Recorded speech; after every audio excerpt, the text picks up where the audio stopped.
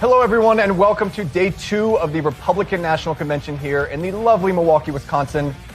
Now, guys, before I introduce myself, I must say I read the comment section last night. I saw people asking, who is this guy? Some of you incorrectly identified me as Andrew Klavan's son, which, though a compliment, isn't accurate. One of you called me Discount Matt Walsh. Again, a compliment, but also wrong. I am Daily Wire's senior editor, Cabot Phillips. You can hear me on our Morning Wire podcast, which all of you should listen to. I will hunt you down and find you if you don't. You can also hear my lovely co-host, Daily Wire culture reporter, Megan Basham. That's right. Thanks for having me here, Cabot, to co-host with you. So we've got a ton coming your way as we get ready to cover all of the latest from day 2 of the RNC, where today's theme is Make America Safe Again. First, before we get started, we want to go over everything that we saw last night. And the best person to talk about that, I think, is the man himself, Mr. Cigar Aficionado, Michael Knowles. Welcome to the panel, Mike. Well, I agree with you, Meg, and thank you for welcoming me. It's wonderful to be here. What does it take to earn the title aficionado? Like, how do I become just, I like cigars, to aficionado? Well, the key is practice. So you need to smoke a lot of cigars, and then you need to be very presumptuous. And then when you combine those two factors, you become a cigar aficionado, and you might even have a Mayflower cigar. You have both of those things plenty to spare, actually. And one man who I know that likes a good cigar, I don't actually know if he does, but I'm just guessing off of how classy he is, Donald Trump Jr. He does, actually. He's a big cigar guy. We both got the chance to talk to him today. I sat down with him earlier. Let's listen to that conversation with the president's son. We're joined now by a very special guest, Donald Trump Jr. Sir, thank you for making time for us. Good to be with you. So President Biden has come out and urged the American people to trust the FBI as they investigate your father's attempted assassination. Do you have confidence in the FBI to get to the bottom of this? Not even a little bit. Not even a little bit. This is the same group that thinks, people who bought Bibles are domestic terror threats. Practicing Catholics are also a huge threat, apparently. Mothers who go to PTA meetings that don't want their children indoctrinated by woke nonsense. Those are the people they think are domestic terror threats. Now, people who actually shoot up a Christian school after being on all sorts of gender-affirming care meds for years. Now, we can't quite figure out their motives. We have no idea. We were watching them, but we didn't watch them closely enough to stop it from happening. I have zero faith in the institution of the FBI right now. That doesn't mean there's not great guys at the ground floor. That doesn't mean there aren't door kickers that are great patriots. But we are getting to the point where even some of those we have to question because they're arresting Amish farmers for selling non-pasteurized milk rather than maybe things that matter. And they're not saying anything about that sort of weaponization. So no, I have zero faith whatsoever. I think you need an independent group because honestly, if they told me, the sky was blue, I'd be questioning it right now. So even if they get to the right conclusion, even if they figure it out, I don't know that most of America would have any faith in whatever they came up with. So I think you need people that are actually independent, non-politicized, non-weaponized bodies actually looking at what's going on. Your father said that he's rewritten his entire speech. What can we expect to hear Thursday in tone and substance? Well, I was there on Friday with him the day before he was shot, and spent about 4 hours with him working on his speech. The original, it's pretty hot. It was I haven't seen the new one yet. It's been a crazy whatever it is, 56 hours. Since that infamous moment on Saturday night. So I haven't seen the new version, but they basically threw the other one in the dustbin and are starting from scratch. President Biden has urged America to unite following this horrific event. We've seen them cancel campaign events, take TV ads down. When they ramp their campaign back up, do you expect them to truly change their message moving forward or to return back to that rhetoric that we'd heard before? No, not at all. They have nothing else. What are they going to campaign on? Jobs? They had the greatest job president ever. You mean you let people go back to work after you shut them down? That's not job creation. It's nonsense. They can't campaign. Are they going to campaign on inflation? Are they going to campaign on world peace? They have nothing. Their entire campaign for the last 8 years against my father has been, he's a fascist, he's a Nazi, his supporters are Nazis. I thought it was disgusting when Hillary Clinton called them deplorables in 2016. That's like nice compared to, where they've gone.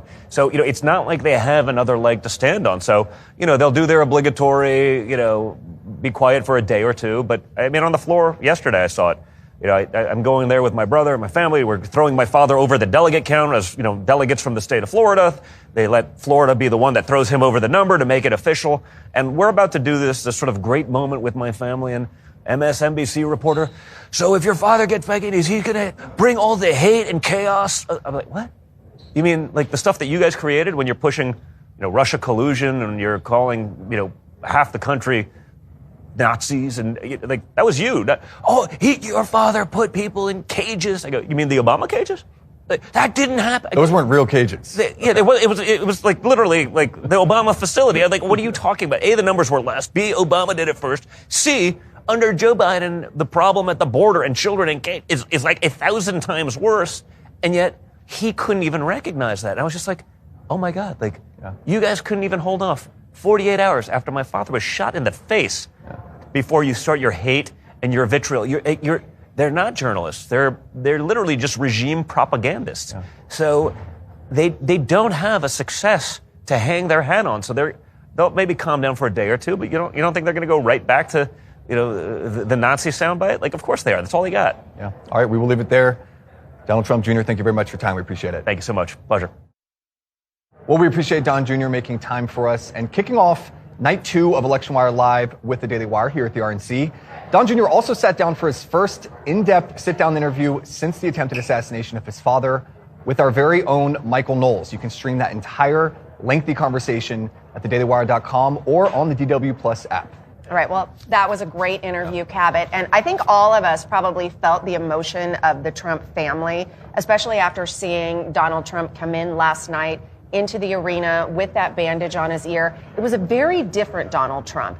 I think you could say more emotional, not fragile, but certainly a more vulnerable air than we've ever seen from him, a tear in his eye. Let's take a minute and just watch that really quick.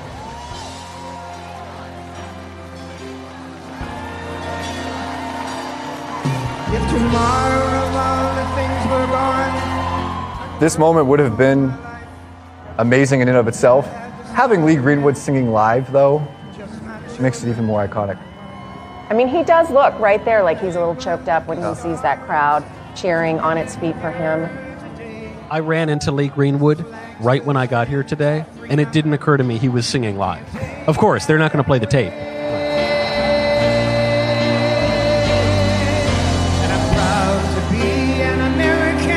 Michael, what do you think of the bandage, the image of that, just a reminder? We all knew that was coming because this is no secret of stagecraft. The man was shot through the ear 2 days ago. So the fact that this man not only stands up, says, let me put my shoes on, fight, leads, really stands there like a man and reassures the audience. But the fact that he said, we're not changing anything about the convention. I'm flying out now. I will not let these people win. Already I was a little misty-eyed even before he started walking in. History just touches some people. And so Donald Trump is an American original. There's no one like him. I happily voted for him in 2016 and 2020, and I was prepared to happily vote for him again in 2024. But the reasons why have changed a little bit and have deepened. He's no longer an eccentric and exciting political figure. Now, he's still that, I suppose. He's no longer even just someone who is transforming and, in my view, restoring some of the very best of the Republican Party. He is a world historic figure, and maybe people wouldn't have predicted that 10 or 20 years ago, but he just is. History just touches some people, and we saw that play out. We saw it play out most dramatically in the 15-degree turn that saved his life on stage. History is the playing out of God's providence in the affairs of men. Now, a lot of people have come around to Donald Trump. They were maybe late adopters. You aren't really one of those people. I'm an early adopter. You've been on the Trump train early, as I'm sure you could brag about a lot more than you do, but Some you don't. would say I told you so, I suppose. I would never do such a thing. Walk us through that. I mean, back in 2016, what was it that drew you to him, and what's kept you on the Trump train this long? Well, everyone just looked at the comedy of it all in 2016, and President Trump had been threatening to run for president for some time. He did it in 2012. He did it back in the year 2000 with the Reform Party. He did it back in the 80s, during the age of Reagan. So he was clearly interested in this for a long time. And because Trump is so successful in show business I think a lot of people looked at him as kind of a clown. And Bill Clinton once said during an event with George W. Bush that one of his biggest political advantages, this is Bill Clinton speaking, is always being underestimated. And he said, actually, George Bush has that advantage too. People think Bush is kind of dumb or something. They misunderestimate him. They misunderestimated him because of his nuclear intelligence. And the same is true tenfold when it comes to Donald Trump. But you don't get to Trump's position in life totally by accident. It just can't happen. Sure, his dad was rich. Sure, he's got a great personality for showbiz. Sure. You don't fly around your whole life on a big airplane. You don't achieve the highest office in the land, certainly, on your first real attempt at it, just by accident. This is a man who had a political vision. And I think another thing that some people missed was they in their revulsion at him, they always ascribed the worst kind of motives, and they couldn't see that some of the policies that he was advocating were not merely pandering or populist, to use a word that's always used in the negative. They were, in many ways, a resurrection of the principles that built the Republican Party. Sure, sometime in the 1980s, we decided that Republicans were going to be the party of total free trade. That's not how the party was founded, but the Republican Party was founded on tariffs. Abraham Lincoln, who was really, in many ways, the founder of the Republican Party, he said, give me a tariff, I'll give you the greatest nation on earth. Immigration restriction is something that Republicans were in favor of for a long time. Certainly Americans were in favor of it. We severely restricted immigration for much of, if not most of, our nation's history.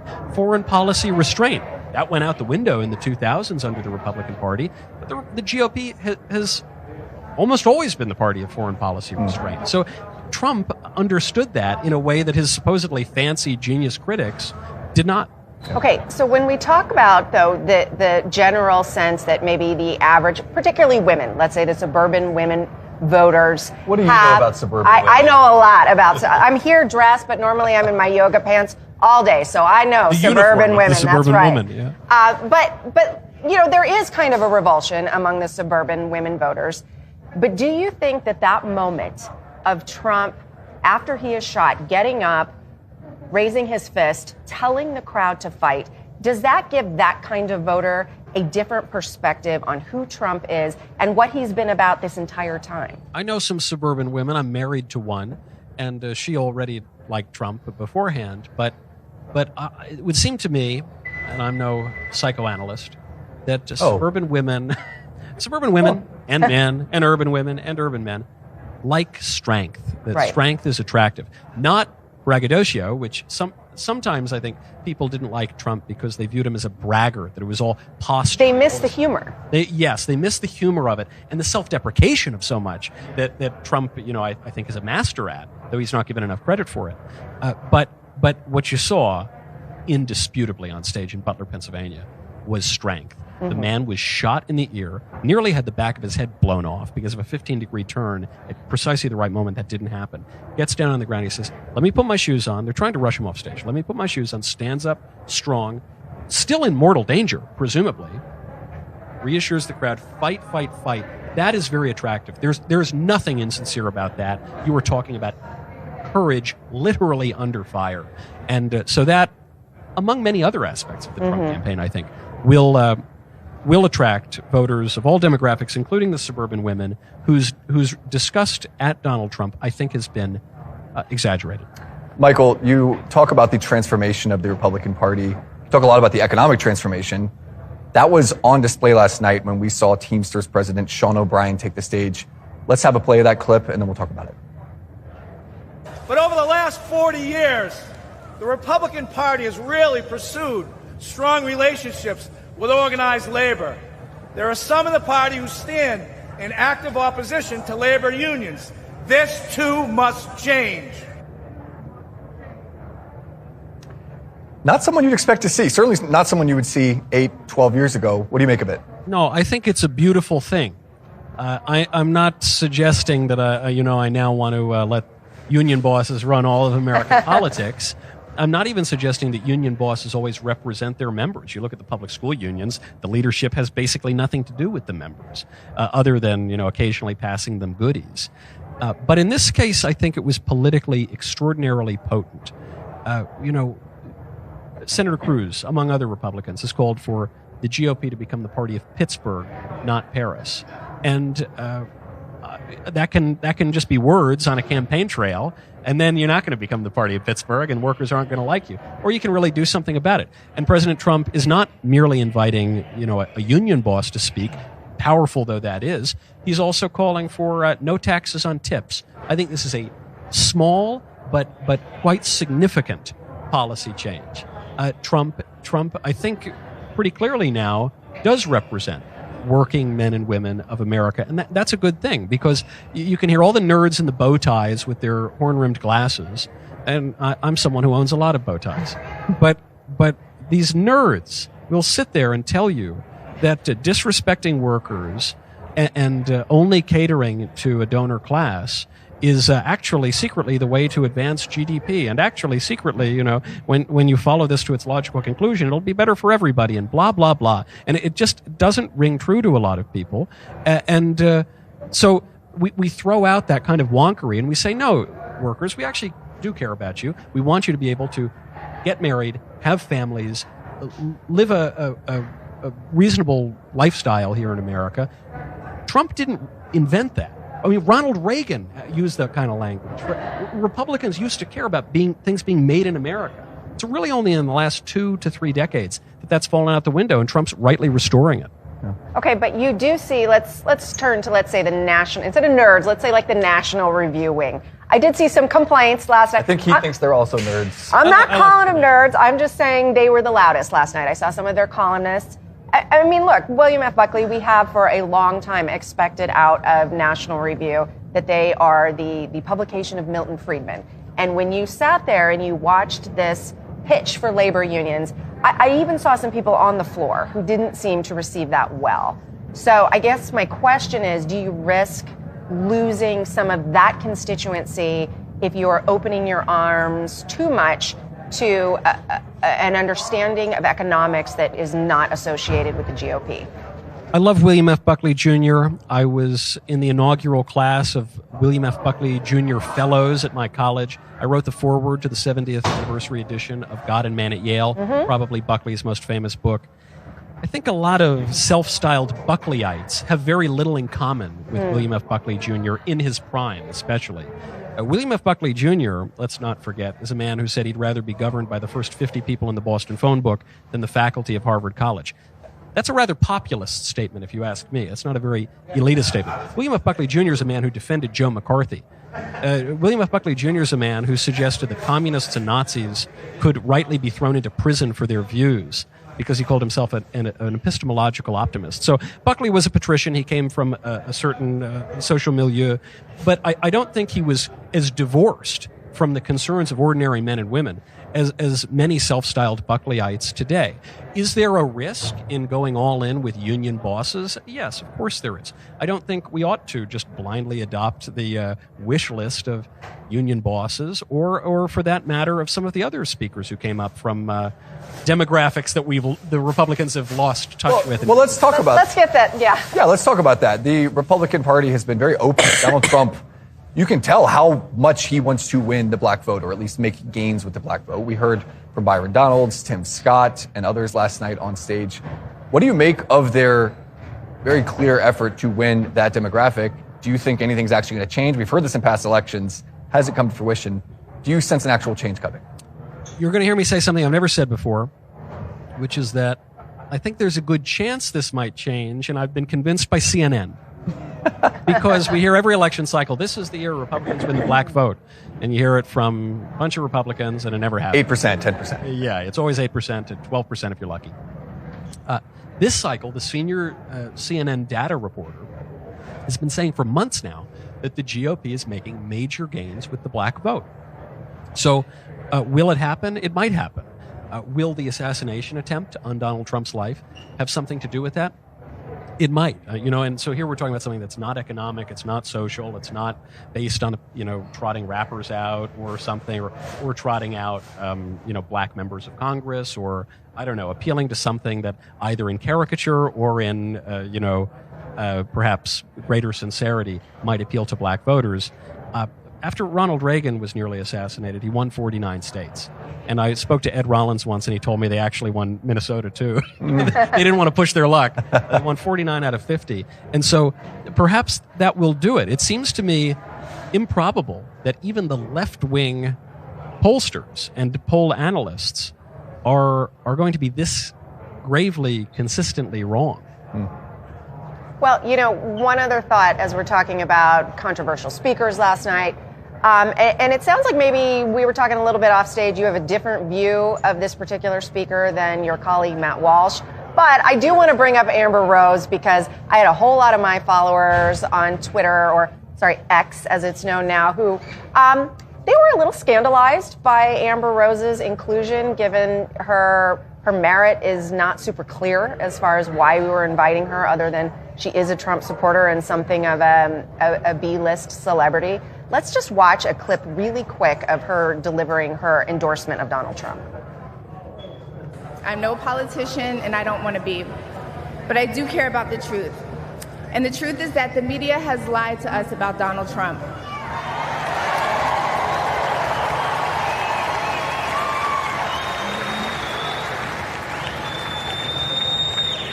I know this because for a long time I believed those lies. So I'm here to set the record straight.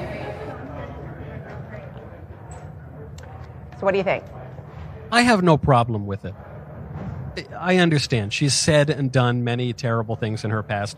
So I'm told. I had never heard of this woman until I heard she was going to be speaking. Sure, you hadn't heard of her. Okay. Well, I'm not familiar with her work. You haven't. Yeah, I know. Don't look on my browser searches.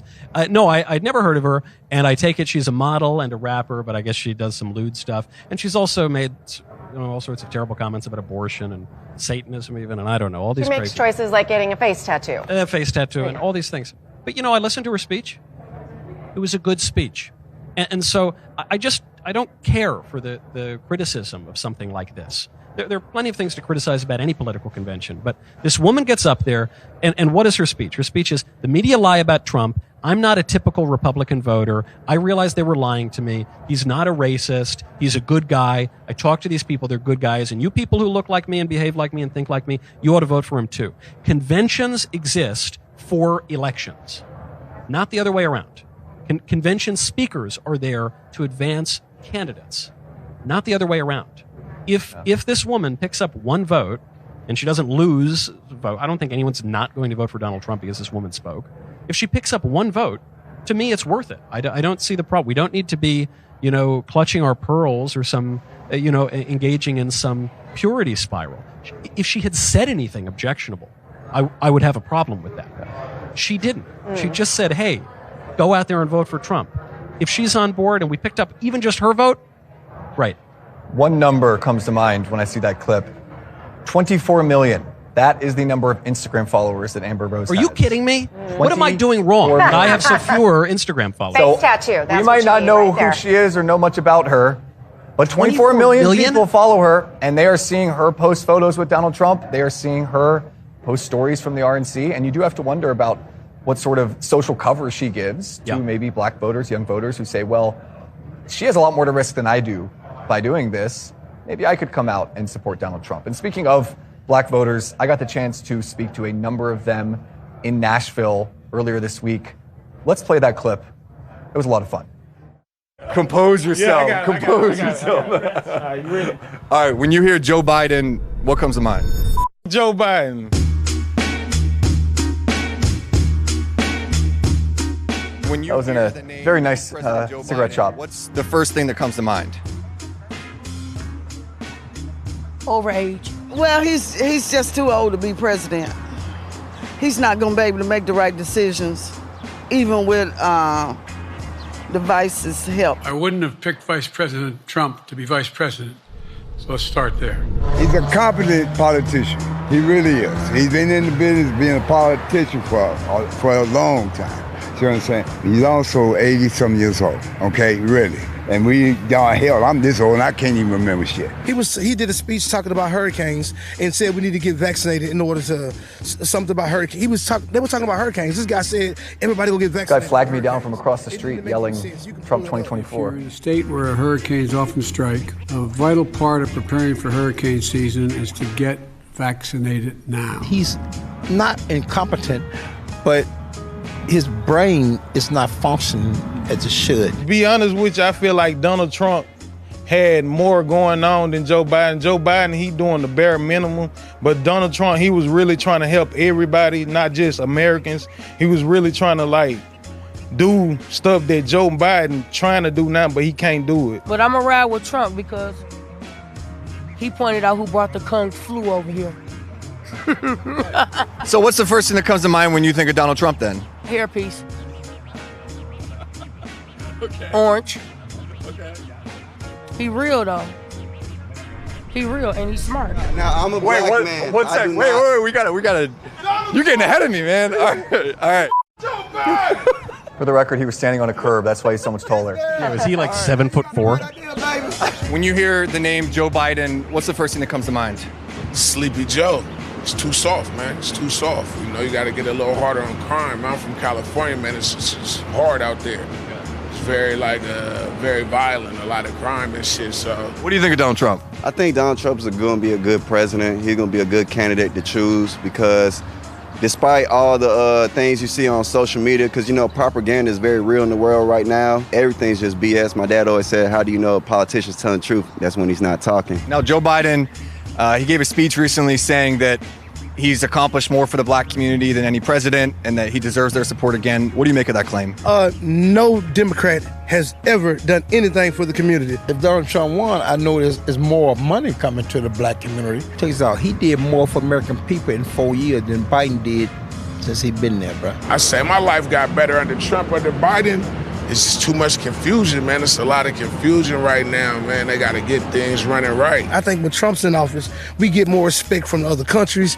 We get more respect from other rulers, other leaders, like Trump has made his mark. Donald Trump was recently convicted on 34 felony counts. Some people saying he shouldn't be allowed to run for president. Does that change your opinion of him at all, for better or worse? No, I think that will make him even better for president. He got to understand it already. He's been through a lot of things. He done bumped his head, so he ain't no saint. So I like him. We all been guilty of following promiscuous women and stuff like that. But I know Trump ain't lines like Hunter Biden. I'm out. Trump ain't snorting lines like Hunter Biden. Put that on a t-shirt. Would you wear that? I would wear the t-shirt.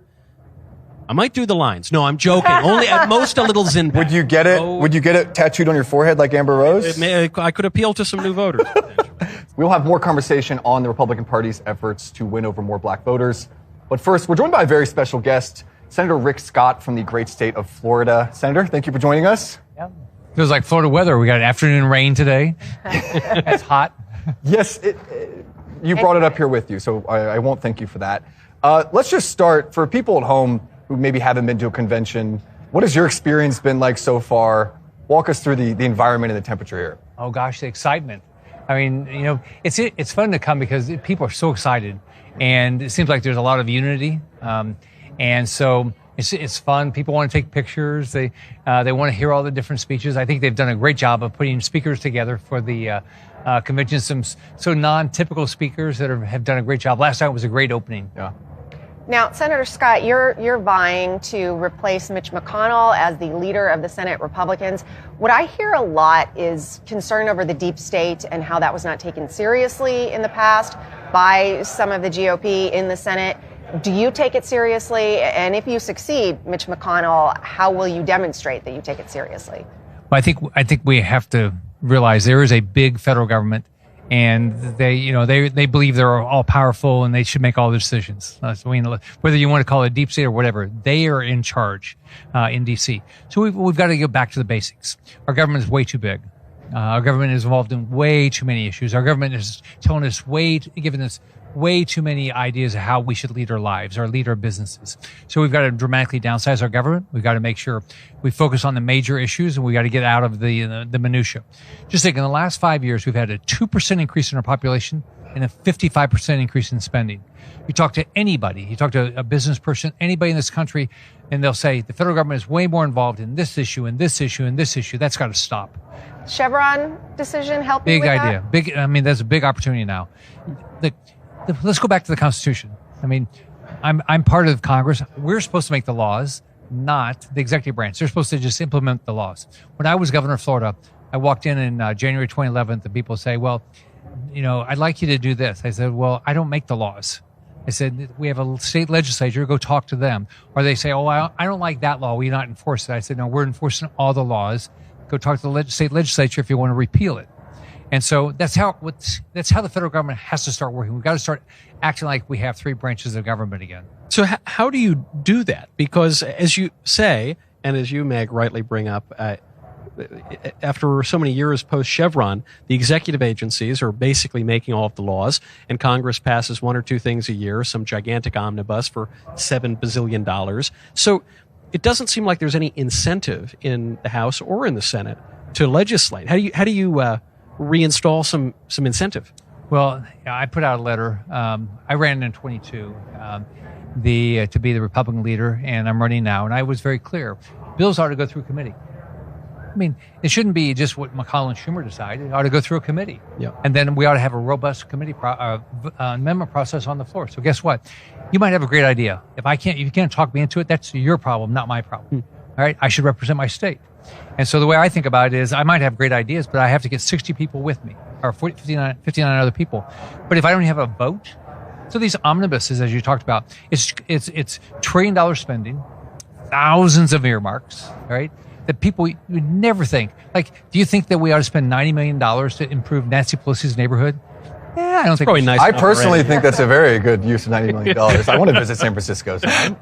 But I mean, we were paying for an opera house in Pennsylvania. We're paying for a Thanksgiving Day floats in Michigan. That's not what our federal government ought to be doing. And the media is going to spin this as you don't support the arts and you don't like opera and you don't care about Thanksgiving if you want to cut that. I want to switch gears to looking ahead. Let's say that you regain control of the Senate, we keep the House, President Trump wins. For those people at home saying, how much long-term damage has Joe Biden done? What can you in Congress do to overturn things that he has passed? What can you do to peel back his administrative state? Well, number one, the president on his own can secure the border. Border was secure when President left office, so that's one thing people would like. Number two, the way we're going to get inflation under control is we got to do two things, actually. We got to live within our means. That's mean balance the budget. And everybody acts like, oh, you can't balance the budget. You do it. When I was governor of Florida, I walked in with a big budget deficit. I balanced the budget the first year, second year, all 8 years as governor. Because here's what I said. This is what our revenues are going to be. This is what our expenses are going to be. And the expenses will not be bigger than our revenues. We can do the same thing with the federal government. We've got to do that. Then we've got to get the Federal Reserve under control. What Jay Powell has done with Bernanke and Yellen to build this balance sheet, and it got up to $9 trillion. There's no logic to that, and they cannot explain it. Right? It's caused a dramatic misallocation of capital. So I think what we've got to do is go back to the basic and say, what should the federal government be doing, and what should the states be doing, and what should the locals be doing? I don't believe we ought to be doing local projects. I think let the local government, or if so, why do we have a local government? Or why do we have state governments? Let's let our states be different. So if you succeed, Mitch McConnell, there's obviously been, I think, a bit of a fracture in the GOP in Congress. How do you feel like you're going to be able to bring all of those cats together and stop having to herd them in all the different directions? You talk to people. So what I do right now, every Wednesday night that we're in session, I invite people from the House over to a townhouse I have right next to the Hart Building, and we have a conversation. And we say, okay, these are the issues. Let's take all of our ideas, but we've got to come to a solution. We've got to be for something. So if I am able to be the Republican leader, or hopefully the majority leader, what I would do is I'd sit down with everybody and say, what are your ideas? And let's all come together. That's what you do in business. People think that business people get to dictate. They don't. All right. I had 285,000 employees when I was running my hospital company. A lot of them had way better ideas than I had. So what I did is I took the best ideas. We came together and then we implemented those ideas. Somebody had to make the final decision. But in the Senate, nobody should make the final decision. We should make the final decision as a group. Okay, to put a slightly finer point on it, though, there was a lot of criticism, I think, from the rank and file and the base, feeling that maybe the McConnell era didn't represent their interests as much as it should. Do you think that's fair, and should it change going forward? Well, if you talk to people in my state, I can tell you they don't like $35 trillion worth of debt, where I think we'll hit this month or next month $35 trillion worth of debt. They don't like the inflation. They don't like the open border. Yeah, I mean, I think they're frustrated. They don't like all these earmarks. I mean, just unbelievable amounts of wasteful spending ideas. So I think that they want change. And so I'm hopeful that I can bring that change and represent the Republican Party that's all across this country. We have a strong Republican Party all across the country. We need to get one in D.C. Now, for some decades, it seems as though the only way to really get debt and deficits under control is that nasty issue that we're not allowed to talk about, entitlement reform. And it would appear that the Republican Party, at least for the moment, is not all that interested in entitlement reform. And actually, I think there are plenty of good reasons as to why that might be. So it would be great to get rid of, the funding for lesbian seahorses at the University of Palookaville or whatever, all these kind of federal earmarks. But can the debt crisis be overcome without entitlement reform? But here, let's think about what we want with the entitlements. We want people to make sure they have their Medicare benefits. Okay? So what you have to do is just say, can we provide the benefits that people want in a more efficient manner? You do it in business all the time. When I ran manufacturing companies, I had to reduce what I was selling to products. Like I sold to the big auto companies, right? I had to reduce my cost 2% every year. Government doesn't think like that. That's what you have to figure out. How do we get it more efficient? Why are we spending so much money on technology with no efficiency? We are. So I have zero interest in doing anything. I have a bill to make sure we never cut Medicare benefits and Social Security benefits. Let's start like this. Why don't we just get people back to work? We have 100 million people, 16 to 64, 100 million people not working. 100 million people. Would you tell your kid not to work? No. I certainly would not. No. Yeah. I tell my grandsons, I said, I can't believe you're still unemployed. You're 8 years old. When I was 7, I had a job. Got to get a paper route. Yeah, go do something. But if think about what would happen to our revenues if everybody got back to work. When I was governor of Florida, our revenues skyrocketed. And I cut taxes and fees 100 times. You know how we did it? We got people a job.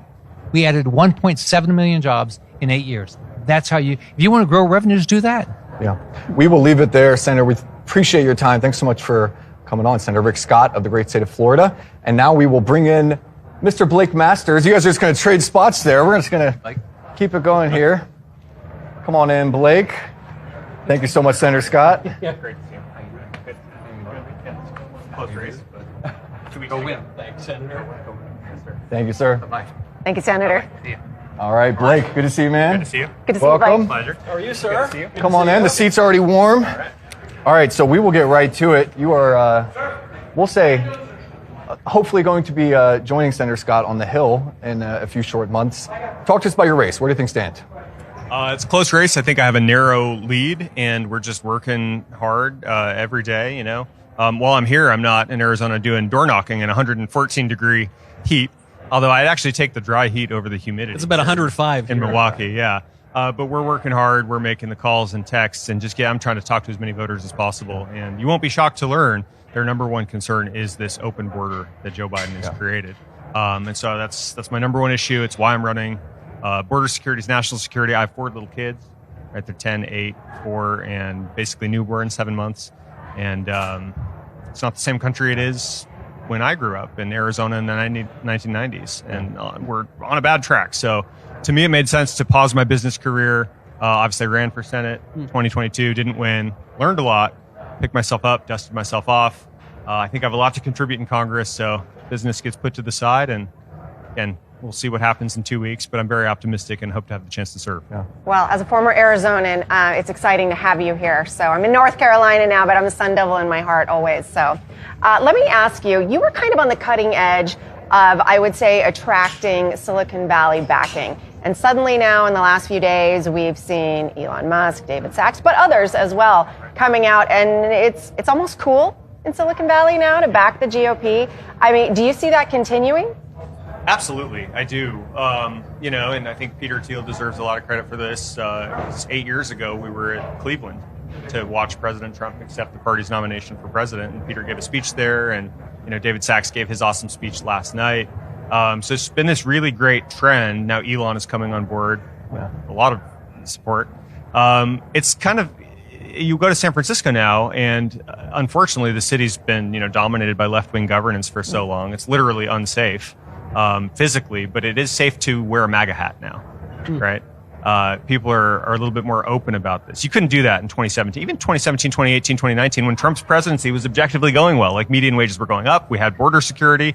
He was ending wars, not starting new ones. Like, things were going well, but you still couldn't actually be a out and proud Trump supporter in San Francisco. And now that's changed. I think people are especially the fledgling but powerful crypto industry, right? You see the contrast. Biden wants to shut this stuff down. He doesn't know what cryptocurrency is, to be fair. He doesn't know. In fairness, I don't really know what I don't really is, either. so, yeah. Digital money. Well, the left dreams about central bank digital currencies, right? They're like, ooh, digital money. Maybe that could be a totalitarian scheme to get control. That's what they want.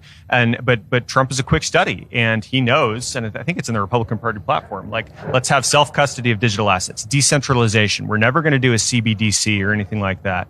And so Elizabeth Warren, Garrett Gensler's SEC, like, they're just out to lunch. The Republican Party is the party of tech, of responsible growth, yes, of business, but also, as we saw last night, the Teamsters is here. I mean, this is a big tent unity movement. We're the party of families, workers, and the party of the future. So that's what I want to ask you about. You mentioned Peter Thiel. I can't help but notice that the Thiel-packed candidates have been some of my favorite in recent years, including you. Detecting a pattern. Yes.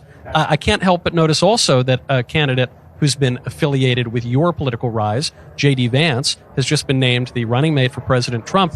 So what does this tell us about the future of the GOP? And what does that mean? The Donald Trump, Peter Thiel, Blake Masters, J.D. Vance. What's that? What is the log line for that vision of the GOP's future? I think it means we're never going back to the party of Paul Ryan.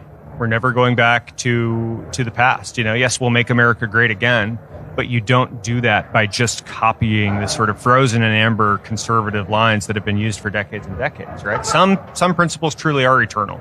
You can read about them in the Declaration of Independence, right? Those are never going to change. But some policies do change, right? I remember I grew up as this free trade guy, and it was just, well, clearly the government shouldn't get involved. And in general, that might be right. But President Trump updated that to a first approximation. It's, well, free trade is maybe fine, except with China. Right? There's no such thing as free trade with China. And I remember him changing my mind on this and so many other people in 2016 when he came and said, China's eating our lunch. Like, stop being an ostrich with your head buried in the sand, pull your head out, and like update. And I think that's what this new Republican Party is doing. You look at guys like Peter Thiel, Elon Musk. I mean, JD was a successful venture capitalist in his own right. You know, that's my background as well. The job there is you might have to squint, and you can never see the future perfectly, of course, but you're trying to think. You're trying to think, what's American life going to be at this current clip in 5 years, in 10 years, in 20 years? And if you think about the future, it's the only chance you have to actually make the future better. And so, yeah, Trump's beautiful slogan, Make America Great Again, there's something retro about it, but it's also retro-futuristic because he was the president that actually cared about the future and delivered a better future for American families. All right, we got about 45 seconds. Final question. Is Arizona still a swing state? We see the Sunbelt states increasingly polling well for Republicans. Are you still a swing state? I think President Trump is making Arizona a ruby red state again. You know, it's not as ruby red as it was when I was a kid. You got a lot of Californians moving in. I say California refugees welcome as long as you remember why you came, right? Don't flee your left-wing dysfunction and then vote the same way. Yeah. But I think, no, it's not even purple. I mean, there is more red than blue. We need the machine. We need the early vote gathering apparatus, right? We need boots on the ground. But I think we're getting organized. And I think with Trump at the top of the ticket, I think he's going to win Arizona by 5, 6, maybe 7 points. I think Kerry Lake comes across the finish line, keeps the communist Ruben Gallego out. Hopefully I win my race because I want to get in there and give Trump and J.D. Vance some backup. Yeah, you heard it here. Arizona going ruby red. Thank you so much for your time, Blake. We really appreciate having you on. Thank you. All right, and we're going to switch on. We're going to bring our panel on here, too. We're going to do what we just did earlier. Thank you, sir. Blake, pleasure. You can just drop that mic right there, and we will Best of switch luck. off.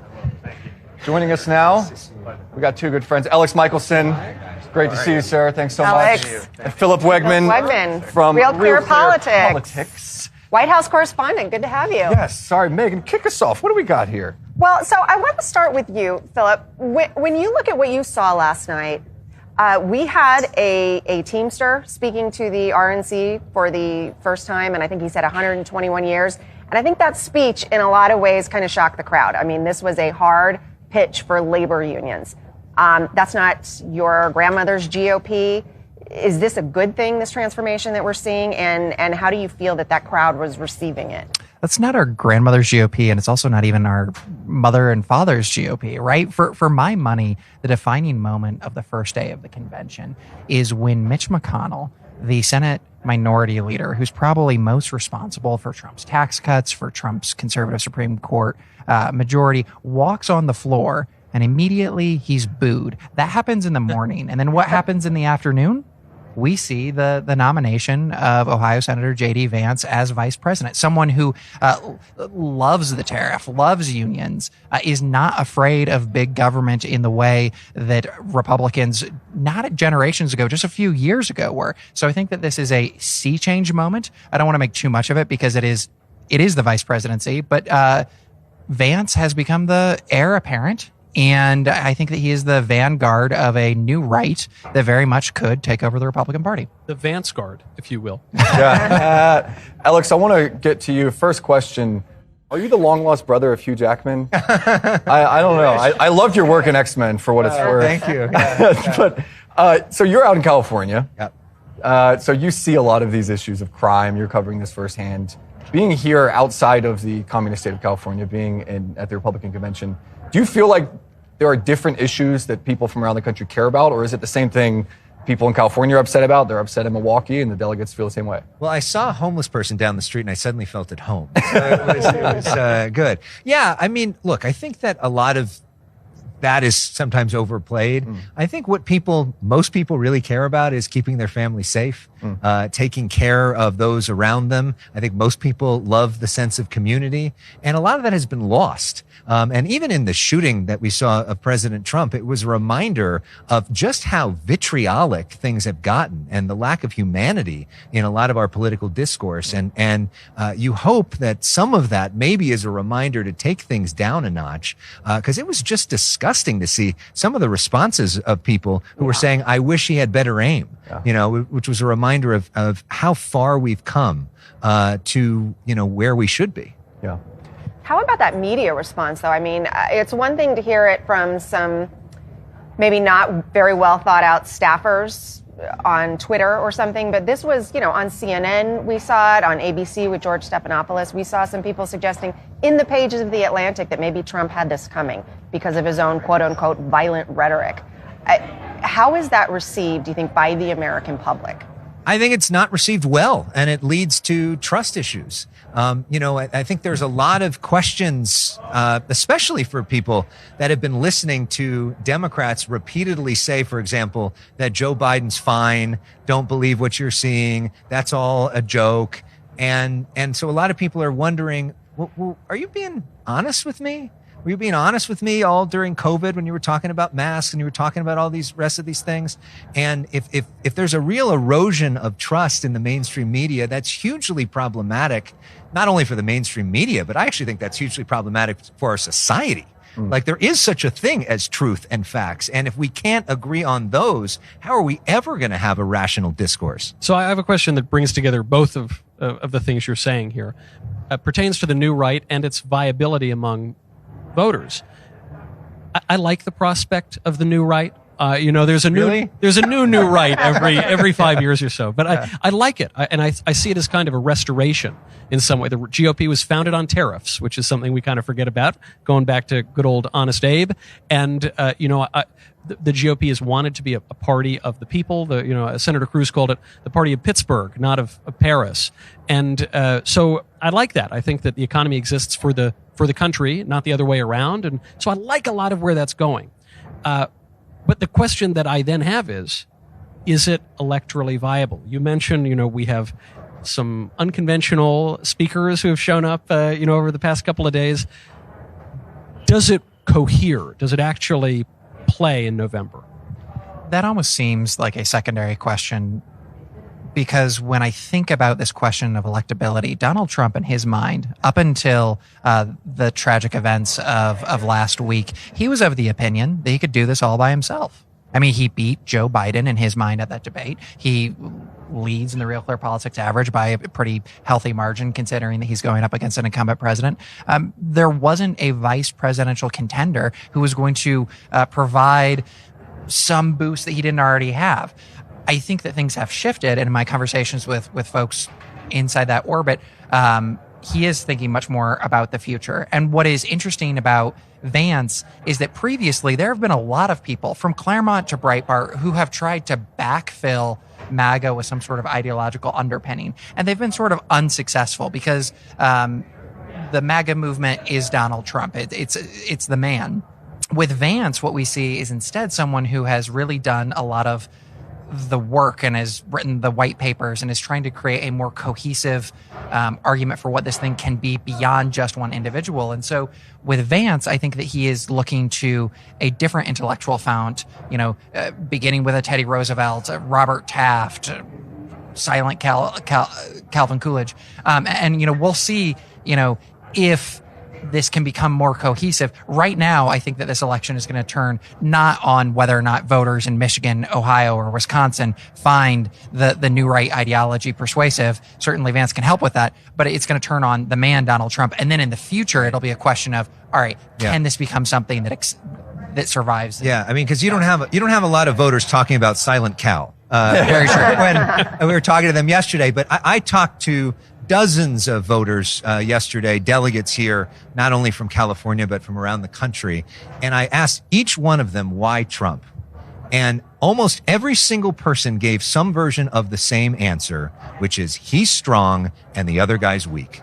And it had nothing to do with tariffs. It had nothing to do with taxes. It really had nothing to do almost with policy at all. It was a vibe that the country is out of order and we need somebody who's strong enough to take the country back. So I'm sorry, Cabot, but when Vance chooses, when Trump chooses Vance, are these things going through his mind or is it just instinctive? I think obviously it's instinctive because this is a man who has gotten to the highest office in representative government through his gut instinct.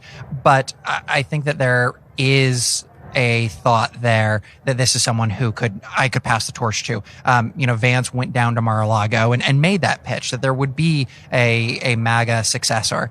But I also think that that's sort of a second order consideration for Donald Trump, because to your point, when I was talking to delegates from California and Ohio, they weren't talking about Vance's thoughts on the Federal Trade Commission.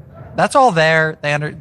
Some are going to go find it if they want. You clearly didn't interview Michael then. Because they were talking about it. They were talking about the guy's biography. They see in Vance someone who has lived the American dream in a hurry.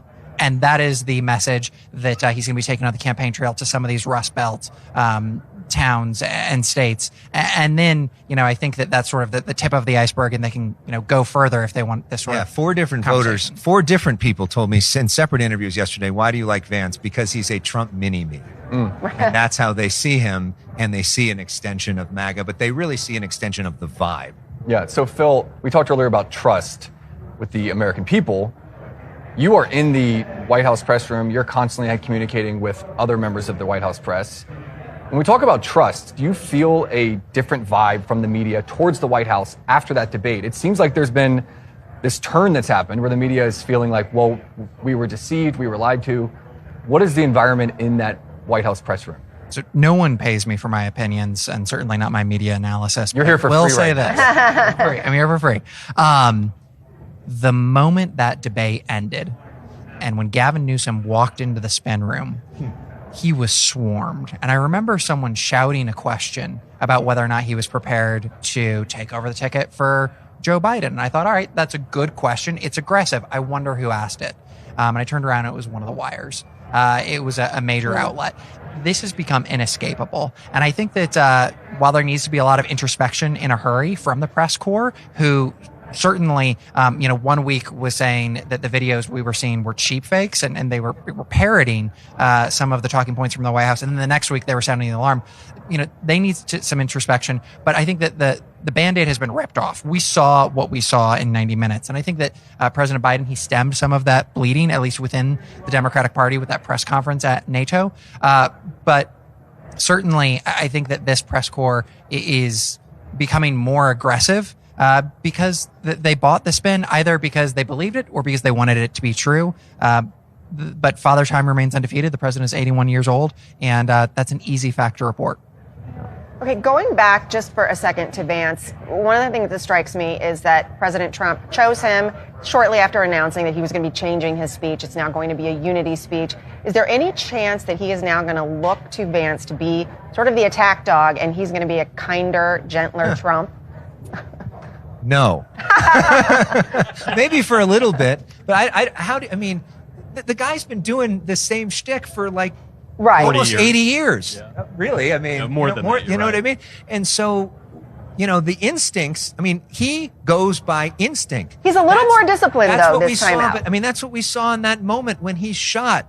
And his instinct is, I look weak, I need to look strong, and even though he's bleeding, even though Secret Service is trying to protect him, he knows I'm going for a TV moment. So I don't think you just take that out of him. Maybe for a little bit, he'll try to change the tone, but look, both parties are spending billions of dollars on this election, and both of them see the best way to defeat the other most unpopular candidate ever is to bring them down. And so it is hard to imagine how all of this infrastructure that's been building and building and building based off of attacks all of a sudden just goes away and they're Mr. Nice Guy. We're talking about top of the ticket here, and I think we've elided over a big issue, which is the insurrection in the Democrat Party against the presumptive nominee. By my count, we have a handful of, like a week left or something. There's still a month before the convention, but I think they need to wrap this up sooner. Is the rebellion against Joe Biden in the Democratic Party dead? I think so. It reached a fever pitch with the New York Times op-ed by George Clooney because that created a permission structure from a very prominent Democrat to say to donors and supporters that it's possible to question the president. It was almost as if the veil had been torn and now all could freely criticize the man. But with the events of last Saturday, I think that is too much too soon. And already it seems that this White House is on the back foot. They are facing questions, not just from outlets on the right, but also outlets down the center who are saying, was it a mistake for the president for so long to make this election a referendum on democracy and also to call his chief political rival a semi-fascist? And so I think that at this point, some Democrats within the party are resigned to the fact that Biden is going to be their guy and that they may very, very well lose. At the same time, this last 2 weeks has been such a lifetime. And I think that we would be ill-served if we were to assume that nothing will change between now and November. I think that the strong likelihood is that he is the nominee, but maybe next week when you get a little bit of distance from the shooting, when Trump probably gets a little bit of a bump in the polls, and if it really is obvious to everybody in the party what you just said, that they're not only about to lose, but about to lose the House and the Senate because of it, there's still a lot of power there that's not going to want to see that happen. Yeah, Joe Biden himself, this has been the Oval Office has not just been his life's ambition. It's been the ambition of his entire family. They've given up too much for too long to go quietly into that good night. And so while it might be in the best interest of the party for him to step aside, and there are a lot of insiders who are making that case to him, he's not going to give this thing up without a fight. Because again, in his mind, if you look at 2016 when Obama convinced him not to run, or 2020 when the Democratic Party, as well as the New York Times editorial boards and the entire elite said, you can't do this. And then in 2022, when they said there was going to be a red wave. Yes, we can. Biden's whole thing is that again and again, at least in his mind, he's been the guy crashing his own funeral. He's been the guy beating the odds, and he thinks that he can do it again. So we've seen some people share the idea that Democrats post-assassination attempt have sort of resigned themselves. We saw one report from Axios where Democrats are saying, we've resigned ourselves that Trump is going to win. Is there any credence to the idea that Democrats are now realizing, even if we switch someone out, they're going to lose? So why would we burn one of our younger candidates on this race that we're probably going to lose? Why not let Biden take the fall? Is there any credibility to that? I think that might be going through the minds of some Democratic strategists, perhaps, but there's two parallel tracks here.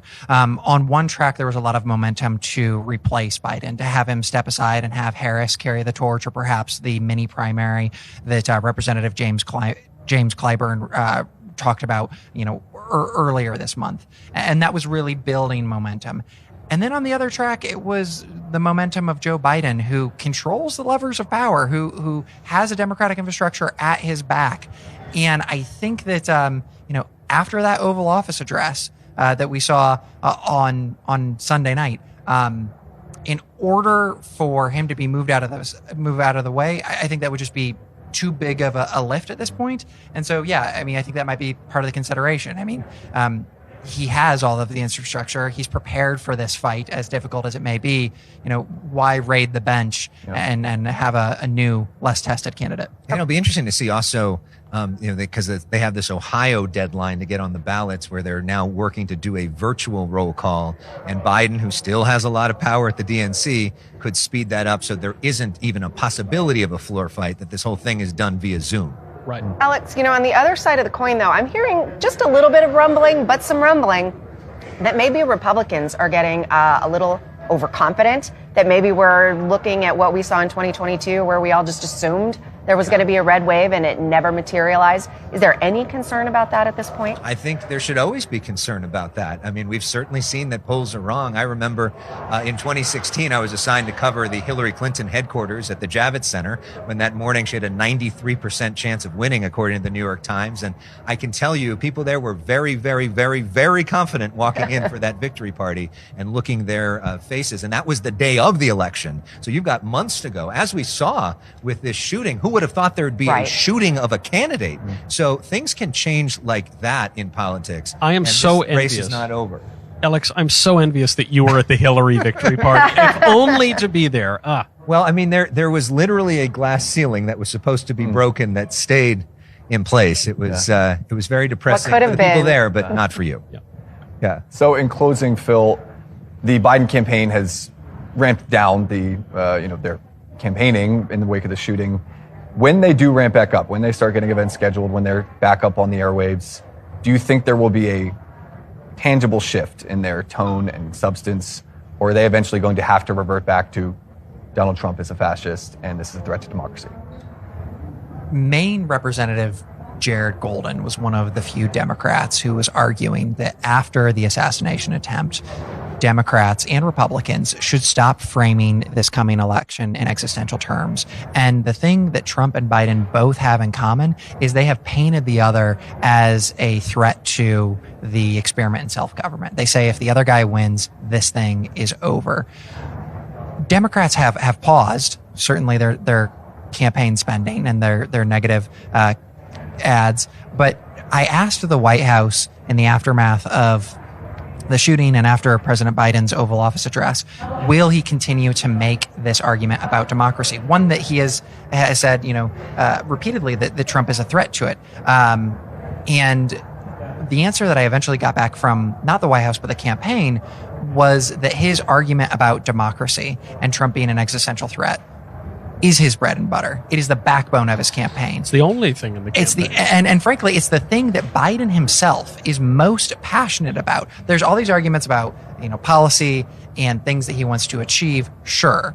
But I think we should take President Biden at his word and reread that Atlantic op-ed that he wrote in 2019. He believes that he got into this thing to defeat Donald Trump, and that is sort of hardwired into his DNA at this point. It's not going to end. I totally agree that there is a big risk in celebrating too soon. Now, one thing that I like is tobacco, and tobacco can be used to celebrate. It can also be used to ease your anxieties. And so, however you wish to use it, I would like to welcome on my lovely Mayflower cigar girls, and I would like to offer you all a delicious Mayflower cigar. Is that okay? Yeah, we're clapping. I'll clap for cigars. Hello, ladies. I'm not Welcome. clapping for Michael Knowles. Thank you. I think I'll have one first. Yes. I want one of those. I'm going to wait for one of those. That's a more mild smoke. This may be my first Elex, cigar ever. I offer you one. This is a Mayflower Dawn. Thank you very much. Phil, a Mayflower Dawn. I think I'll have a Dusk. Yeah, that's the one that I want. Much more adult than my Zen and vape. Come on my show, but you give cigars. I give you the harder stuff, but the cookies are delicious. Yes. Thank you very much. Okay, we will leave it there. Ladies, thank you so much. You don't work for Michael, right? You don't take marching orders from him. If you do, I'm very sorry about that. Okay, we will leave it there, guys. Philip, Alex, thank you so much. Lovely cigar ladies, thank you so much for bringing these as well. We're going to go celebrate and roll these, and now we will get to all of the latest RNC coverage. A lot more coming from the floor. Stay tuned here on Daily Wire. They're my favorite people on the panel.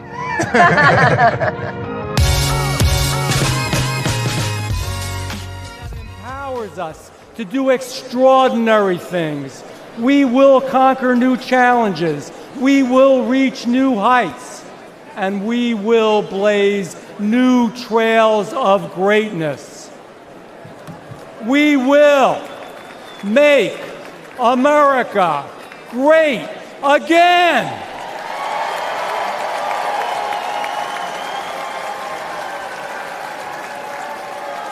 And we will elect Donald Trump this November.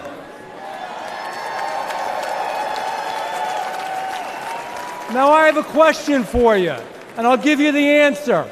The answer is yes, but we want to hear your answer from the East Coast to the West Coast and around the world. Can you do this?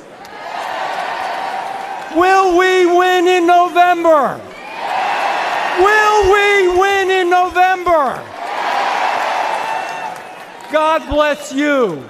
God bless Donald Trump. And God bless the greatest country that ever existed on the face of the earth, the United States of America.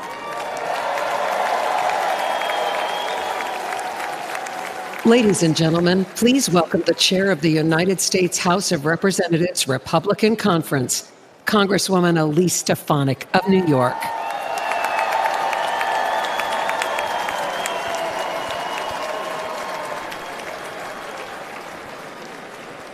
Good evening, Milwaukee.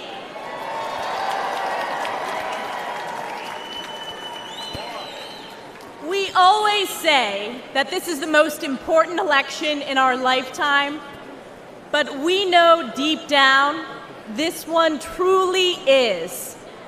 Our Constitution and the soul of our very nation are on the ballot. Under Joe Biden, the American people have suffered crisis after crisis. From the Biden border, the most wide-open border in our nation's history, to Bidenflation, the highest rate of inflation in my lifetime, devastating hardworking families with skyrocketing prices for groceries, gas, and utilities. To Biden's violent crime crisis, fueled by Democrats' pro-criminal sanctuary cities and defund the police policies like we have seen in my home state of New York. All while corrupt Democrat prosecutors and judges wage illegal and unconstitutional lawfare against President Trump in an effort to do Joe Biden's political bidding.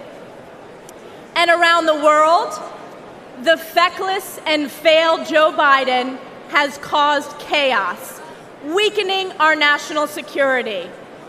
From the catastrophic withdrawal from Afghanistan, to Putin's invasion of Ukraine, to Hamas's terrorist attack against our most precious ally, Israel. And let me ask you a question. What has been the response from the radical left on our college campuses? Vile anti-Semitism, chanting death to Israel, death to Jews, death to America. This is Joe Biden's Democrat Party. Who saw that congressional hearing with the college presidents of so-called elite universities? Oh, wait, they are former presidents.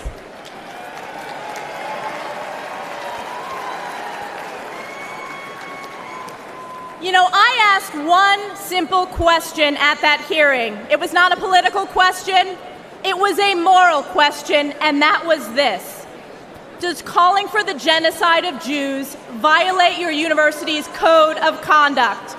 And one after the other said it depends on the context. Let me tell you, America knows it does not depend on the context.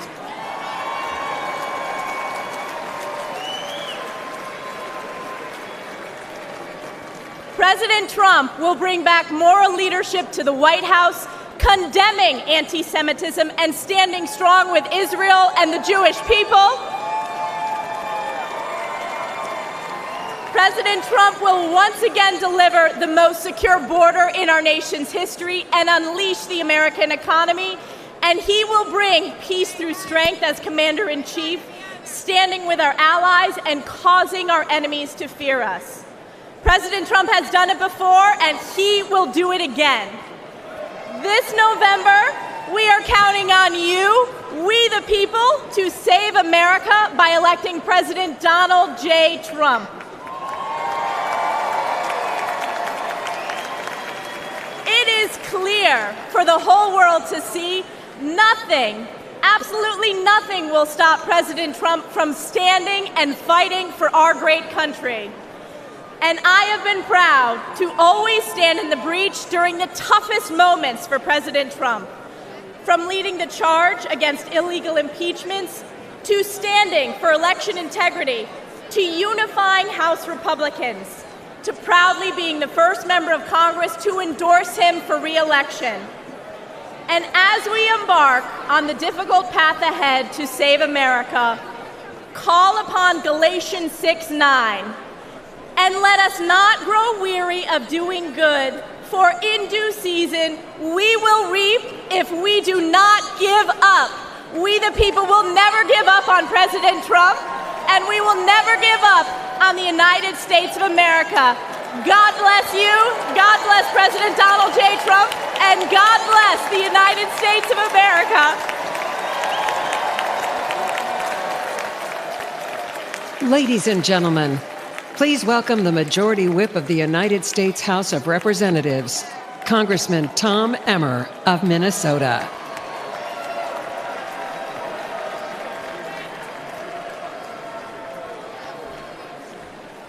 How about that, Stefanik? Thank you. Thank you. I'm Tom Emmer, a proud American and a proud Minnesotan, and the Majority Whip in the United States House of Representatives.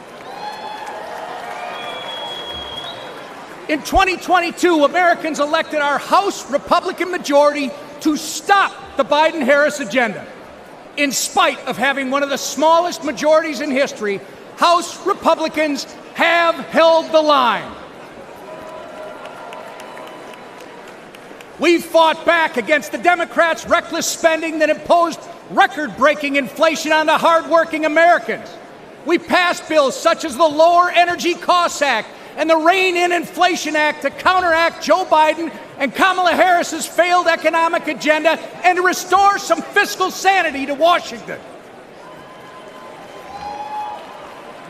We ended the vaccine mandate in our military.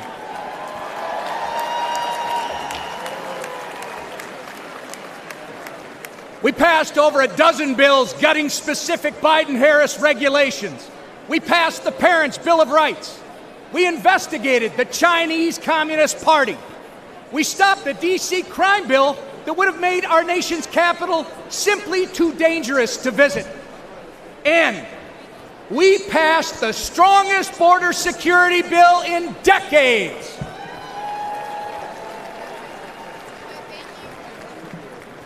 Get ready, because when we grow our majority, when we flip the Senate, and when we send President Donald J. Trump back to the White House, we won't just be holding the line anymore, we'll be moving forward. We will turn America First principles into law. I know firsthand that Minnesotans can't afford 4 more years of Joe Biden and Kamala Harris. That's right. Which is why I'm confident that we will make history this November when we turn Minnesota red for the first time in 50 years.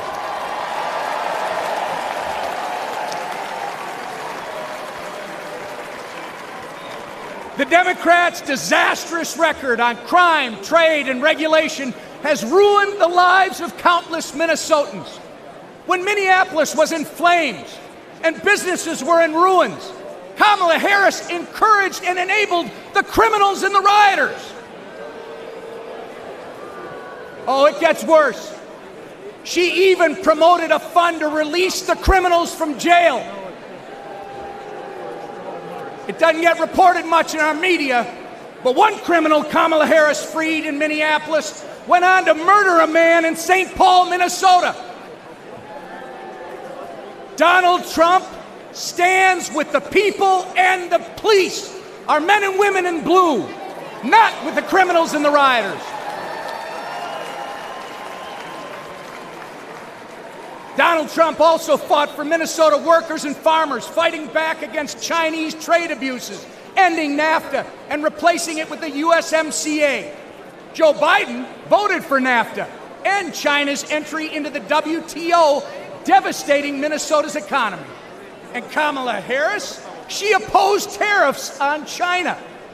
Of course, when they aren't outsourcing our jobs through bad trade deals, Joe Biden and Kamala Harris are destroying them through taxes and regulation. They are America last. But next year, Donald Trump, with the support of Trump majorities in the House and Senate, will put America first again. Thank you. And I'm confident that together we are going to make America great again. God bless you. May God continue to bless Donald Trump and his family, and God bless America.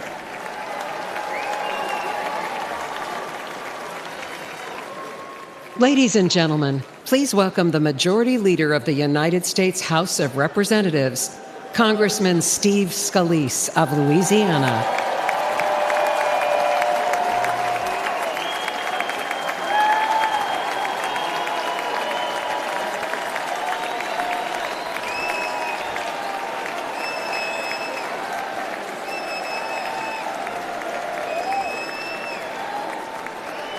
God bless each and every one of you. I'm House Majority Leader Steve Scalise from the great state of Louisiana. Now, I was born in New Orleans, so I've seen some crazy things in my time. But New Orleans has nothing on Washington, D.C. these past 4 years. Joe Biden and Kamala Harris have spent your tax dollars trashing America's finances in ways no sane or sober-minded person ever would. Let's talk energy. They've eroded the American energy dominance that President Trump delivered. Joe Biden approved the Nord Stream pipeline for Russia, but he killed the Keystone pipeline here at home. Thousands of American jobs gone. It doesn't end there. Biden let Iran and Venezuela export their oil, but he stopped liquefied natural gas exports here in America. President Biden's not done. President Biden waived taxes on Chinese solar panels, but he raised taxes on Americans.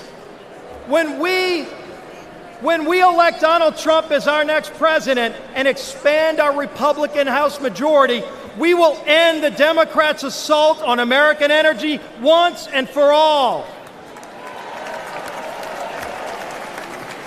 Now let's look at taxes. Biden and Harris want a $5 trillion tax hike.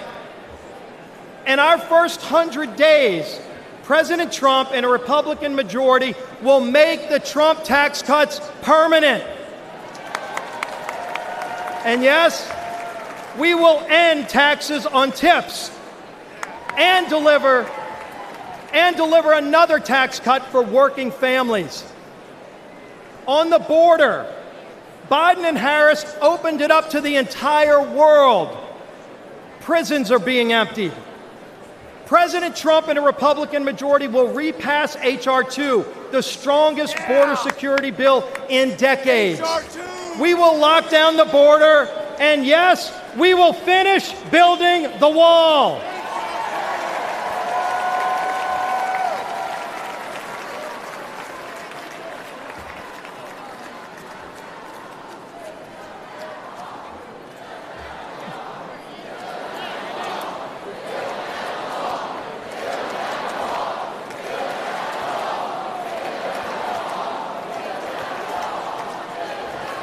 On voting, our most sacred right as citizens, voting.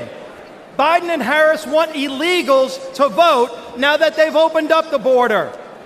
Republicans will repass the SAVE Act to block illegal aliens from voting in our elections. On foreign policy, Biden and Harris brought us weakness and war. President Trump and a Republican majority will begin rebuilding our military and will end the woke indoctrination in its ranks. We will restore American power and peace. On education, Biden and Harris opposed school choice. They actually investigated parents at school boards. President Trump and a Republican majority will pass legislation expanding school choice and will repass the Parents' Bill of Rights. Parents should be free to choose what their children are taught and where. Now, lastly, I need to say something about Saturday's attempt on President Trump's life. Many of you know I was the survivor of a politically motivated shooting in 2017. Not many know that while I was fighting for my life, Donald Trump was one of the first to come console my family at the hospital.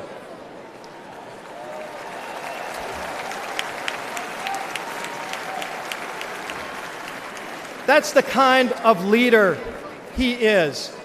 Courageous under fire, compassionate towards others. Let's put Donald Trump back in the White House this November so we can make America great again. God bless you. May Donald Trump continue to receive God's blessing, and God bless these great United States of America.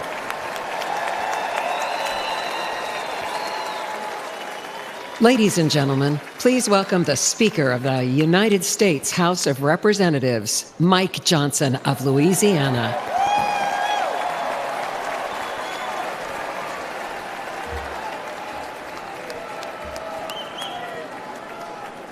Good evening, my friends. What an amazing crowd, and what a great time it is to unite our party and to send President Donald Trump back to the White House. That's what we're going to do. But we're not just uniting as Republicans. We're uniting today as Americans in the wake of the assassination attempt on the life of President Trump. Everyone hear me clearly and listen to me at home and make no mistake. The House is conducting an immediate and thorough investigation of these tragic events.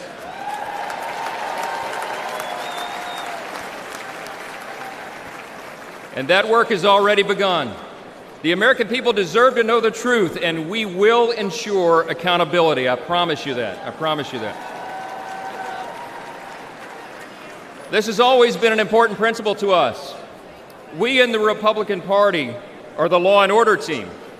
We always have been, and we always will be, the advocates for the rule of law. And we all know that that principle, as well as many others, is in serious jeopardy today. See, we've come to a moment in America where the basic things that we once took for granted are being openly challenged like never before. My friends, we are no longer just in a battle between two opposing political parties. We are, but it's not just ours versus these anymore. We're now in the midst of a struggle between two completely different visions of who we are as Americans and what our country will be. The Republican Party stands for the foundational truths that made America the greatest nation in the history of the world. We are the most free, the most powerful, the most benevolent nation that has ever been. It's not even close. It's not even close. But we have no guarantee that this grand experiment in self-governance can endure unless we respond to the call to keep it. 248 years ago, we boldly proclaimed in our Declaration that all men are created equal, not born equal, created equal, and that we're endowed by our Creator with certain inalienable rights. See, we understand that our rights do not come from government, they come from God.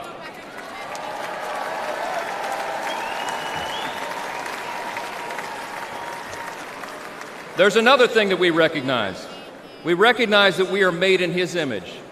And because of that, Every single person has inestimable dignity and value. And your value is not related in any way to the color of your skin, what zip code you live in, where you come from, what your talents are, or what you can contribute to society. Your value is inherent because it is given to you by your Creator. That's what we stand for.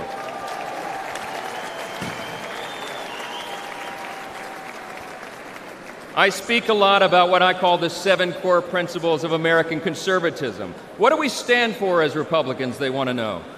I think it boils down to a few things: individual freedom, limited government, the rule of law, peace through strength, fiscal responsibility, free markets, and human dignity. Indeed, those are the 7 core principles of American conservatism, but they're actually the core principles of our republic itself. And while they resonate in our hearts and in the hearts of most Americans, listen to me, the radical, woke, progressive left has disdain for those principles, all right? They have a very different vision for what America should become. They want to tear down those foundations and remold us into some sort of borderless, lawless, Marxist, socialist utopia. We're here to say, not on our watch. We will not allow that to happen.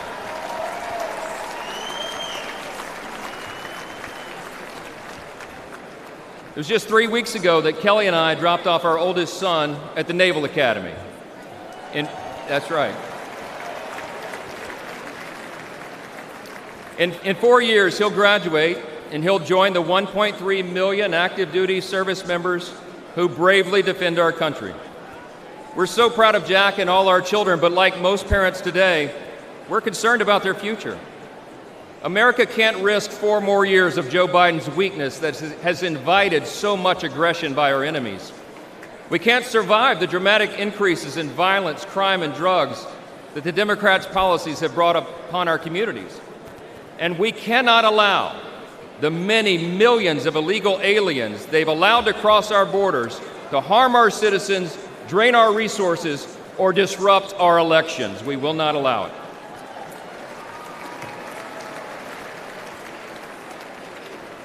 My friends, we're watching the principles of faith, family, and freedom that once defined our nation now being trampled underfoot by the radical left. As President Trump raised his fist and gave a rally cry on Saturday, now is our time to fight, and we will.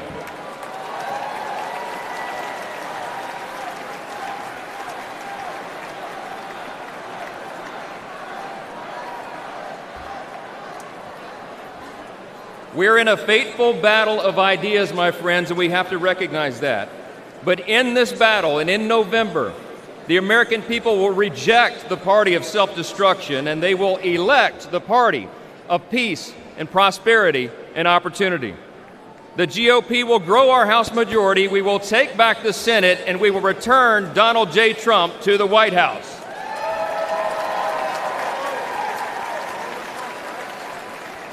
Standing arm in arm, we will make America safe again. Listen, we reach out tonight to everyone watching at home. We invite all Americans who believe in the promise of our great nation to join us in this fateful battle. We can and we will reverse this current decline. We can restore our founding principles, and we can preserve this exceptional nation that God has entrusted to us, and what Abraham Lincoln referred to as the last best hope of man on the earth. Thank you so much. God bless you, God bless our troops, and God bless America.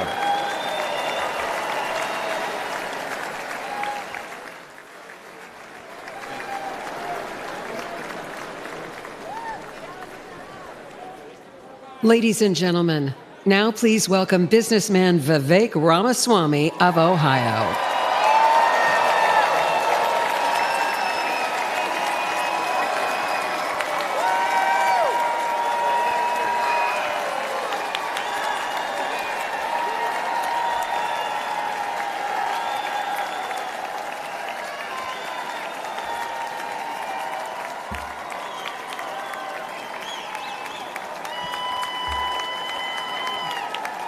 Love it. Thank you, guys. Thank you for the warm welcome.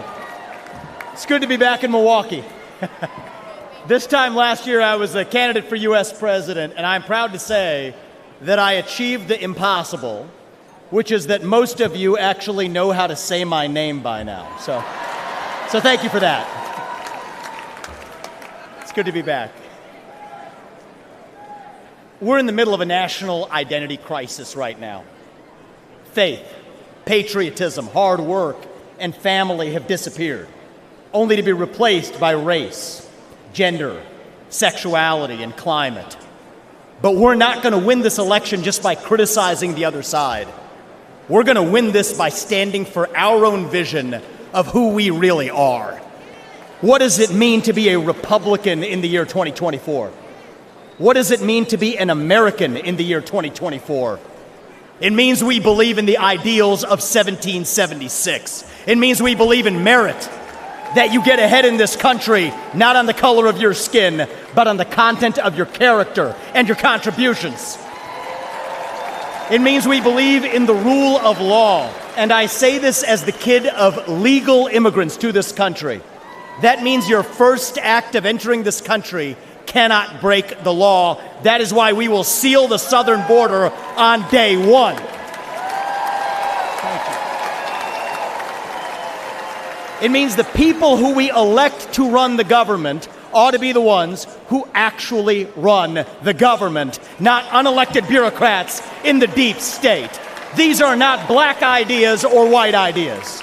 They are not even Democrat ideas or Republican ideas. They are American ideas that we fought a revolution to secure. And the man who will revive these ideals in the United States of America is your next president, the 47th president of the United States, Donald J. Trump.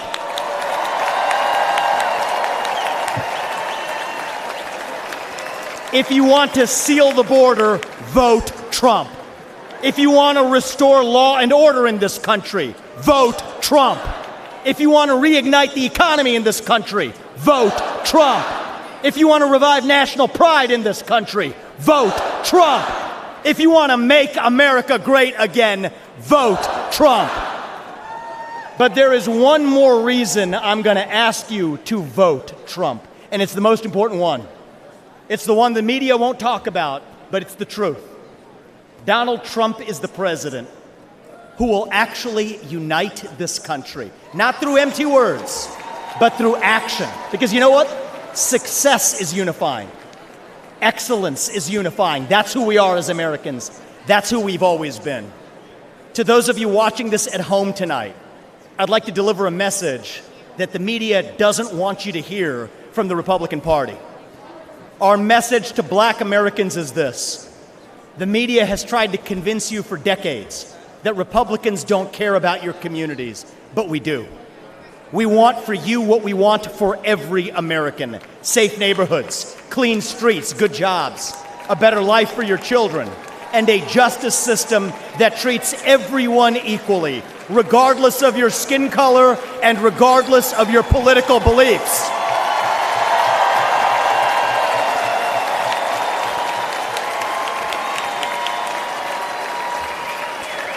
Our message to every legal immigrant in this country is this.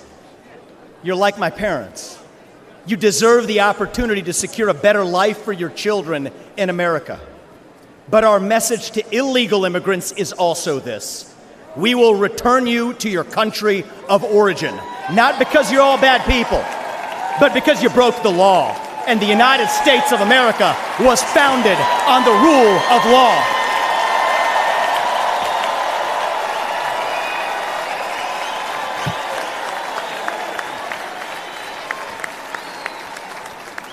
Our message to millennials, speaking as one myself, yes, it's true. Our government sold us a false bill of goods with the Iraq War and the 2008 financial crisis, loading up our national debt that falls on our generation's shoulders, telling us that if we took out college loans, we'd somehow get a head start on the American dream when it hasn't worked out that way. But we can't just be cynical about our country because the United States of America is still the last best hope that we have, and we deserve a better class of politician, one who actually tells us the truth, even if it comes with some mean tweets from time to time.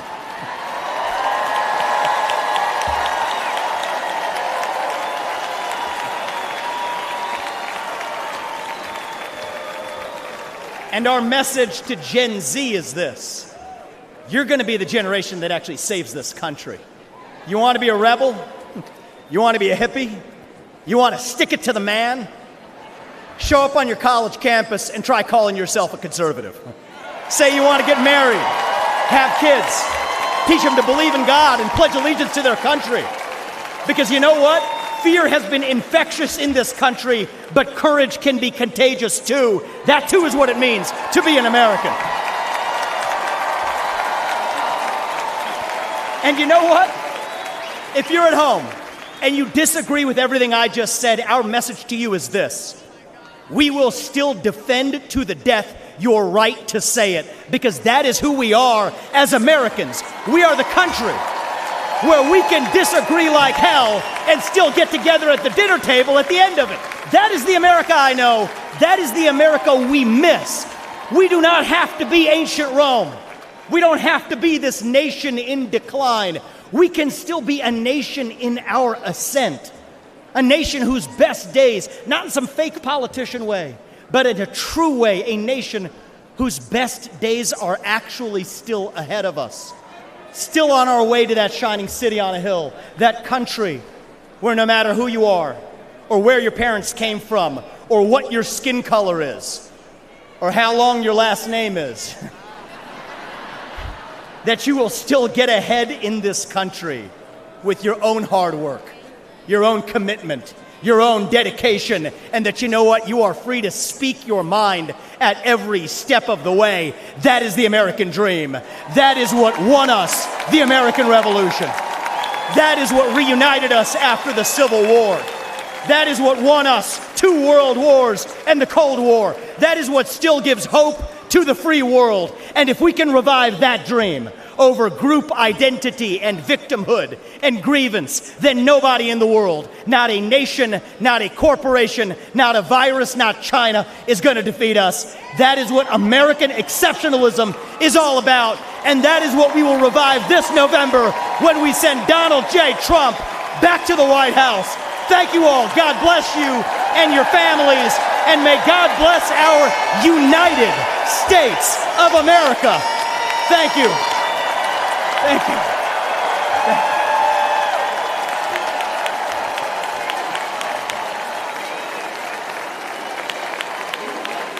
Ladies and gentlemen, please welcome American icon, singer-songwriter Lee Greenwood.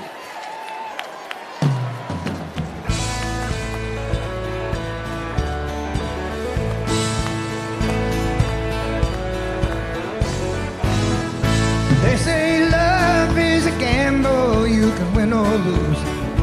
Well, I dealt me a queen the day I found you.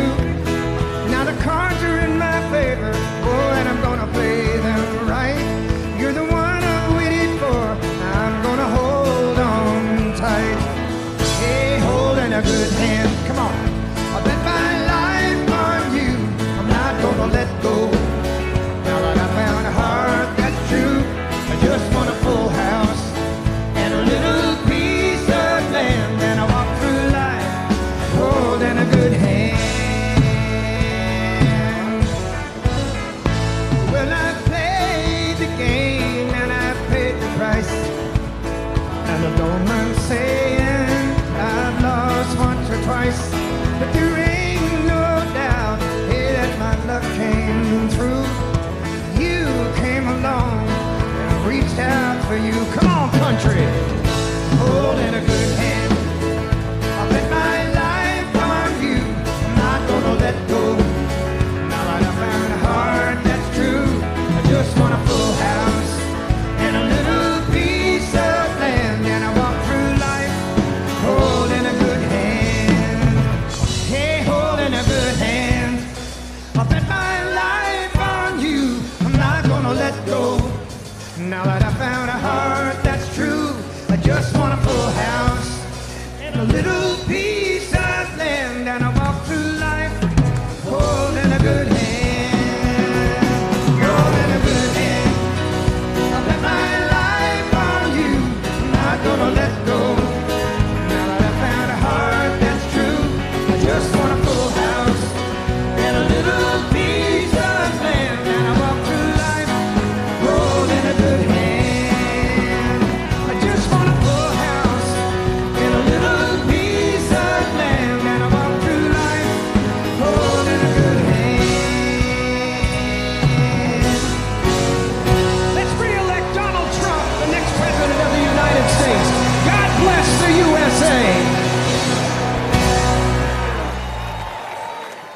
And now, ladies and gentlemen, please welcome television personality Savannah Chrisley.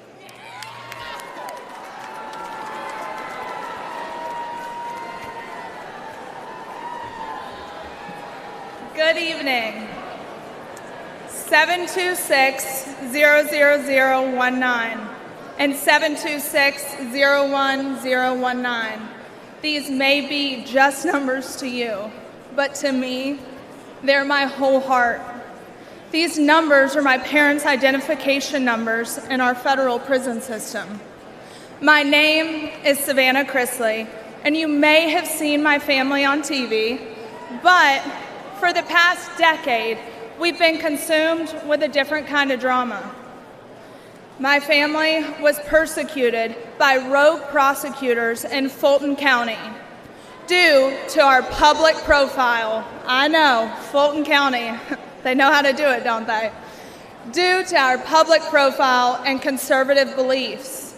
They accused my parents of fraud when really, we were defrauded by a dishonest business partner who, let's not forget, the government gave full immunity to. We suffered warrantless raids and harassment. One of the officials even had my father's face on a dartboard in his office.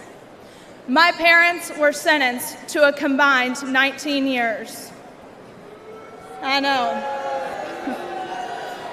And let me tell you, I got custody of my brother and sister, 10 and 16 at the time. And you don't know heartache until you look two children in the eyes and say, I don't know when mom and dad are coming home. I'll never forget what the prosecutor said in the most heavily Democrat county in the state before an Obama-appointed judge. He called us the Trumps of the South. Yeah, hey, it's fun. He meant it as an insult, but let me tell you, boy, do I wear it as a badge of honor. We live in a nation founded on freedom, liberty, and justice for all. Justice, it's supposed to be blind, but today we have a two-faced justice system. Just look at what they're doing to President Trump. All while, let's face it, Hunter Biden is roaming around free and attending classified meetings.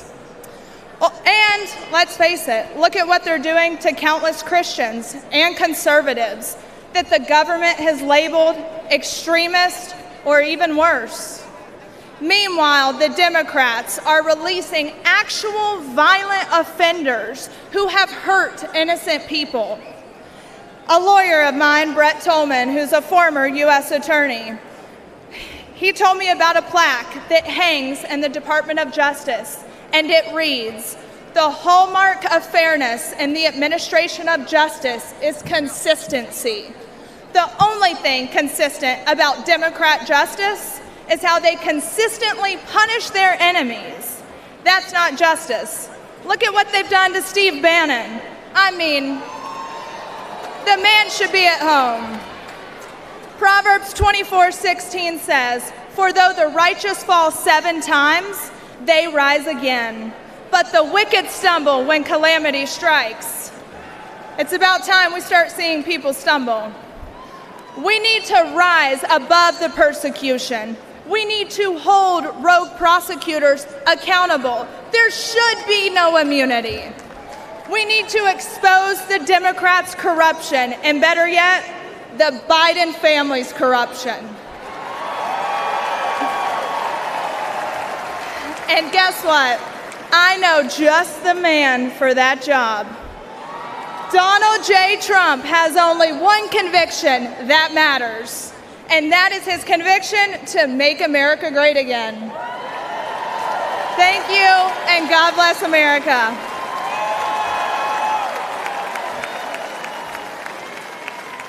Ladies and gentlemen, the mayor of Dallas, Texas, Eric Johnson.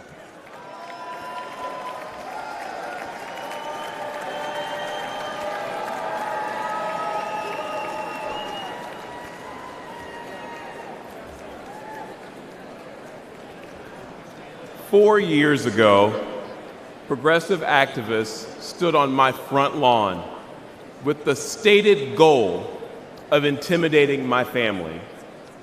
They wanted me to defund the police. I said no.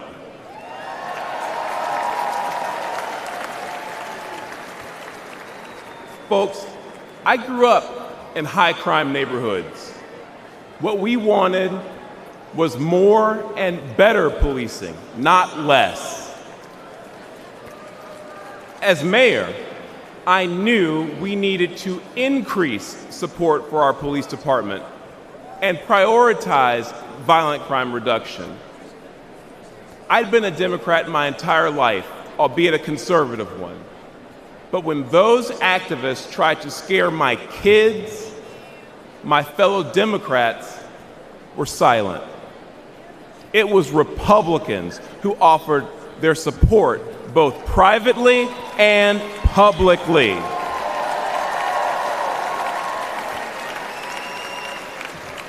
Party affiliation didn't matter.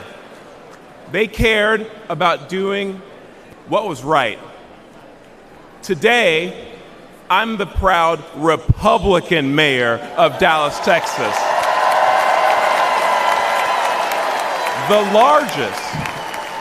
The largest city in the United States led by a Republican.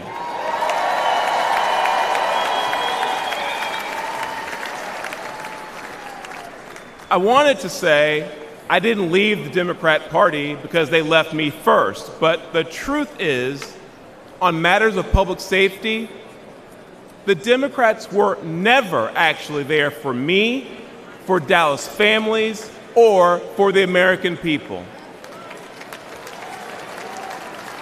With their words and their actions, and sometimes with their silence and their inaction, Democrats in power demonstrate they don't care about stopping the killers or the thieves who terrorize black and brown communities.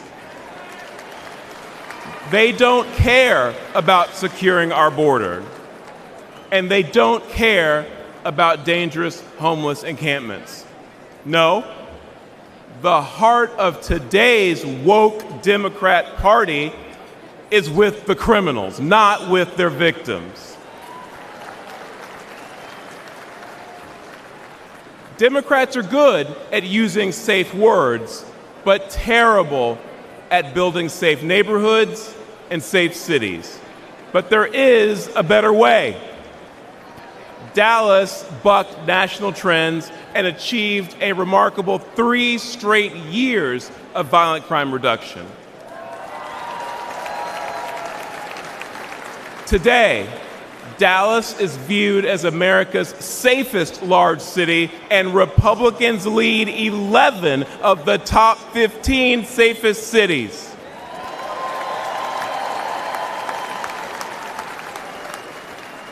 And that's because Republicans won't be silent about public safety. Folks, let's make our city safe again by supporting Republicans who will stand up and fight for our safety. That's my focus as chairman of the Republican Mayors Association. And you know what else? Together, let's make America safe again by retiring Joe Biden and electing Donald J. Trump. Thank you.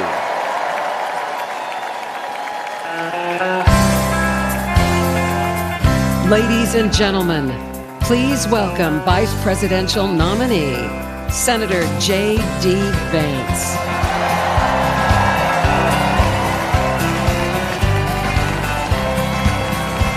Why don't we liberate these United States? We're the ones who need it worst. Let the rest of the world help us for change, and let's rebuild America first. Our highways and bridges are falling apart. Who's blessed and who has been cursed? There's things to be done all over the world, but let's rebuild America first.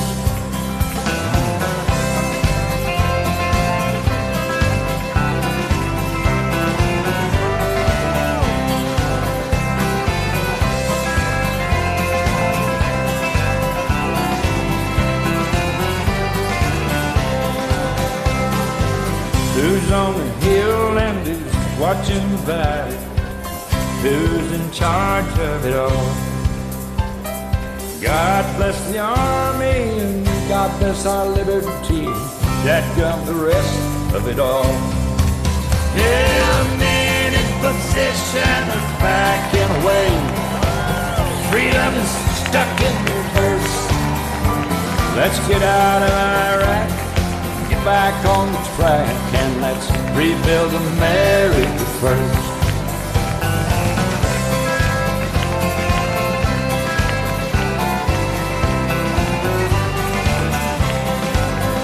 Once more.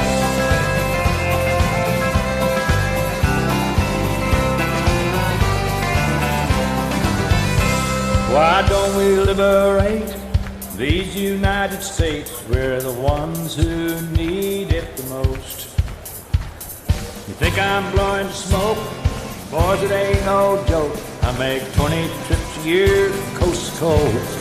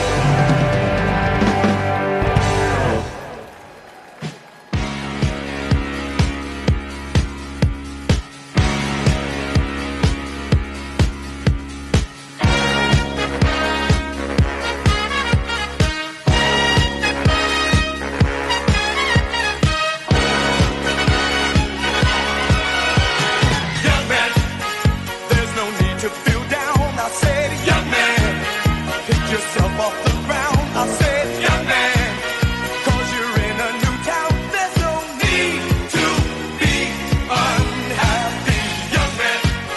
There's a place you can go. I said, young man, when you're short on your dough, you can stay there. And I'm sure you will find many ways to have a good time. It's fun to stay at the YMCA. It's fun to stay at the YMCA. They have everything for young men to enjoy. You can hang out with all the boys. It's fun to stay at the YMCA. It's fun to stay at the YMCA. You can get yourself clean. You can have a good meal. You can do whatever you feel.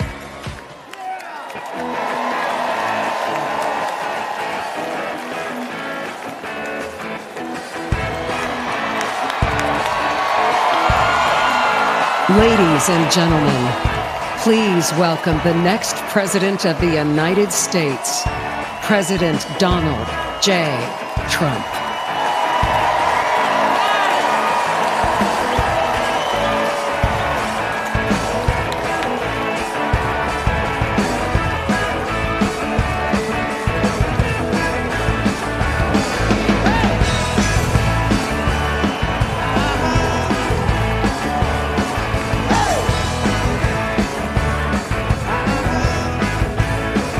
What I like about you, really hold me tight. Tell me I'm the only one wanna come over tonight. Yeah. Keep on fooling you, really know how to dance. Go up, down, jump around, make me think of true romance. Yeah. Then you're whispering in my ear. Tell me all the things that I wanna hear, 'cause that's true. It's what I like about you. It's what I like about you. It's what I like about you.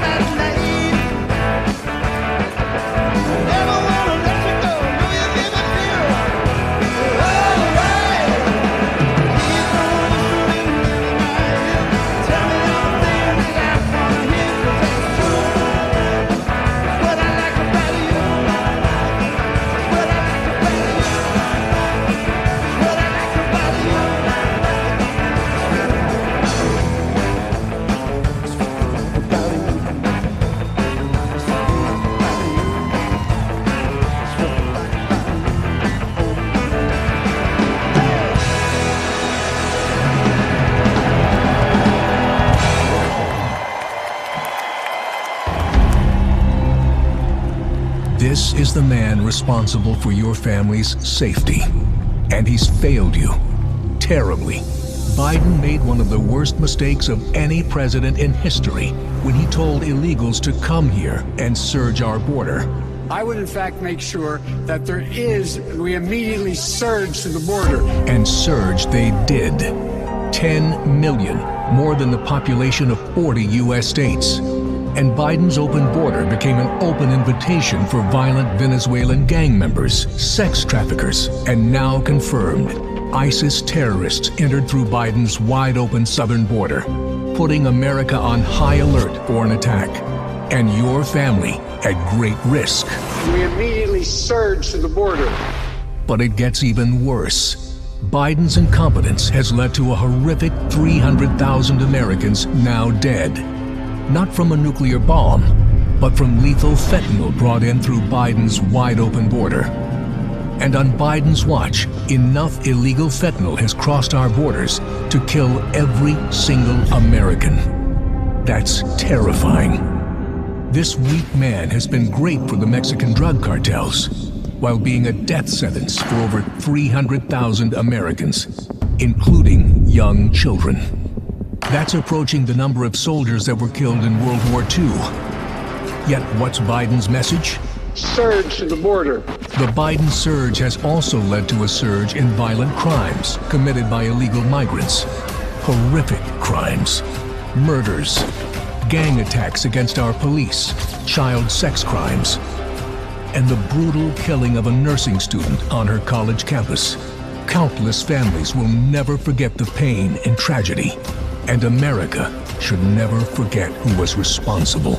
Joe Biden. Surge to the border. And America's border czar. President Trump had our borders secure, our families safe, and he'll do it again. Ladies and gentlemen, please welcome United States Senator Ted Cruz of Texas.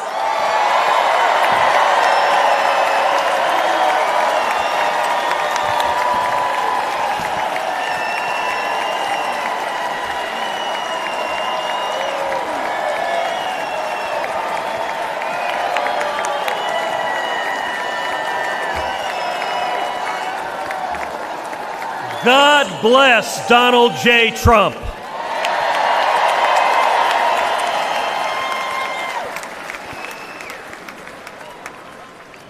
And let me start by giving thanks to God Almighty for protecting President Trump.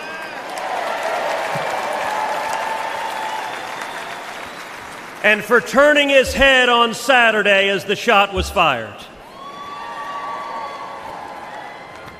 Together we lift up in prayer all of our leaders for protection. And our prayers are in particular with the family of Fire Chief Corey Comparatore and the others injured on Saturday.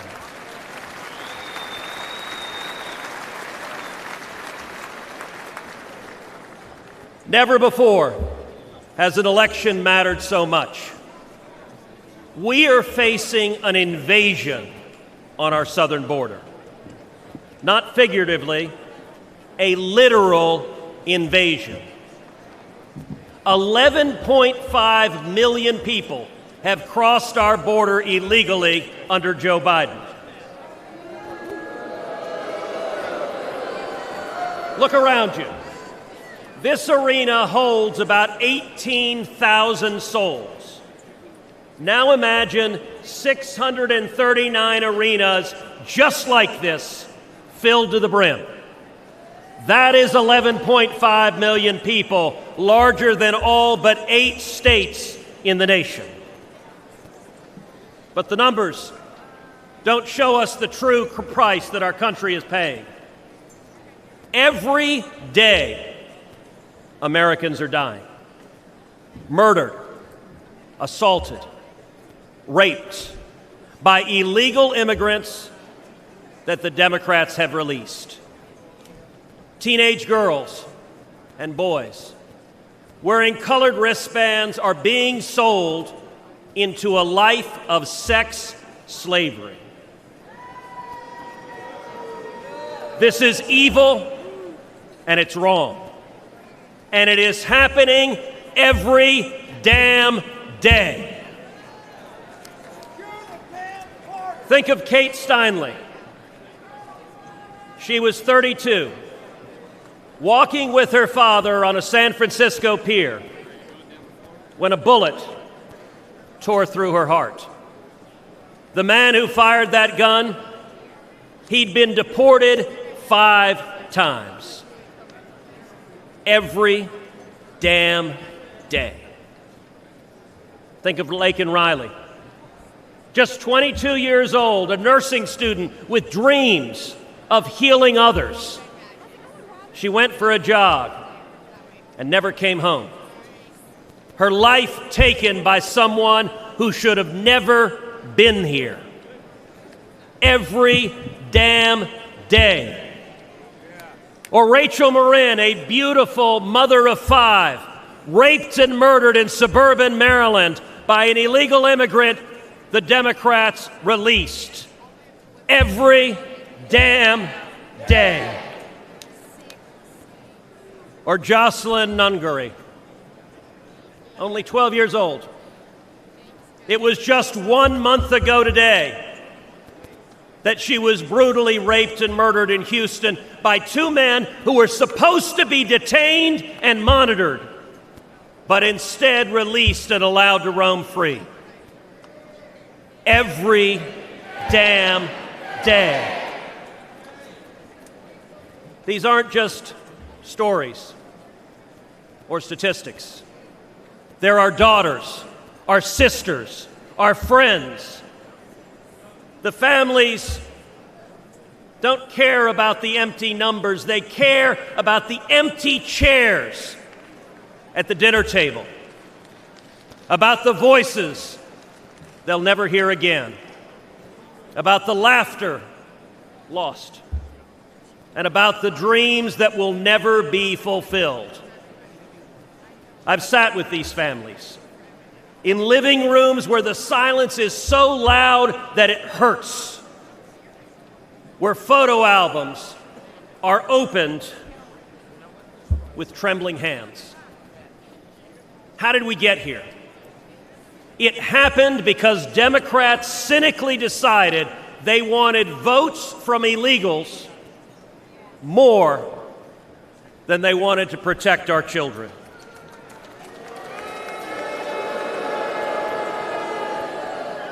Today, as a result of Joe Biden's presidency, your family is less safe. Your children are less safe.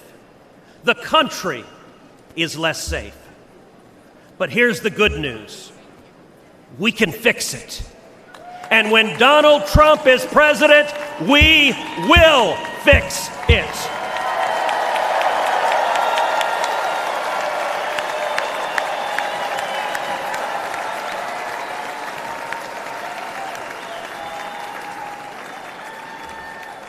We know this because he's done it before.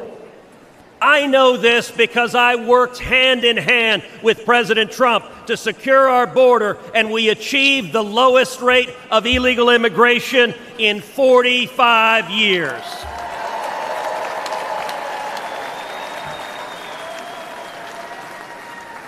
It's real simple.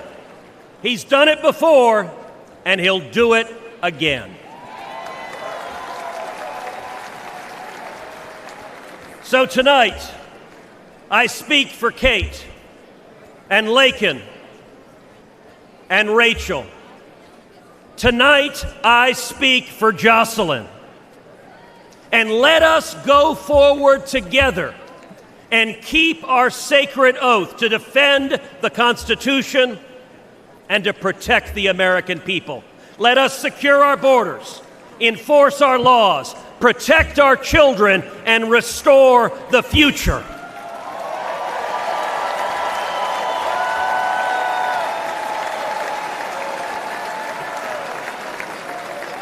Because when we do that, when we remember who we are and who we love, and we act to protect them, then and only then will we truly make America great again.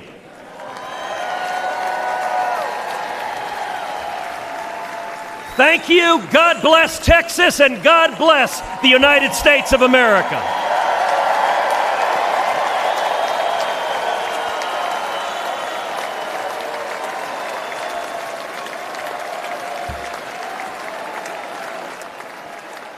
Ladies and gentlemen, please welcome former law enforcement officer Randy Sutton.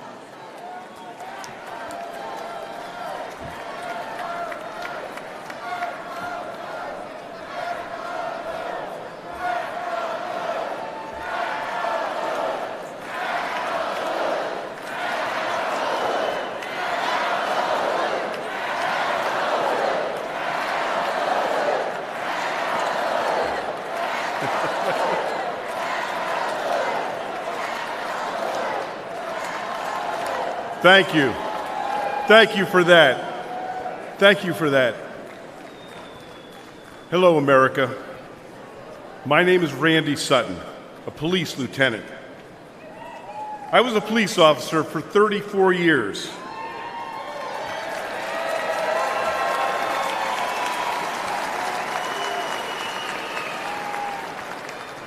I was one of the most highly decorated officers in the history of my department. And then I founded the Wounded Blue, an organization dedicated to helping injured and disabled law enforcement officers.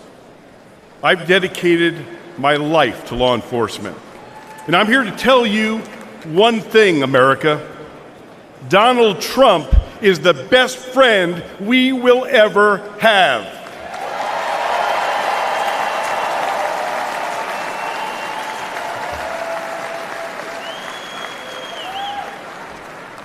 Ladies and gentlemen, we're experiencing a plague of crime across America.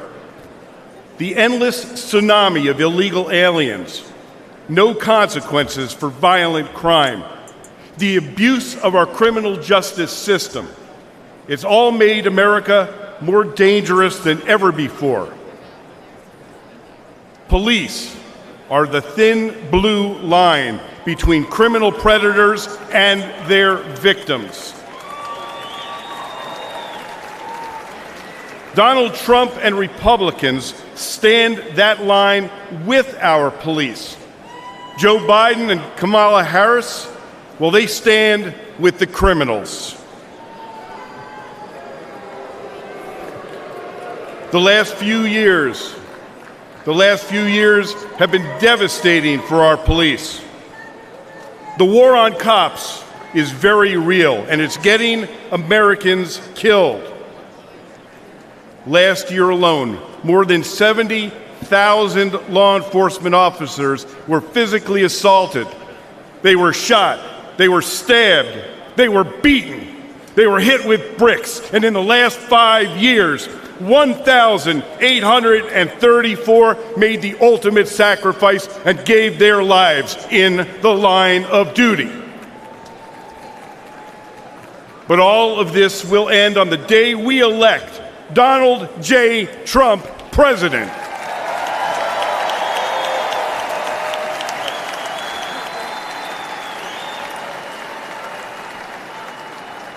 But my friends, it's not just the physical violence. It's the relentless effort to divide the people from the police. This is about the soul of America. Make no mistakes. If the radical left succeeds in defunding and destroying policing as we know it, they will break apart the cornerstone of our system, law and order. Well,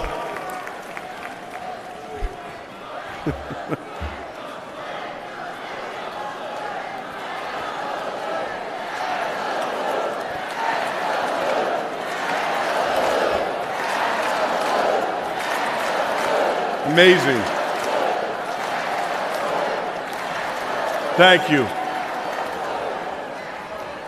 But I'm going to tell you, there's one man that these pro-criminal, anti-police extremists fear most. And that is the once and future president of the United States, Donald J. Trump.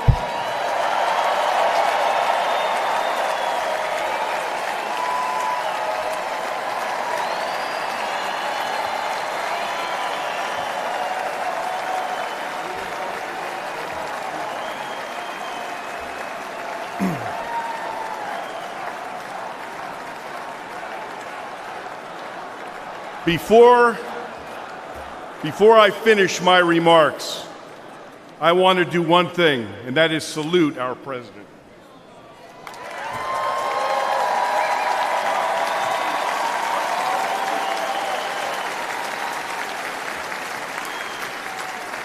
America, I make this promise. Our police will never waver from their mission to serve and protect, even at the risk of their own lives. but they need a true leader who will have their backs. Donald J. Trump is that leader.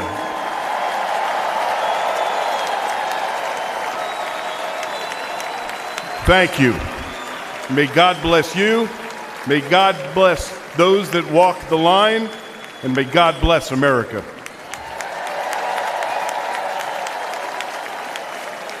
From the very first day that we take back the White House from crooked Joe Biden, the worst president in the history of our country, I believe that we're going to have 4 of the greatest years in the history of our country. I will once and for all secure our elections. We're going to go to paper ballots. We're going to have same-day voting, voter ID. We're going to do it properly. We're going to have good, secure, beautiful elections. We never want what happened in 2020 to happen again. But until then, Republicans must win, and we must use every appropriate tool available to beat the Democrats. They are destroying our country. Whether you vote early, absentee, by mail, or in person, we are going to protect the vote. That's the most important thing we have to do, is protect the vote. Keep your eyes open, because these people want to cheat, and they do cheat. And frankly, it's the only thing they do well. We will make sure your ballot is secure and your voice is heard. Many Republicans like to vote on Election Day, and we must swamp the radical Democrats with massive turnout on Tuesday, November 5th.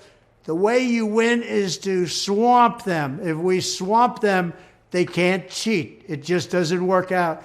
But if you can't make it, you need to make a plan, register, and vote any way possible. We got to get your vote. So with your vote, we will win a victory the likes of which no one has ever seen before. We will evict crooked Joe Biden from the White House, and we will take back our country on November 5th, 2024, the most important day in the history of our country. That's what it's going to go down as. Thank you. Ladies and gentlemen, please welcome Iowa Attorney General Brenna Bird.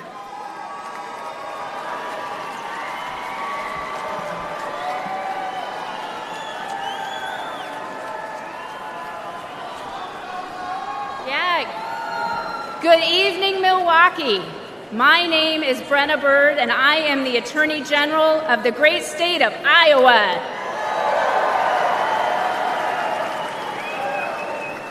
A few years ago, I was a local prosecutor locking up bad guys. But in 2022, I ran for Attorney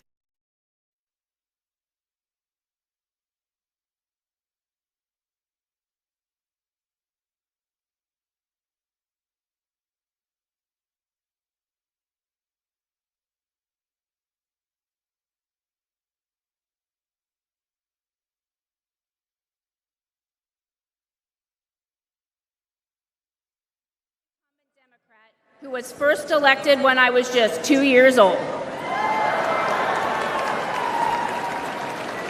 We won because Iowans were ready for an attorney general who would protect them, not the criminals. An attorney general who would stand up to Joe Biden and the radical Democrats. And an attorney general who would defend our constitutional freedoms. But perhaps more than anything, Iowa voters wanted an attorney general who would back the blue.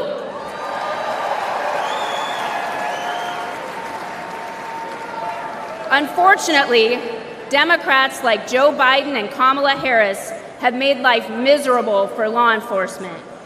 They treat police like criminals and criminals like victims. And tragically, many crime victims feel abandoned by a justice system that doesn't seem to put their interests first. They deserve better than what these defund the police Democrats deliver. Yet the radical left believes in handouts, not handcuffs. Democrats like Harris use words like reimagine the police. They're probably imagining more DEI programs for the police. Harris even said that putting more cops on the street wouldn't make communities safer. American families disagree. Never forget, the Democratic Party is the party of defunding the police. They said it, they mean it, and they can't wiggle out of it.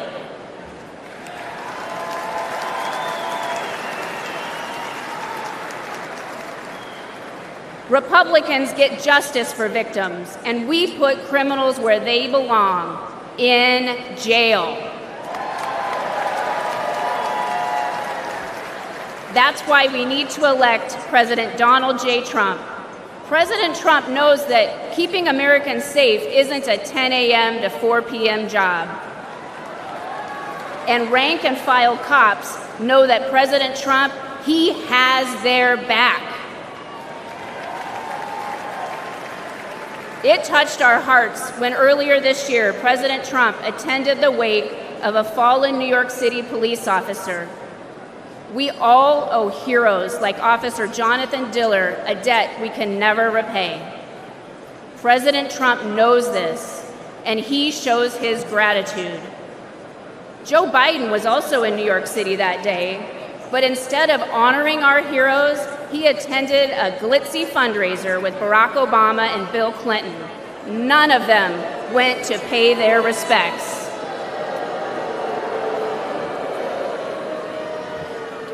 That day, we saw Democrat priorities, and we saw Donald Trump's priorities, and we saw that Trump's values are our values.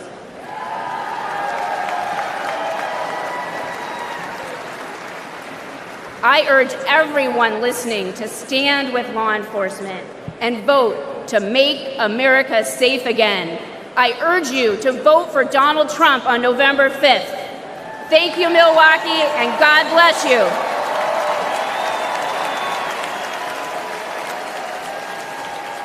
Ladies and gentlemen, please welcome former Governor of South Carolina and Ambassador to the United Nations, Nikki Haley.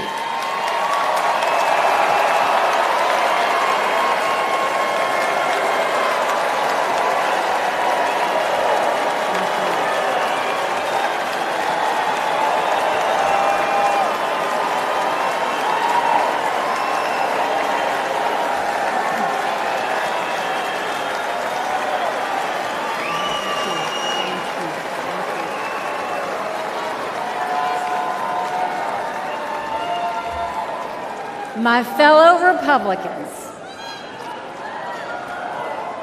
President Trump asked me to speak to this convention in the name of unity.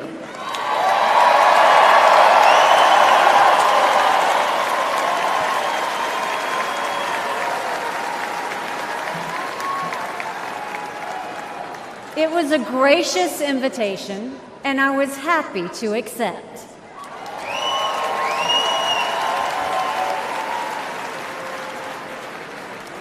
I'll start by making one thing perfectly clear.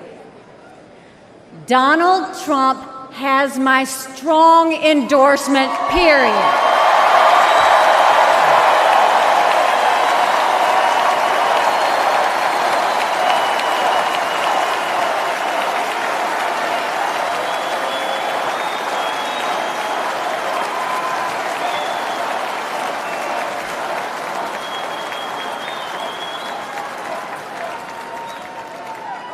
Our country is at a critical moment. We have a choice to make. For more than a year, I said a vote for Joe Biden is a vote for President Kamala Harris. After seeing the debate, everyone knows it's true. If we have 4 more years of Biden or a single day of Harris, our country will be badly worse off. For the sake of our nation, we have to go with Donald Trump.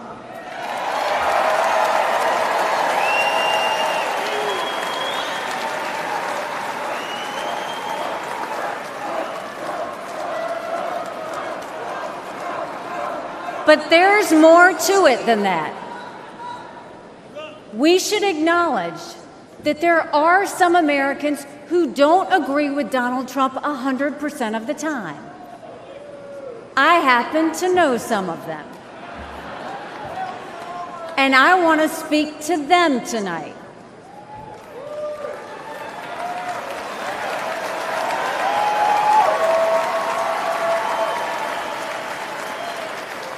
My message to them is simple. You don't have to agree with Trump 100% of the time to vote for him.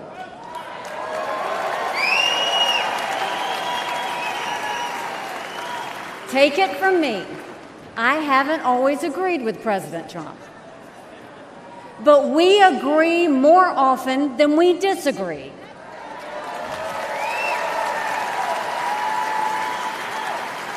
We agree on keeping America strong. We agree on keeping America safe. And we agree that Democrats have moved so far to the left that they're putting our freedoms in danger. I'm here tonight because we have a country to save. And a unified Republican Party is essential for saving her.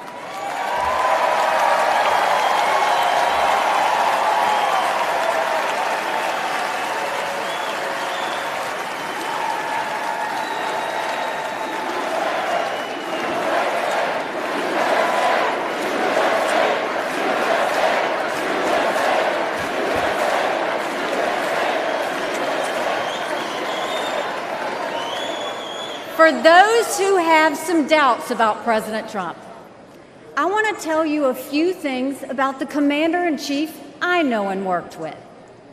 As ambassador to the United Nations, I had a front row seat to his national security policies. We sure could use those again.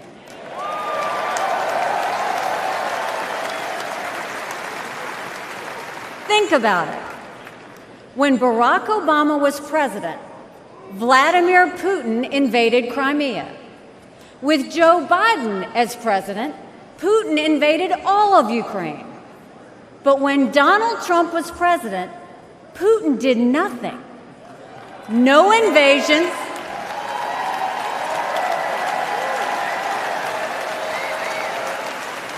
No invasions, no wars. That was no accident. Putin didn't attack Ukraine because he knew Donald Trump was tough.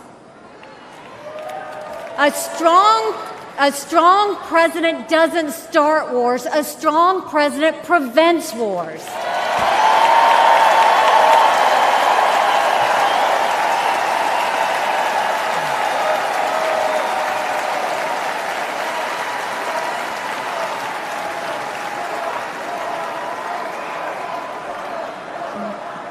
Then look at the Middle East.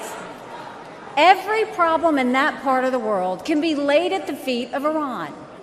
The dictators who chant death to America are the bankrollers and weapons suppliers for Hamas and Hezbollah. They're behind the barbaric massacres and the hostage-taking. Once again, compare Trump and Biden. Trump got us out of the insane Iran nuclear deal.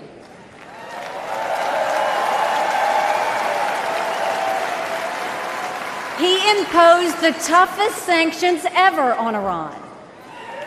And he eliminated the arch-terrorist Qasem Soleimani.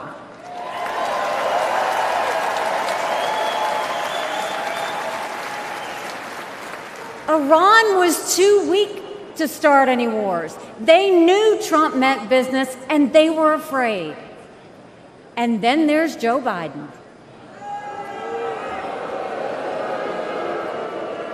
He lifted the sanctions. He begged them to get back into the nuclear deal. He surrendered in Afghanistan. He sent every possible sign of weakness. Even now, while Hamas is still holding Americans hostage, Biden is pressuring Israel instead of the terrorists.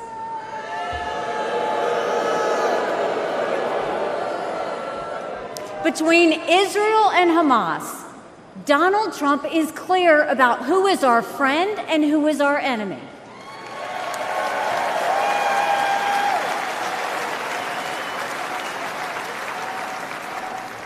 Then look at the border. It's the single biggest threat Americans face. Under Joe Biden, migrants are coming into our country by the thousands every day. We have no idea who they are, where they end up, or what they plan to do. And let me remind you, Kamala had one job, and that was to fix the border. Now imagine her in charge of the entire country.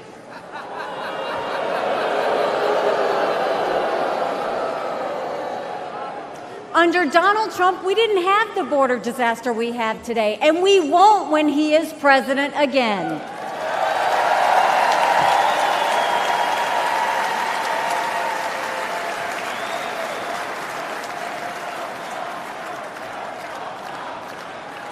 I was proud to serve America in President Trump's cabinet, and I'll tell you something you won't hear from the critics.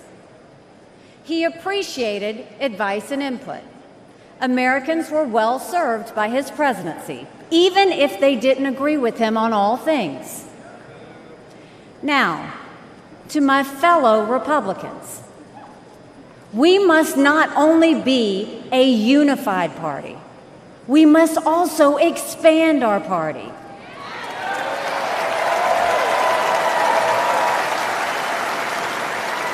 We are so much better when we are bigger. We are stronger when we welcome people into our party who have different backgrounds and experiences. And right now, we need to be strong to save America. This is a defining moment, not only for our party, but for our country. Our fellow Americans are fearful right now. Families are suffering from inflation and wages that don't keep up with prices. Young people are being indoctrinated to think our country is racist and evil. The Jewish community is facing an obscene rise in anti-Semitism.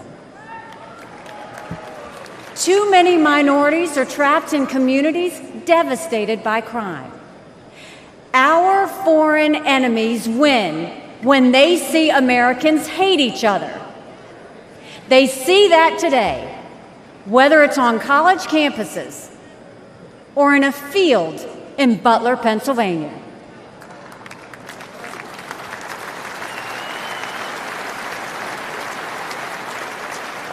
But we can conquer those fears with strength and unity. No president can fix all of our problems alone. We have to do this together. America has an amazing ability to self-correct. In this moment, we have a chance to put aside our differences and focus on what unites us and strengthens our country.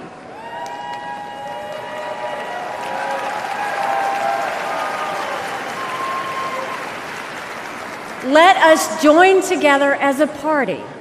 Let us come together as a people, as one country, strong and proud. Let us show our children and the world that even on our worst day, we are blessed to live in America. God bless you. Thank you. God bless the United States of America. Send Joe Biden back to his basement, and let's send Donald Trump back to the White House.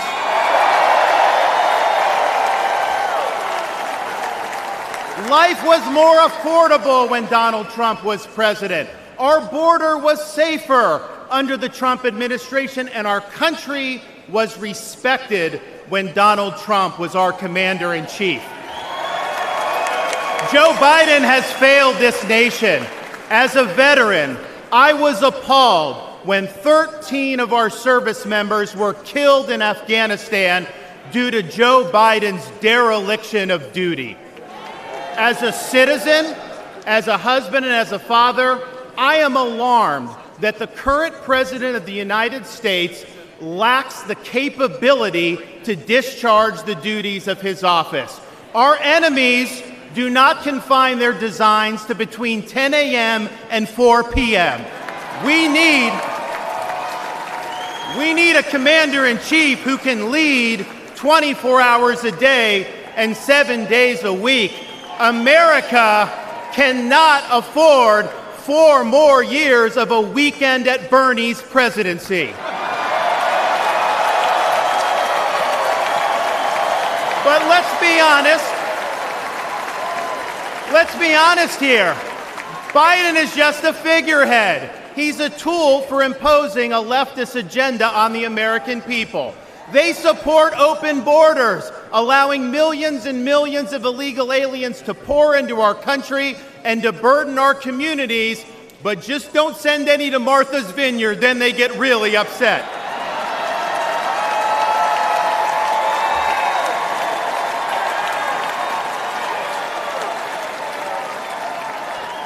They have unleashed progressive prosecutors across our nation who care more about coddling criminals than about protecting their own communities. They use the unelected bureaucracy to impose their will on us without our consent, and they weaponize political power to target their political opponents like they've done to our own nominee. They want to ban gas automobiles, eliminate Second Amendment rights, and impose gender ideology on everyone from our infantrymen to kindergartners. They stand for DEI, which really means division, exclusion, and indoctrination, and it is wrong.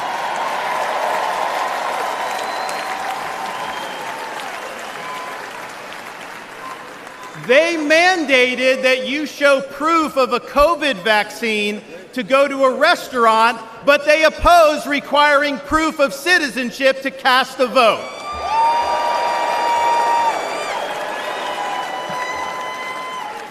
They can't even define what a woman is.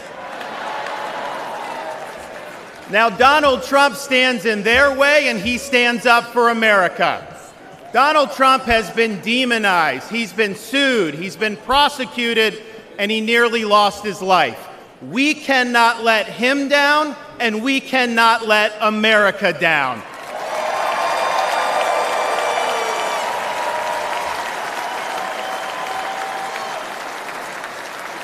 It is the values of this Republican Party that reflect our nation's founding principles. We believe schools should educate, not indoctrinate. We stand for parents' rights, including universal school choice. We support law and order, not rioting and disorder. We seek a strong, focused United States military, not one distracted by a social agenda. We reject entrenched political class, and we demand term limits for members of Congress.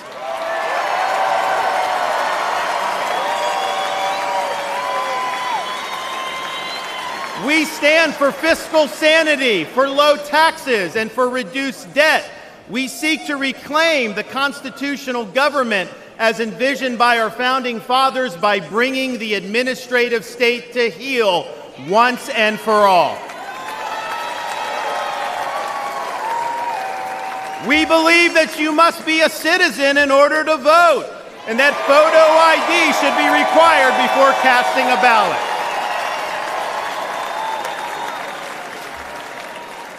We stand for strong borders and believe that our nation must have a shared civic culture, and we oppose any immigration that stands apart or in contrast to our American values. We believe in the principles articulated in the Declaration of Independence that our rights come not from the generosity of the state, but from the hand of the Almighty, including the right to life, liberty, and the pursuit of happiness.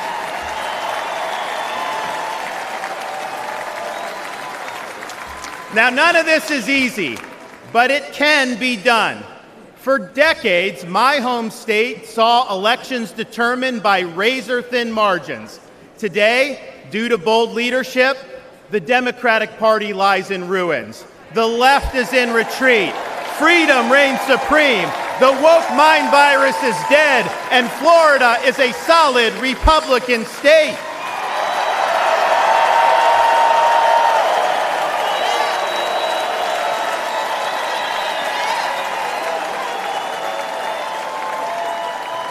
Now, electing Donald Trump gives us the chance to do this all across America.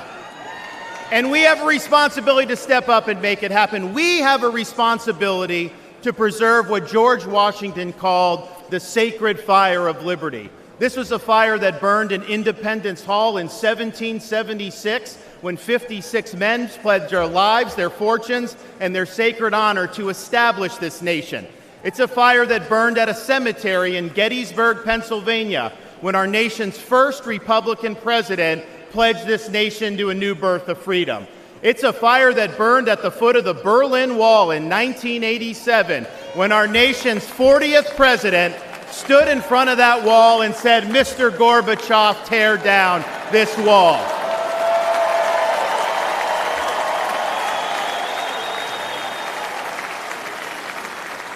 This is not a responsibility we should fear. It's a responsibility we should welcome. After all, if not us, who? And if not now, when?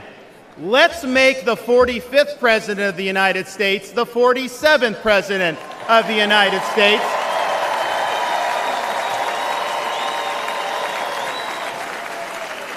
Let's elect Republicans up and down the ballot, and let's heed the call of our party's nominee to fight, fight, fight for these United States. Thank you. God bless you. Let's win in November. Thank you so much.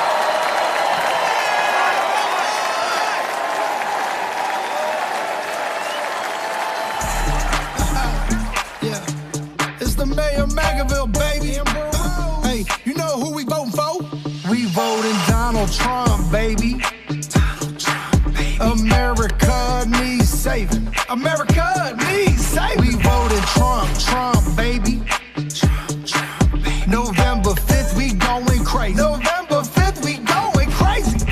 Red pill poppin', swerving in the Trump truck. Republican 4G, Antifa knows what's up. Red, white, and blue, MAGA nation, throw it up. Black, white, and brown, all about above Trump. Democrat party gon' take your freedom. Indicting our president cause they can't beat it. It's a two-tier justice system. Put America first, we the victims. FJB, FJB, FJB, FJB, FJB, FJB. Let's go grand and sing it. We voting Donald Trump, baby.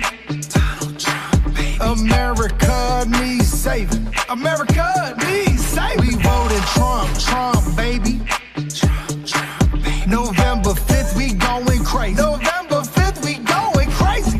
Now I pledge allegiance to vote for Trump. There's a red wave coming, you gon' surf for what? And God I trust to take the devil away. Lock Joe Biden up and throw the key away. Your propaganda ain't gonna work on me. Bidenomics is like you working for free. I demand reparations from every idiot that voted for Joe Biden, boy, period. Period, Sleepy Joe is a fraud. And the bloodbath in the Oval Office. The media is the enemy of the people. The Democrats and the fake news always cheat. FJB, FJB, FJB, FJB, FJB, FJB. Let's go grand and sing it. We voting Donald Trump, baby. America needs saving. America needs saving. We voting Trump, baby.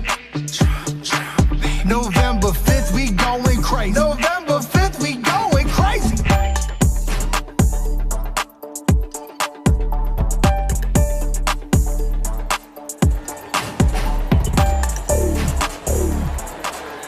Ladies and gentlemen, please welcome United States Senator Eric Schmitt of Missouri.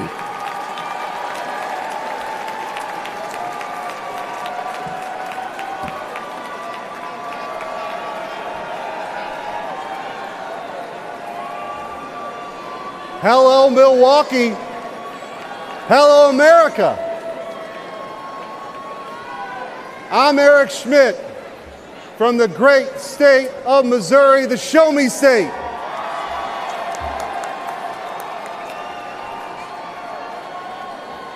It's not lost on me how unlikely my presence is on this stage. As the grandson of a butcher, the son of a man who worked 7 days a week in the midnight shift, my blue-collar roots run deep. And I'm proud the Republican Party is the party of working families.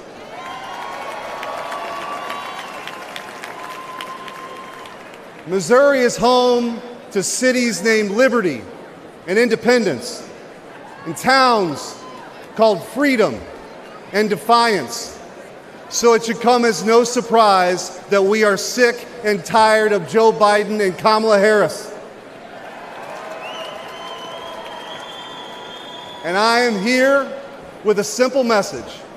Enough is enough. We're ready to take our country back.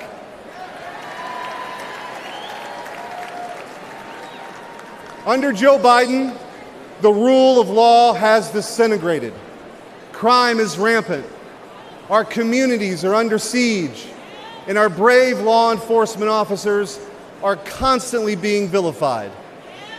He stood idly by as liberal DAs and mayors pushed a defund the police agenda and empowered criminals, all while endangering law-abiding citizens. Kamala Harris shares in these failures. She campaigned as a progressive prosecutor and even called for us to reimagine public safety. Americans don't need to reimagine safety. We know exactly what safe communities look like. But the weakness and the wokeness of the Biden-Harris administration has made us less safe. Biden and Harris opened our border to terrorists, to criminals. They allowed drug cartels to flood our communities with Chinese fentanyl that's killing more than 200 Americans each and every day. It doesn't have to be this way. As Missouri's former Attorney General, I went toe-to-toe with the radical defund the police crowd and had the backs of our men and women in blue. When Soros-backed officials refused to prosecute violent criminals, I stepped in and put those dangerous felons behind bars.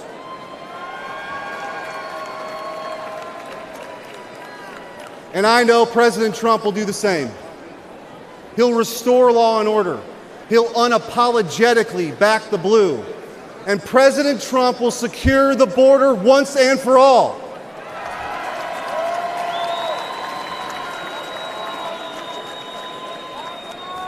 I believe in an America where our best days are ahead of us. I believe in an America where moms and dads can raise their kids in safe communities. And I believe in an America where we defend the police, not defund the police.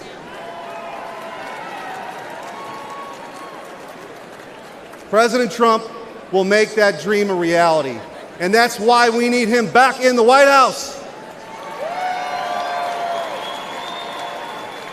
Ladies and gentlemen, a vote for President Trump is a vote to make America safe again. Thank you. God bless you. And God bless the United States of America.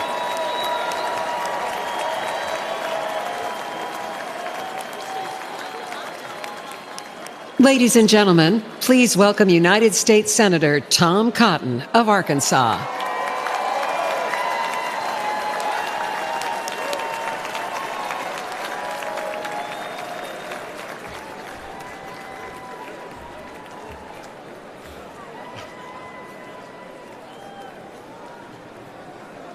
I want to share two stories about immigration and two presidents. Manuel was a house painter in Arkansas and a green card holder from Mexico.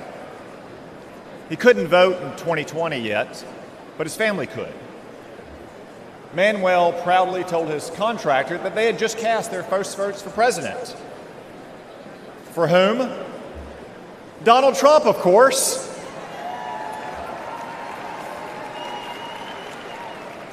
When asked why, Manuel gestured to the parking lot and responded, "Have you seen my new pickup? And did you know that my brother and sister both have full-time jobs? With Trump, we've had more work than ever. Things are good."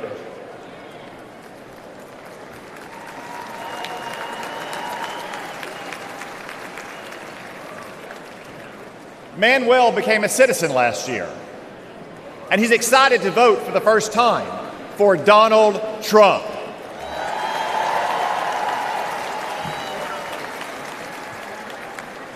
By contrast, after Joe Biden and The border czar, Kamala Harris, reversed President Trump's immigration policies and welcomed a third world invasion, I traveled to our border. What did I see? The body of a migrant drowned in the Rio Grande. Human traffickers on the southern bank taunting the Border Patrol. Migrants huddled under a bridge. I asked them why they came. None said persecution. Most said for a job. A few admitted because they could get in. Another answered with one simple word: Biden. My flight home the next day was full of these migrants. And you, all of you, paid for their tickets.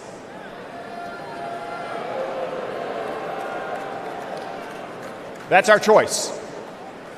A secure border and an immigration system that works for all of our citizens, whether your ancestors bled with George Washington, or like Manuel in Arkansas, you just took the oath of citizenship, or Joe Biden's chaos. Donald Trump said, you can't have a nation without borders, and he defended those borders.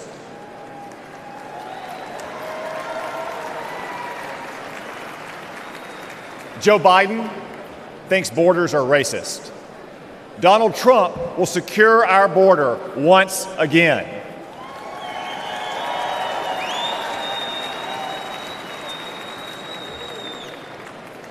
Donald Trump banned travel to America from terrorist-infested countries. Joe Biden allowed ISIS to smuggle terrorists in. Donald Trump will protect America once again. Donald Trump insisted that immigrants must stand on their own 2 feet, the oldest principle of American immigration. Joe Biden gave migrants welfare, free hotels, and more. Donald Trump will stop migrant welfare once again.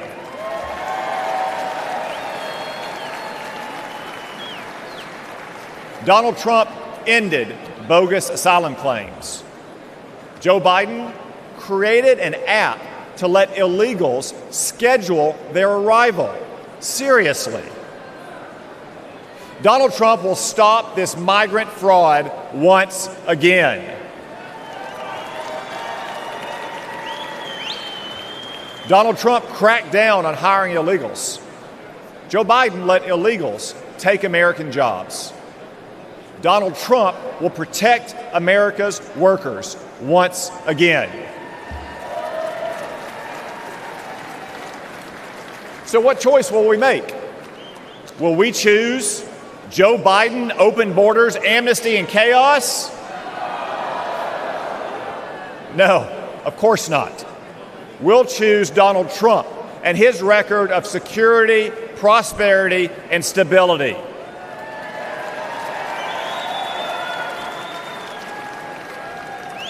As Manuel said, things were good with Donald Trump, but everything has gone to hell under Joe Biden. But this Biden chaos will end soon, because it's time for us to elect President Trump to secure our border and to make America great again.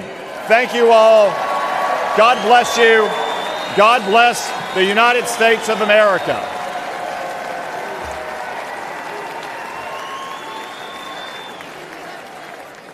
Ladies and gentlemen, please welcome Michael Coyle from Philadelphia, Pennsylvania.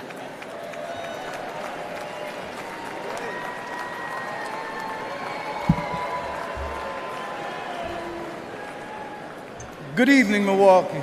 My name is Michael Coyle. I'm from Philadelphia, in an area of Kensington, one of the worst neighborhoods in America.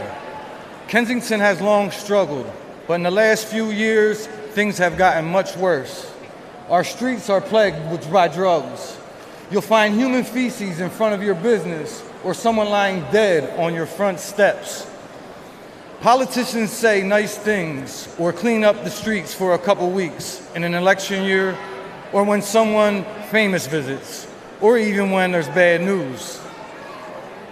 But as soon as the politicians are no longer afraid for their jobs, we are no longer afraid for our lives. Our children grow up seeing this, thinking it's normal. But there is nothing normal about this.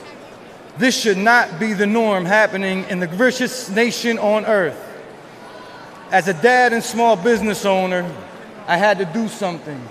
I started a nonprofit to improve the neighborhood I love and shared videos online of the horror we live with. In just one day, in one park where our kids passed to reach the public library, we picked up over 1,000 needles. 1,000. This is unacceptable. Philadelphia is not just my home, but the birthplace of the nation, where our founding fathers signed the Declaration of Independence. This is not a tragedy for just my city, but for our nation. My city and all cities deserve better.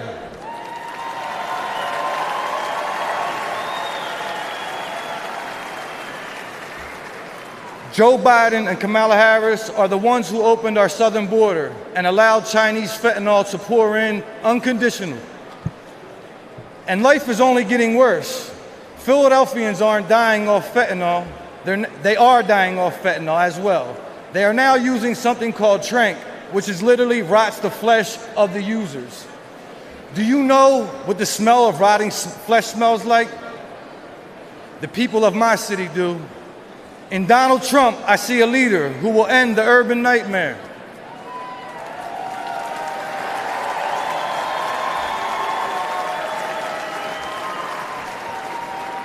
I ask you to join me in supporting him this fall, because a vote for President Trump is a vote to restore our cities and to make America safe again.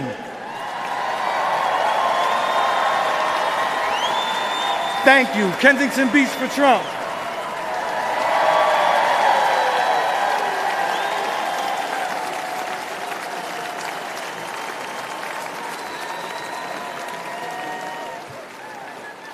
Ladies and gentlemen, please welcome Aaron Coper from Pittsburgh, Pennsylvania.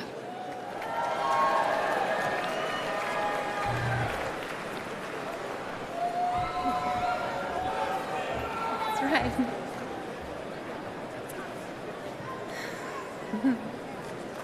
Good evening. My name is Aaron Coper. I'm a grassroots organizer, a proud Republican woman, and a longtime resident of Pittsburgh, Pennsylvania. I'm here to urge Americans to re-elect President Trump and make America safe again. But I'm also here with a warning, because in recent years, I've had a front row seat to the chaos caused by Democrats and their soft on crime policies. Democrat Mayor Ed Gainey, Congresswoman Summer Lee, and especially Socialist County Executives Sarah Innamorato have demoralized and disrespected our police while unleashing criminals into our communities. The Pittsburgh Police Department has shrunk from 991 officers in 2020 to 750 at the end of last year. Response times are soaring. One city worker got mugged at gunpoint and raced to a police station, but no one was there to help. The Democrats have given Pittsburgh defund the police on steroids. The result is crime and chaos. There were 122 murders in my county in 2022, one of the deadliest years on record. Drug deaths are also near record highs. But statistics don't tell the full story. I've been chased by drug dealers on my own street. I've seen filthy tent cities pop up on my block. I've talked to business owners who find human waste, used needles, and shell casings outside their shops. I've felt the chill of fear as a woman when I'm alone in a parking garage or on the street. what the Democrats did to San Francisco, they're doing to my city. But law-abiding citizens are fighting back and saying no more. I saw this when Pittsburgh Republicans, independents, even Democrats came together to beat Soros prosecutor last November. It can happen again this November. If we stand together, we will beat the soft-on-crime Democrats and make our streets safe again. We can re-elect President Trump, and we can save our cities. Thank you.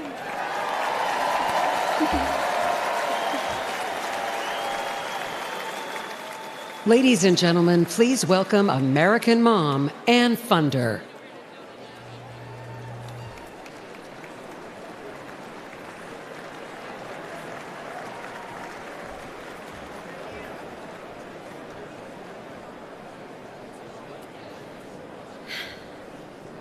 Hi, my name is Ann Fundner, and I am the wife and mother of 4 children.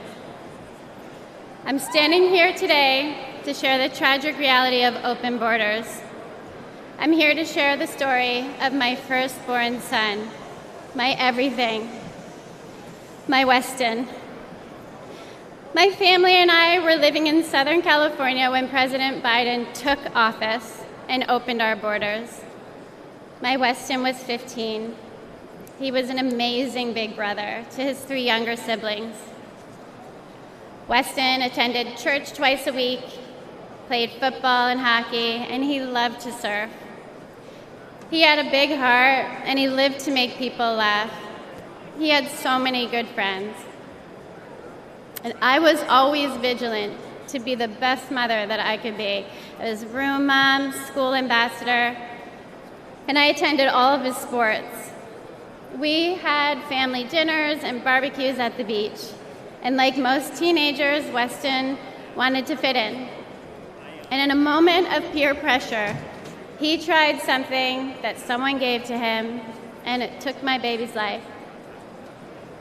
We did everything right. I had those conversations with him, and fentanyl still found my son. And on February 27th, 2022, our lives were shattered, and our baby was gone. This was not an overdose, it was a poisoning. His whole future, everything we ever wanted for him was ripped away in an instant. And Joe Biden does nothing. I hold Joe Biden, Kamala Harris, the borders are, what a joke. And Gavin Newsom and every Democrat who supports open borders responsible for the death of my son.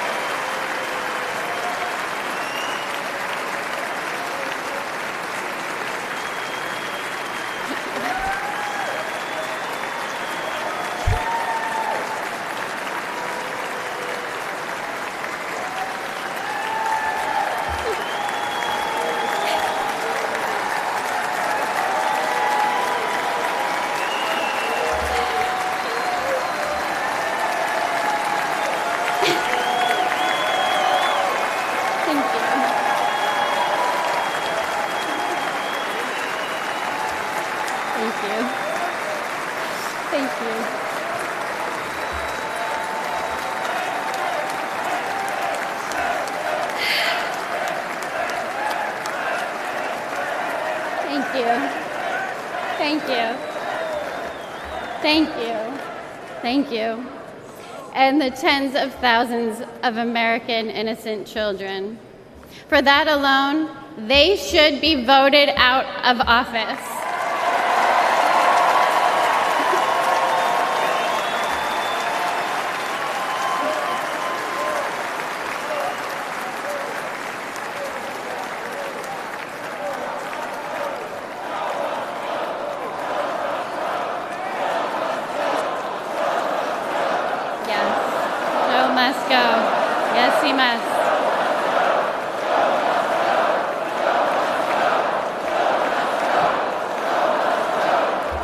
Let's go.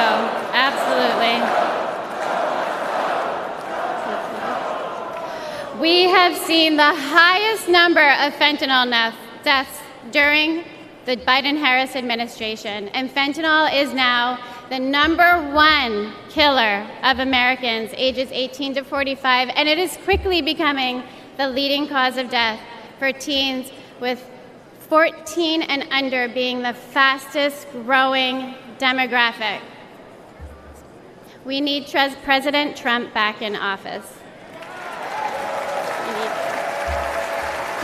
We need a president who will seal the border, aggressively prosecute drug dealers, and stop Communist China from poisoning our children.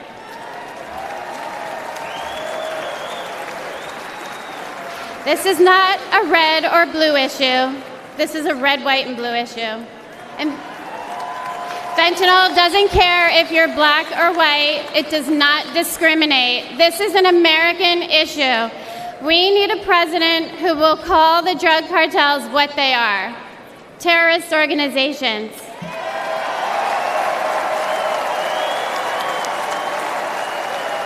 This fight is not for me. My son is gone. This fight is for your children. We owe it to our children to elect a president who will win the war against fentanyl once and for all. It's too late for my son, Weston. Say his name, Joe Biden. Weston. Thank you. Thank you.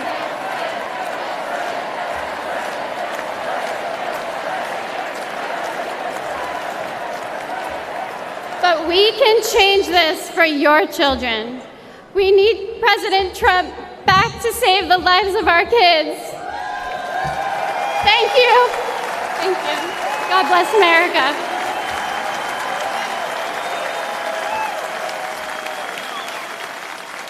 Ladies and gentlemen, please welcome the Morin family from Maryland.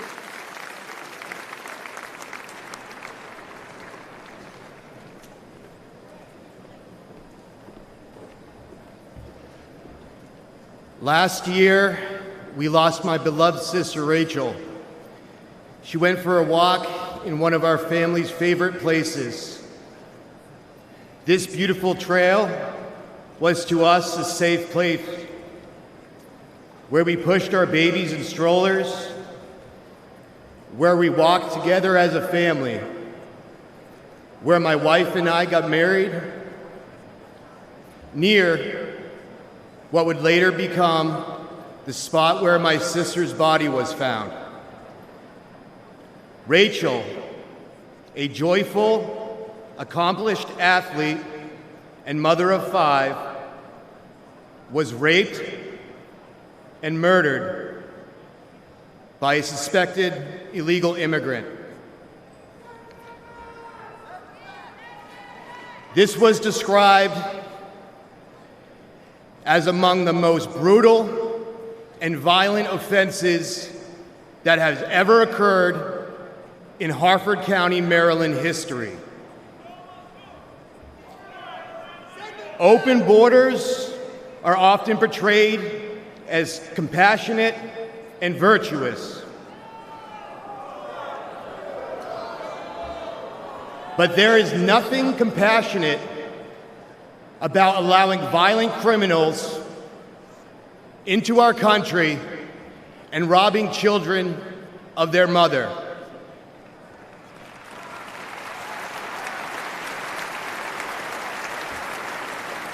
My sister's death was preventable.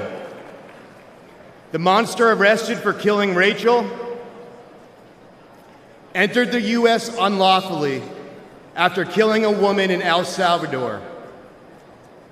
Joe Biden and his designated border czar, Kamala Harris, opened our borders to him and others like him, empowering them to victimize the innocent. Yet, to this day, we have not heard from Joe Biden or Kamala Harris.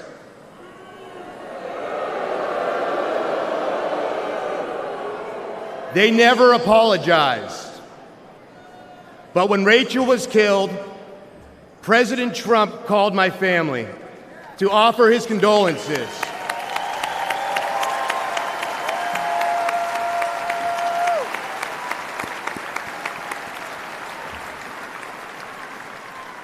He wanted to meet with us.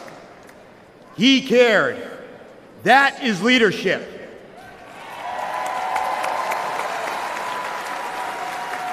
And we need real leadership back in the White House.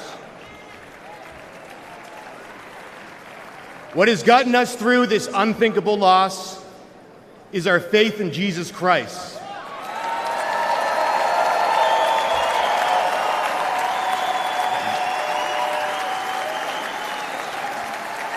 And as brutal as the murder of my sister was, I pray that her killer will find Jesus Christ.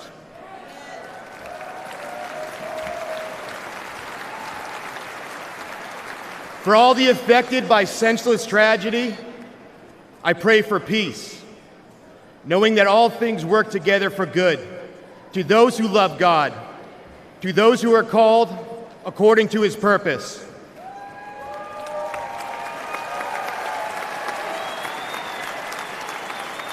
I pray that we hold worldly leaders accountable for safety and justice, for innocent people. I pray that we make our country safe and secure in the memory of my sister Rachel, who loved life. Thank you. God bless America. Good night.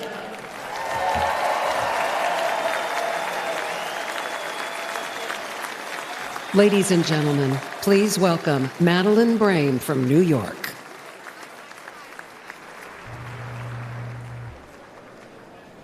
Hey, what's going on? Do you have a portable charger? Oh, Matt. Does anyone have a portable charger? Good evening, everyone. Illegal means illegal. My son, Sergeant Hassan Korea, an Afghanistan War retired veteran. He received enemy fire from the Taliban, only to be murdered with a knife on the streets of New York City. The 4 assailants responsible for his death initially were facing justice, but that changed when District Attorney Alvin Bragg was elected.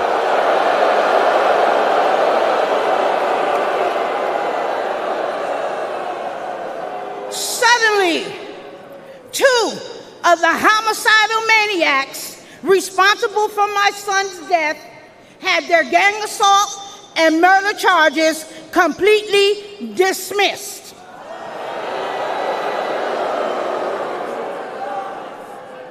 One of them received 14 months time served. Alvin Bragg charged her with assault with a shoe.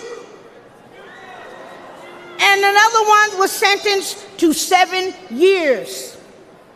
I later learned that Alvin Bragg often dismisses and reduces dangerous criminals. He wants to clear the jails and return violent felons onto our streets every day. The injustice was devastating for me and my family. I don't want anyone else to experience the senseless pain that many other victims across this United States of America have to live with every day. So I decided to use the voice that God gave me to be the voice for the voiceless across America.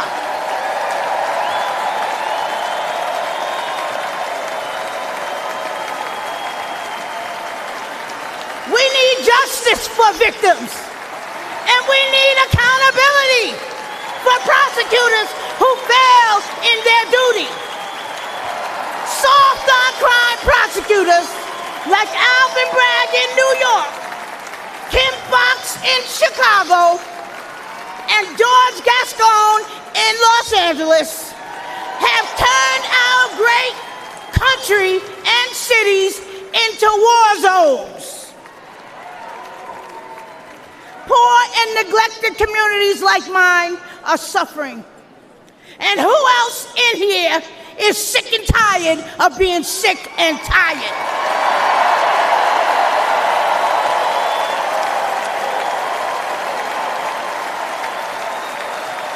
The Democratic Party that poor minorities have been loyal to for decades, including myself, all right?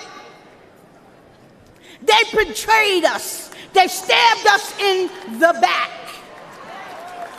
Joe Biden and Kamala Harris, who claim to represent us, have abandoned us. They neglected the poor minority communities across America. But mine eyes have been opened.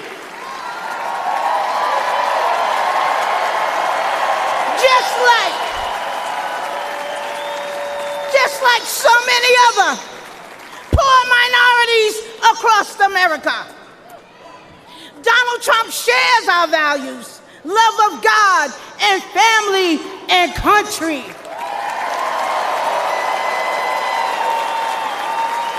He's been a victim of the same corrupt system that I have been and my family has been. He is committed to providing economic opportunities, helping those suffering from addiction with long-term inpatient drug programs, rolling back deadly bail reform policies that are getting our children killed every single day, and supporting our police. We back the NYPD. We back the blue.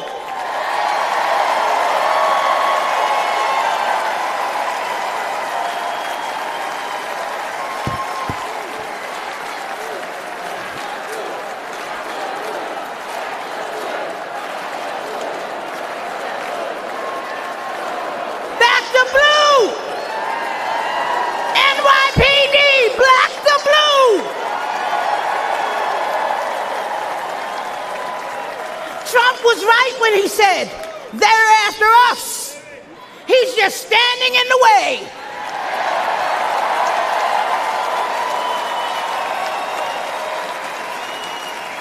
And guess what? He always will.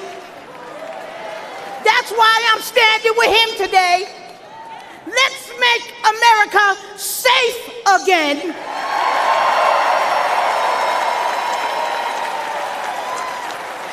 Re-elect our Donald J. Trump.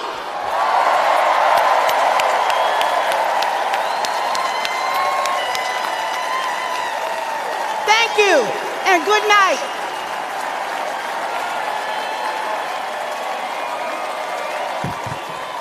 Ladies and gentlemen, please welcome Arkansas Governor Sarah Huckabee Sanders.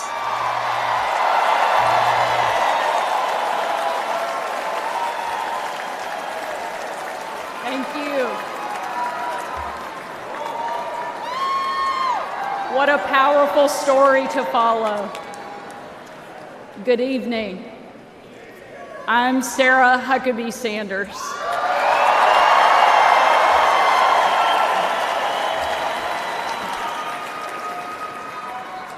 And before I get started, I want to say I have always been proud to stand with President Trump. But never have I been more proud than to stand with him right now, tonight.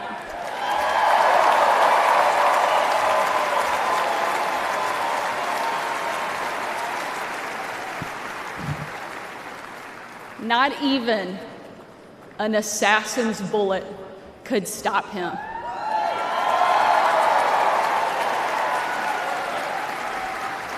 God Almighty intervened because America is one nation under God, and He is certainly not finished with President Trump.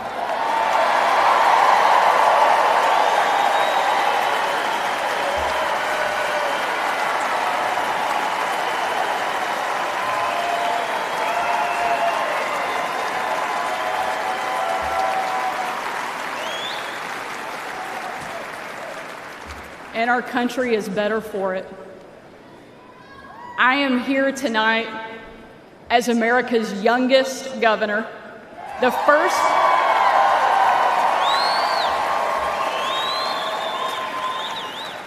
first woman to lead the great state of Arkansas.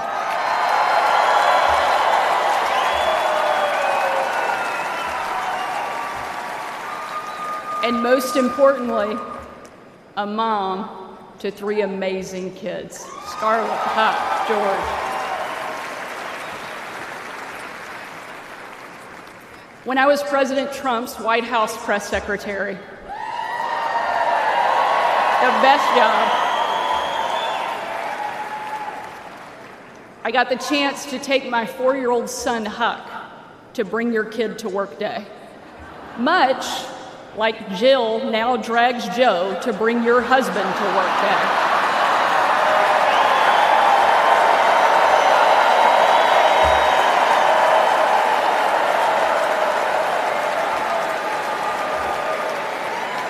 And while I was briefing the president on the upcoming event in the Oval Office, all of the kids who were attending that day gathered in the Rose Garden, getting ready to meet him.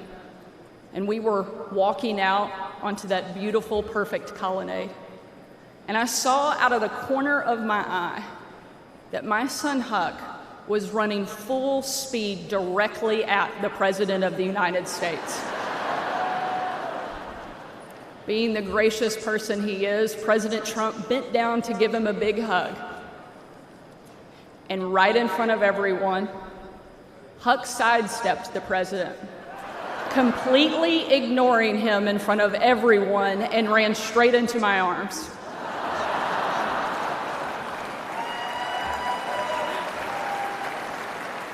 For my 4-year-old son, the most powerful man in the world had nothing on his mom.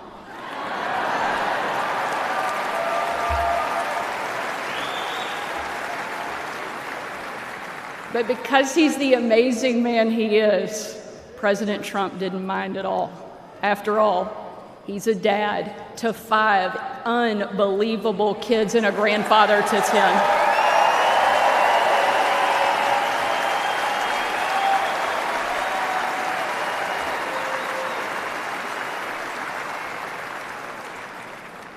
And while that story is certainly a special memory for my family, it's an even greater reminder why I support President Trump, not for me, not for him, but for my kids and for yours.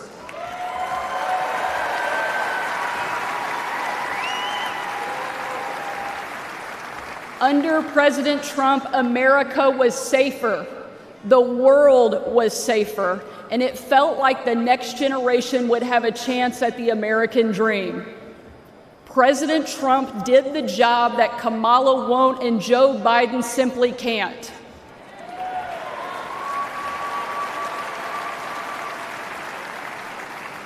When we're honest, every American knows that we were so much better off under President Trump.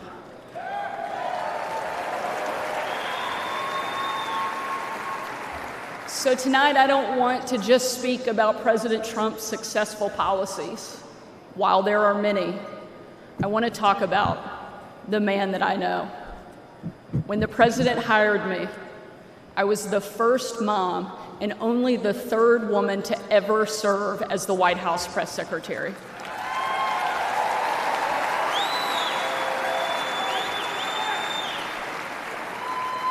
And in that role, I endured relentless attacks from the left. I was insulted as a guest at the White House Correspondents' Dinner. My family was denied service and kicked out of a restaurant.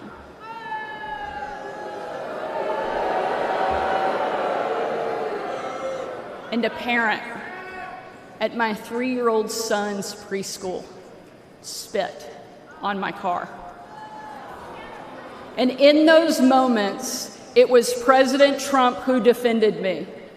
And when an MSNBC host, the author of several books on empowering women, said I was unfit to be a mother, And another MSNBC host said I was vile, not even human, and that I should be choked.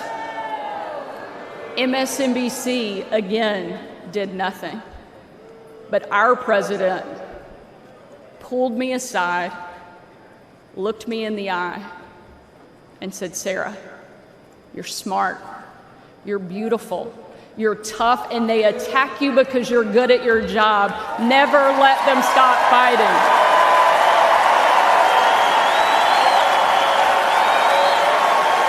Thank you, Mr. President.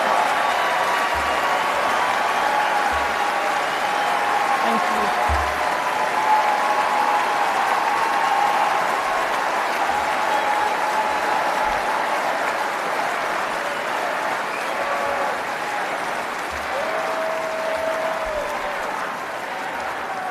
That's the Donald Trump that I know. And that's the Donald J. Trump I will always respect. The left doesn't care about empowering women. Biden and Harris can't even tell you what a woman is. They only care about empowering themselves. But we have a president who believes in empowering every American and that our country is worth fighting for.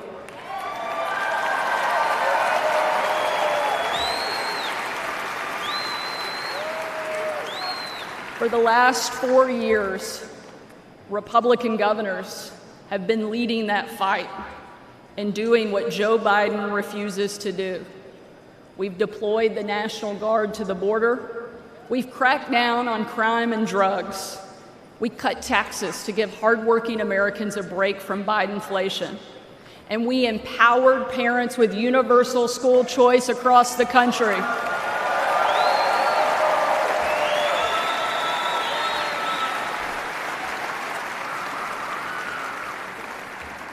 Donald Trump was the very first president in my lifetime to take a hard line against China, and I'm proud to be the first and only governor in the country to kick communist China off our farmland and out of my state.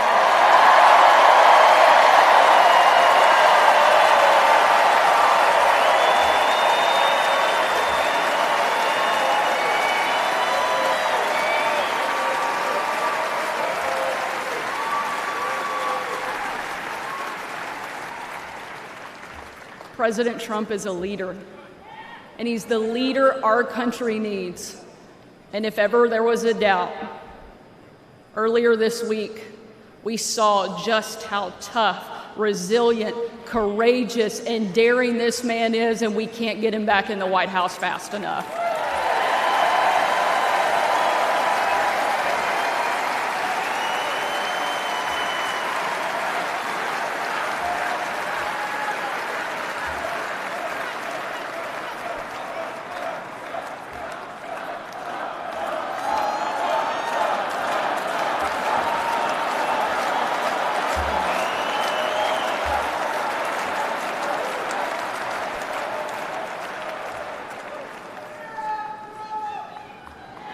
Ladies and gentlemen, we are not called to stand still in the face of great danger. You and I were put on this earth at a moment in time to charge boldly ahead. We cannot know what the future holds, but we know damn sure who holds the future in his hands.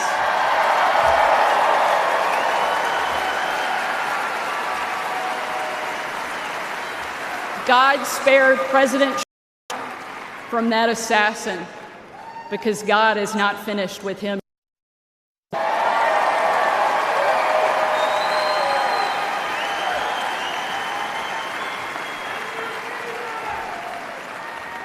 And he most certainly is not finished with America yet either.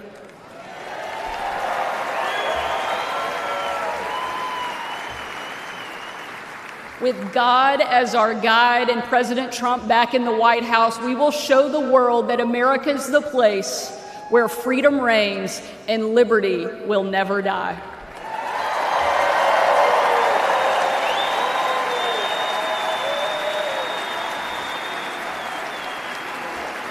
Ladies and gentlemen,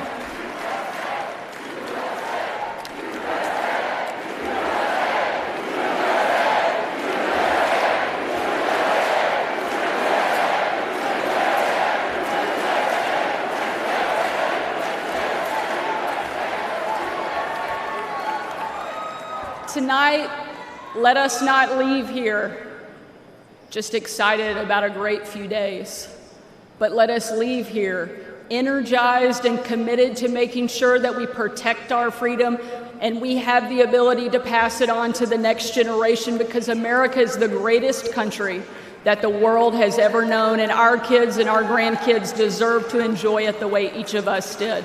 And we will with President Trump back in the White House. Thank you so much. God bless the great state of Arkansas and the amazing United States of America. Thank you very much.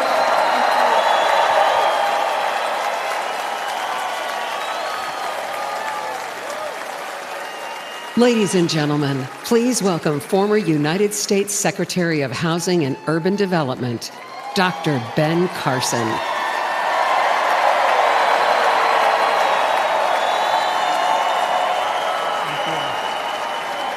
Thank you. Thank you so much. Thank you. You know, Sarah Huckabee always says to me, I hate to follow you. But I think she turned the table on me tonight. I want to thank you all for being here and for being involved. Like many of you last week, I watched with horror as the events unfolded in that Pennsylvania field. I saw President Trump, a dear friend, escape death by mere inches. And my thoughts immediately turned to the book of Isaiah, that says, no weapon formed against you shall prosper.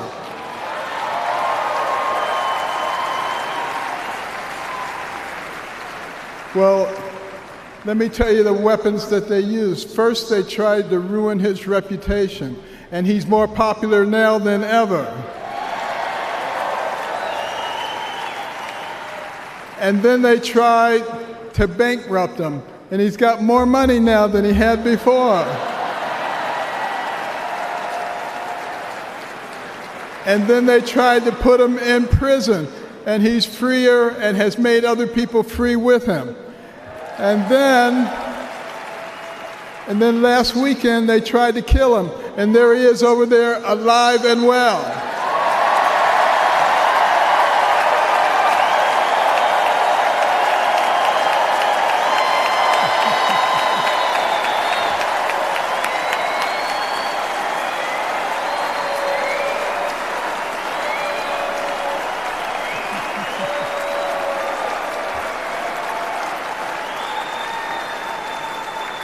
You know, I have no doubt that God lowered a shield of protection over President Trump. And I join millions of Americans in thanksgiving for President Trump's safety. And I encourage you to join me in praying each day for his continued protection. You know, our hearts go out to the victims in the audience. Let's also pray for them and their families. These events have brought unusual clarity to the times we are living in. We have all harbored the nagging feeling that everything we love is slipping away. All you have to do is turn on the television. The free press, a pillar of any free society, has abused the public trust and resorted to lies, deception, and disinformation. They divide us along lines of race, class, and gender, rather than uniting us around our shared bond as Americans. Our government has been no better, shredding our Constitution and upending the rule of law. We have a wide open border, a broken education system, and chaos breaking out around the world. And on top of it all, we have a president who, well, if you can't say anything good, don't say anything at all. But ask anyone around the world, what does it mean to be an American? Most will tell you that it means unlimited opportunity. That where you begin in life doesn't dictate where you will end. That's the America I grew up in. In no other country could a poor inner city kid raised by a single mom, make it to an Ivy League school, then to medical school, become a successful neurosurgeon, run for president, and eventually become a member of the president's cabinet.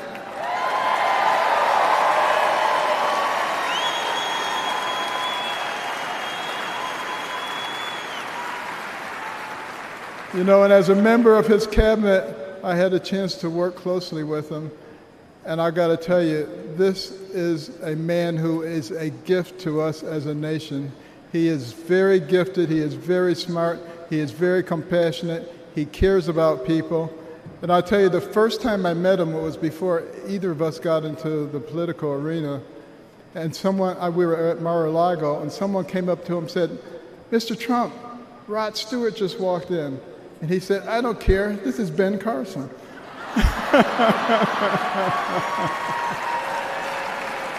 But I feel blessed that I've been able to live the American dream. But my story is moving further out of reach in America today. The lessons my mother taught me, like hard work and the value of well-rounded patriotic education and faith in God above all else, are being forced out of the public square. But we're all here today because we know we can bring these things back. By God's grace, we live in a country where the people rule. We have the power to choose the kind of nation we will be and the kind of men and women that will lead us. And today the choice could not be more clear. The most repeated phrase in the Bible is this: "Do not be afraid," or "fear not." It appears 365 times in Scripture, a reminder to live each day with faith, hope, and joy as joyful warriors for Christ.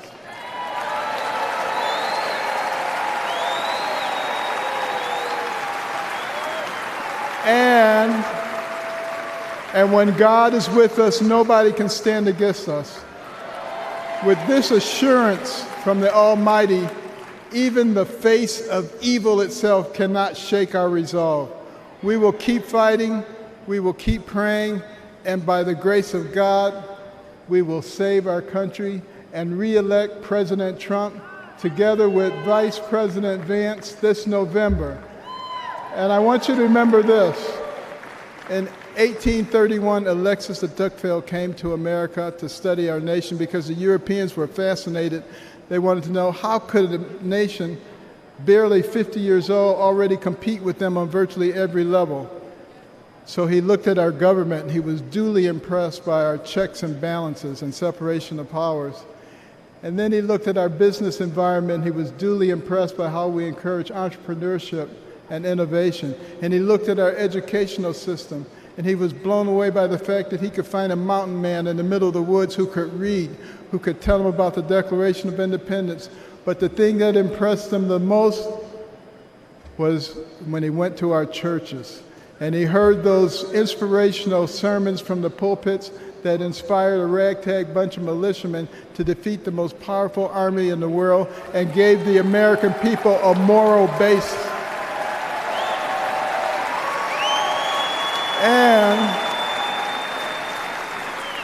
And he concluded his 2-volume set, Democracy in America, with these words. He said, "America is great because America is good. And if America ever ceases to be good, she will cease to be great. It is our job to make America good, and let's do this by re-electing President Trump so we can make America great." Thank you very much.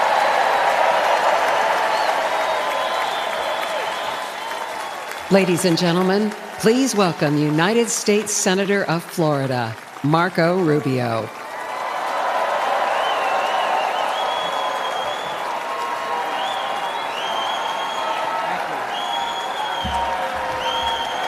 Thank you, thank you. Thank you. Thank you. Thank you. Don't say polo. Don't say polo. Thank you, thank you. Thank you. The last few days remind us that the life of every living thing and the breath of all mankind is in the hands of God.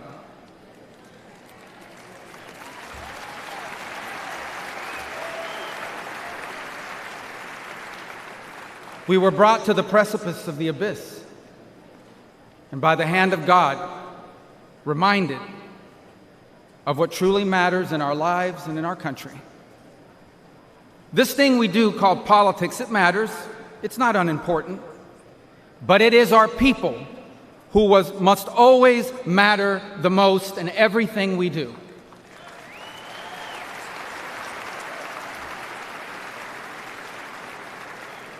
By giving voice to everyday Americans, President Trump has not just transformed our party, he has inspired a movement.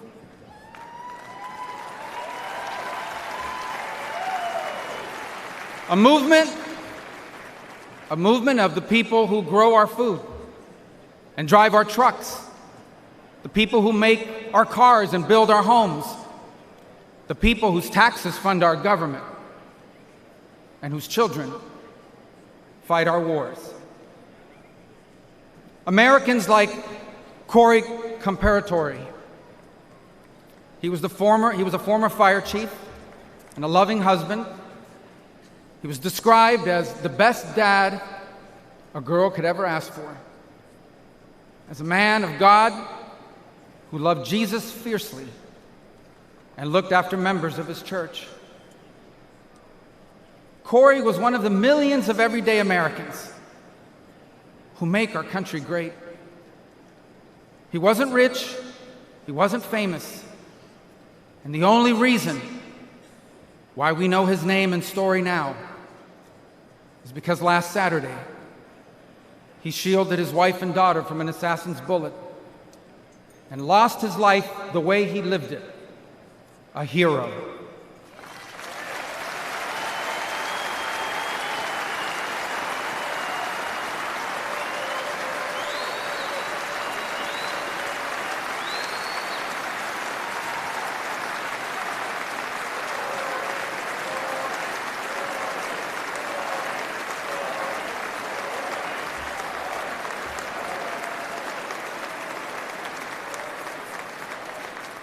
For those still wondering who are in the press and many watching at home, these are the Americans who wear the red hats and wait for hours under a blazing sun to hear Trump speak. And what they want, what they ask for, it is not hateful or extreme. What they want is good jobs and lower prices. They want borders that are secure, and for those who come here to do so legally. They want to be safe from criminals and from terrorists. And they want for our leaders to care more about our problems here at home than about the problems of other countries far away.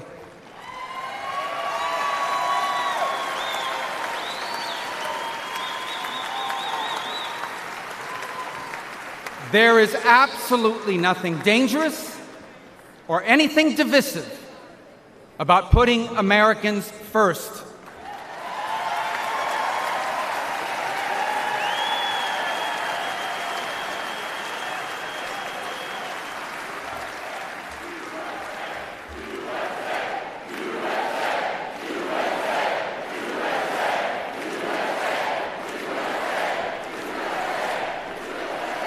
Those who are offended, anyone who is offended about putting America first has forgotten what American is and what American means. American isn't the color of our skin or our ethnicity. Americans are people as diverse as humanity itself. But out of many, we are one. Because as the life story of our next Vice President, J.D. Vance, reminds us, we are all descendants of ordinary people who achieved extraordinary things.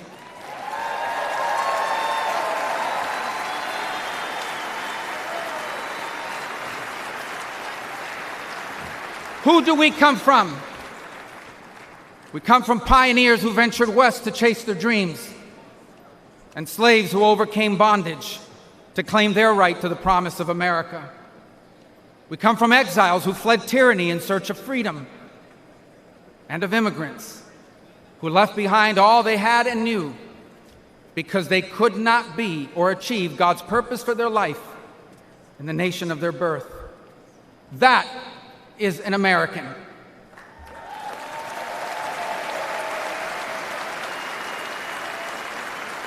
And putting Americans first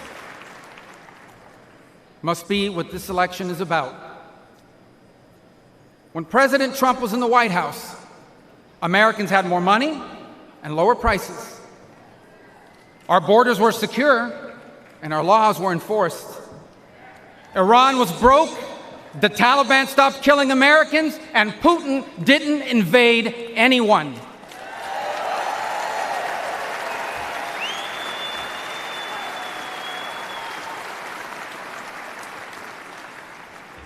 Now, under Biden, high prices devour paychecks. Criminals and drugs are allowed to flood into our country and terrorize our people. And Iran has money to support terrorists.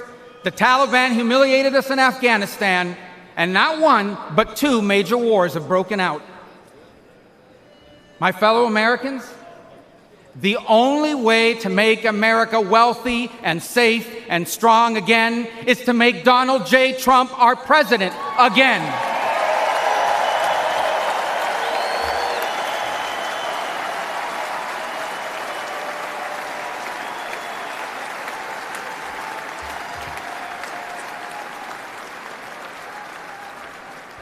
Our country has been injured by the bad decisions of weak leaders. But now, though bloodied by our wounds, we must stand up and we must fight. Fight not with violence or destruction, but with our voices and our votes. Fight not against each other, but for the hopes and dreams we share in common and make us one. And fight for an America where we are safe from those who seek to harm us on our streets and from abroad. And we will not be alone in this fight. For leading us in this fight will be a man who, although wounded and facing danger, he stood up and raised his fist and reminded us that our people and our country are always worth fighting for.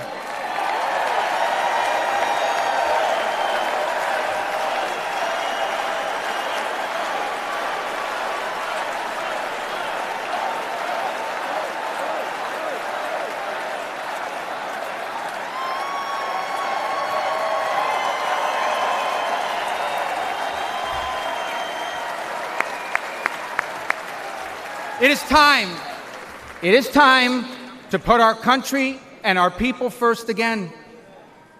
And if we do, together, we will make our people wealthy again. If we do, together, we will make our country safe again.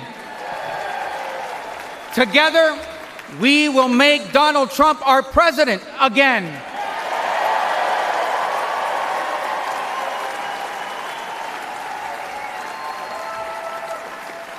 And together, we will not just make America great again. We will make America greater than it has ever been. Thank you. God bless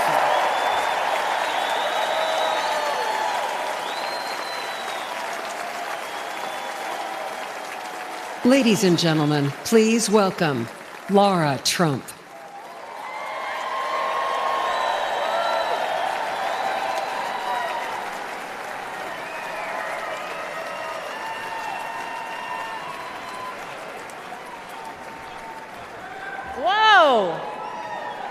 I don't feel like I actually have to ask this question, but is anybody in this room ready to send Donald Trump back to 1600 Pennsylvania Avenue?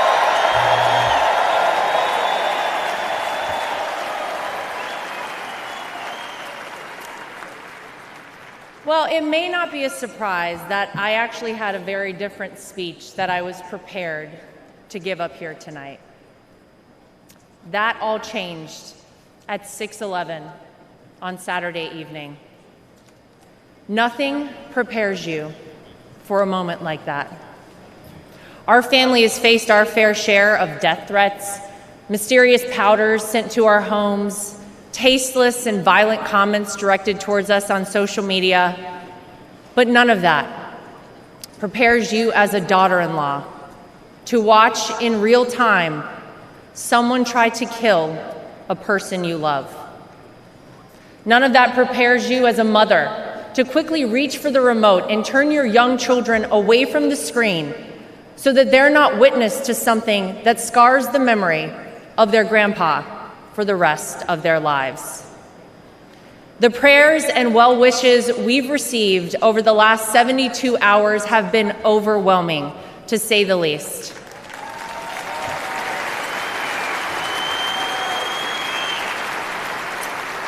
And my heart goes out to the family who lost a husband and a father because of this senseless act.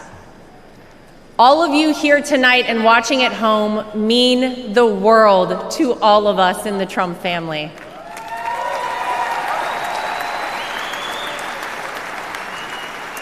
If Donald Trump has shown us anything, it's that when it feels impossible to keep going, those are the times we must keep going.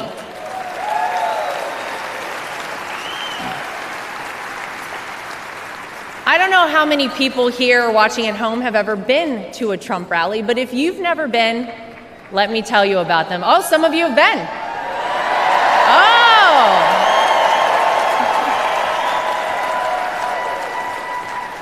Regardless of how the media have painted these rallies, you would be hard-pressed to find and to join a happier group of people coming together over their love for the greatest country on earth, the United States of America.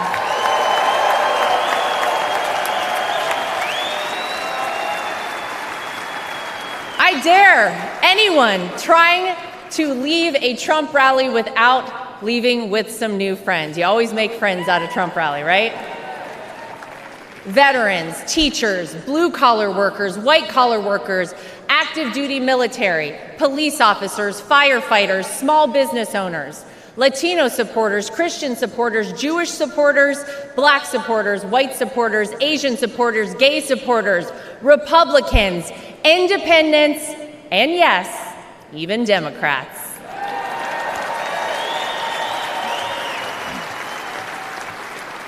At a Trump rally, you're not viewed as your profession, your religion, or the color of your skin. You're viewed as one thing: an American.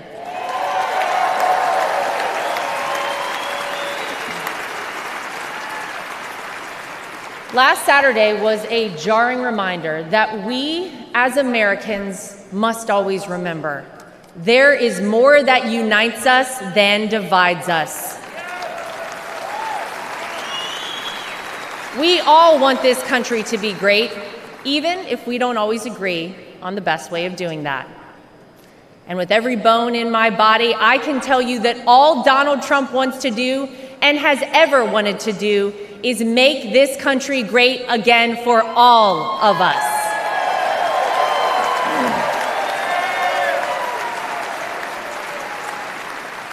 Proverbs 28 reads, "The wicked flee, though no one pursues, but the righteous are as bold as a lion."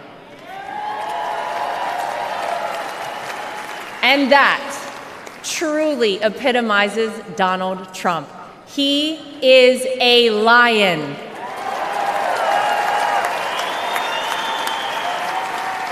He is bold, he is strong, he is fearless, and he is exactly what this country needs right now.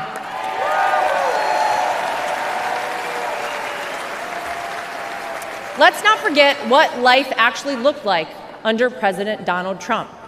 Trade deals across the world that benefited our economy, allied countries paying their fair share,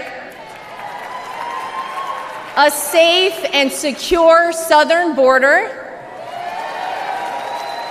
record low unemployment rates for African Americans, Hispanic Americans, Asian Americans, and women, record investment in historically black colleges and universities, the creation of the United States Space Force, the most comprehensive prison reform in decades.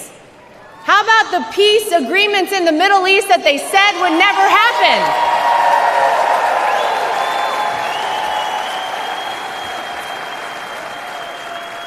The largest tax cuts in American history, our energy independence, massive amounts of red tape cut, and no new wars when Donald J. Trump was president.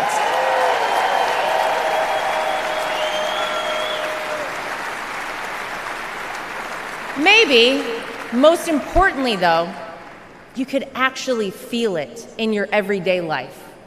Now, you didn't have to love everything that he tweeted, but you cannot deny you were better off when Donald Trump was in office. Americans were finally able to start saving money. Home prices were affordable, and gas hit a low of $1.87 a gallon.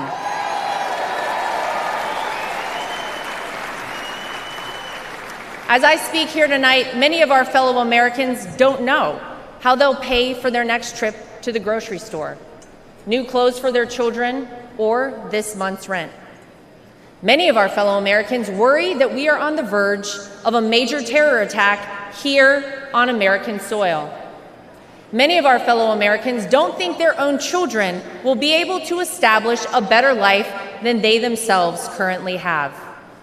Many of our fellow Americans are right now sitting and wondering how on earth this country could have moved in the wrong direction and so quickly. The Democrats and the media know that they cannot convince you, the American people, that your life is better off now, because it's not. So what will they do? They'll try to sell you on some outrageous narrative about the terrible things that Donald Trump will do if he becomes president. But you don't have to imagine what it would be like. All you have to do is remember what it was like.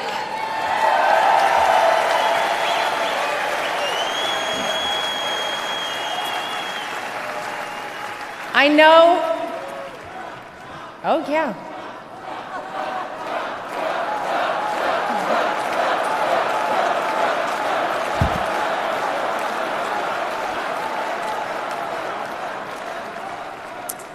I know what you hear out there about Donald Trump.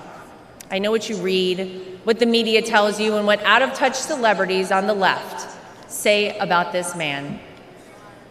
But when I look at Donald Trump, I see a wonderful father, father-in-law, and of course, grandfather to my two young children, Luke and Carolina.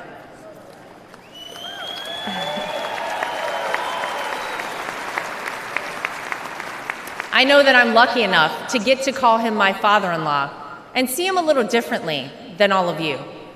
But it's through that lens that I sometimes wish more people could see him. This is a man who has sacrificed for his family, and a man who has truly sacrificed for his country.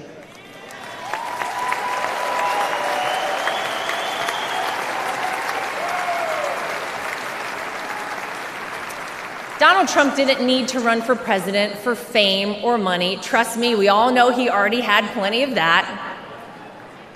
I'll tell you why he did it and why he continues on, even in the face of the unthinkable.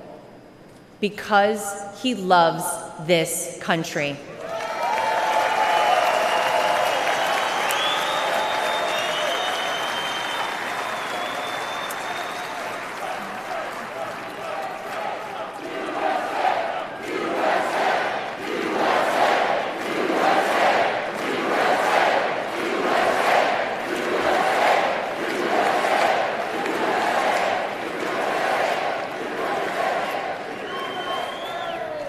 He did it for his grandchildren, for your children and grandchildren, and for the generations to come. I have seen this man dragged through hell and back, in and out of courtrooms, indictments, impeachments, mugshots, and even an assassination attempt. And yet, he has never backed down.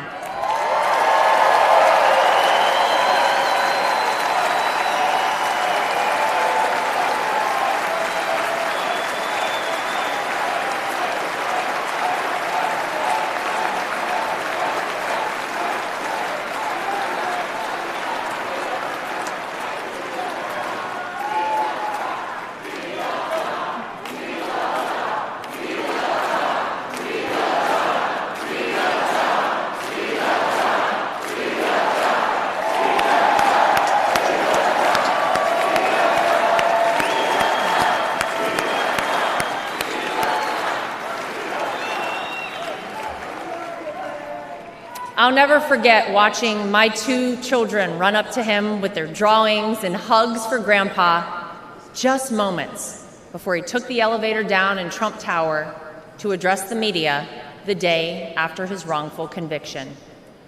Despite everything else he had going on, he had no other focus in the entire world, just a man relishing time with his grandchildren. It's a side of Donald Trump that not enough people get to see. Maybe you got to see a side of Donald Trump on Saturday that you were not sure existed until you saw it with your own eyes. Martin Luther King Jr. once famously said, "The ultimate measure of a man is not where he stands in moments of convenience and comfort, but where he stands at times of challenge and controversy."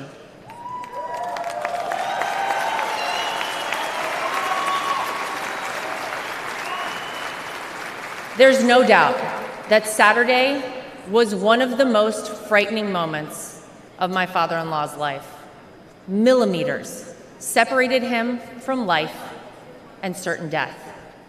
And yet, it was in the midst of it all, as he was jostled off stage by Secret Service, that he knew how defining that moment would be for our country, and he hoisted his fist in the air.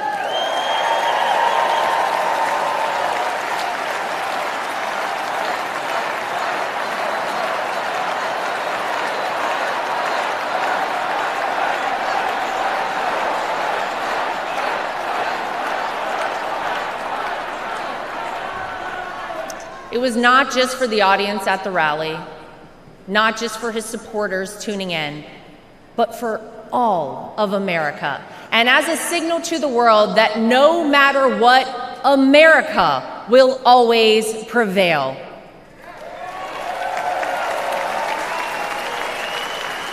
Though it's been strained and attacked, no enemy, no force, not even a bullet is strong enough to break our American grit and our American soul. We are the country whose founders gave their fortunes, freedom, and lives to pursue the dream of a free society. We are the country of Thomas Edison, Susan B. Anthony, Henry Ford, and Harriet Tubman. We are the country who fought and won 2 world wars. And we are the country who always rises to meet the moment, no matter how insurmountable the task. And in that split second, on Saturday, Donald Trump reminded us all of that very history and who we are at our core as a nation. That is the Donald Trump that I know.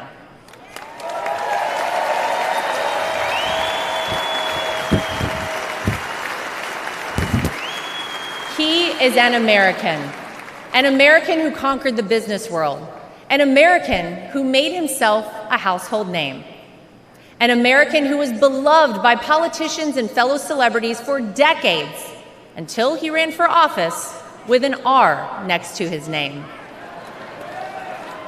An American whom even Barack Obama admits people consider the American dream. And instead of sailing off into the sunset after an illustrious real estate and television career, he decided to give back. He decided to bring some of the things that had made him so successful in life to all of you in order to improve the lives of all Americans. Black, white, brown, gay, straight, all Americans, because that's the man that Donald Trump is.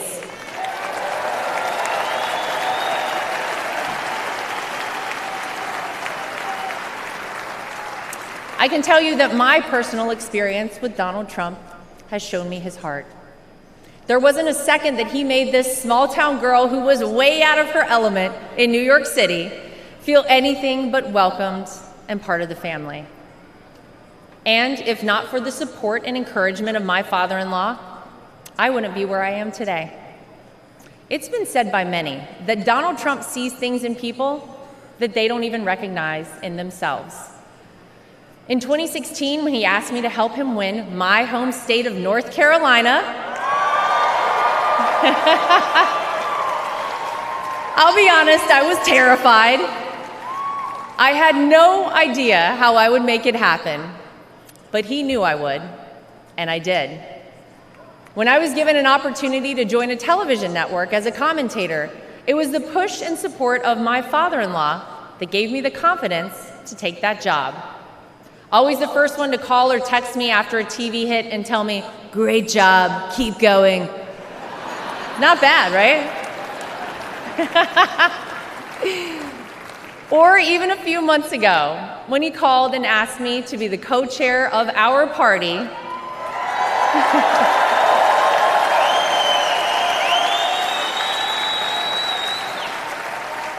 He showed me potential in myself that I couldn't yet see. So tonight, to my father-in-law, I want to say thank you.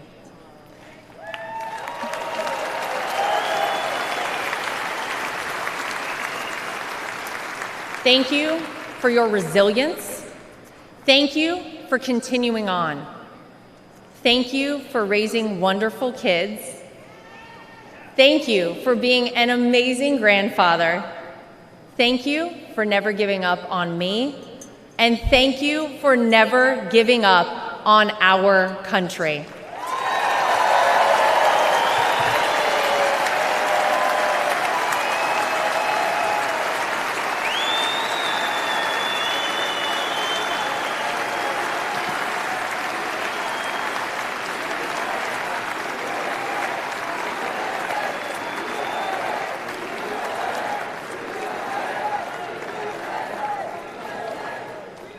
Tonight, I come to you, not as the co-chair of the RNC, not as the daughter-in-law of the candidate. Tonight, I come to you as a mom and as a citizen of this country. For those of you watching who have never voted for Donald Trump, I know what the media and his political opponents have tried to tell you about this man. Believe me, I have seen and heard it all, but I have also seen the truth. I am proud to know Donald Trump, to campaign for him, to vote for him, and to raise his grandchildren.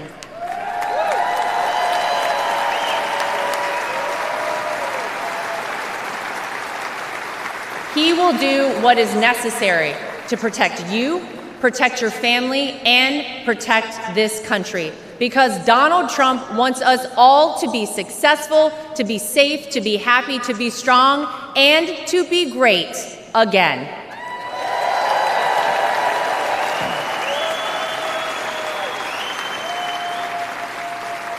Tonight, I'm asking you to vote, not for the Donald Trump you see flashed on your TV every day, splashed across the headlines. Tonight, I'm asking you to vote for the Donald Trump that Luke and Carolina call Grandpa. I'm asking you to vote for the Donald Trump that my husband Eric calls Dad. I'm asking you to vote for the Donald Trump that I call my father-in-law. I'm asking you to vote for the Donald Trump who can and will make America great once again for all of us. Thank you. God bless you. God bless the United States of America. We love you. Thank you, guys.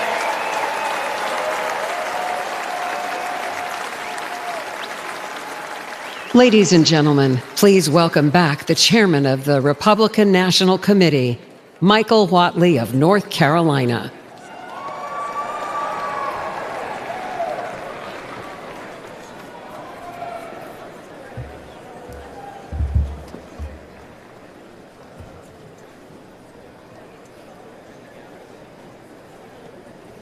For tonight's benediction, please welcome Pastor Corey Brooks, senior pastor of the New Beginnings Church in Chicago and founder of Project Hood, an organization committed to fighting violence and poverty.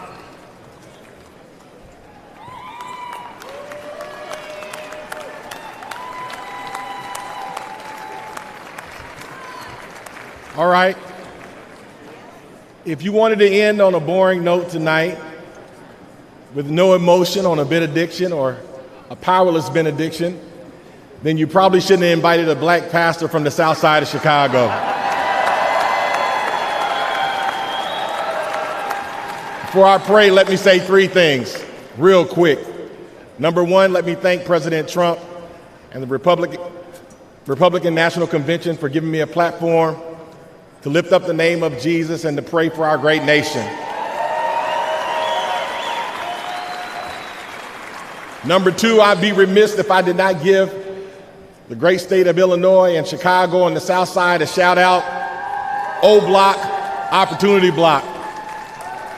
And number three, I want you to make the biggest noise in just a second. I want you to raise your signs, blow your whistles, and give God the loudest shout of praise on the count of three. And somebody may say, why? Because this week we could be having a week of mourning. But because God did not let any of those things be, this is a week of celebration and a week of life, a week of democracy and liberty. So I want to ask you on the count of three to make the loudest noise you can and let the world know that we serve an awesome God. Are you ready? Come on, are you really ready tonight? 1, 2, 3. Yes, yes, yes.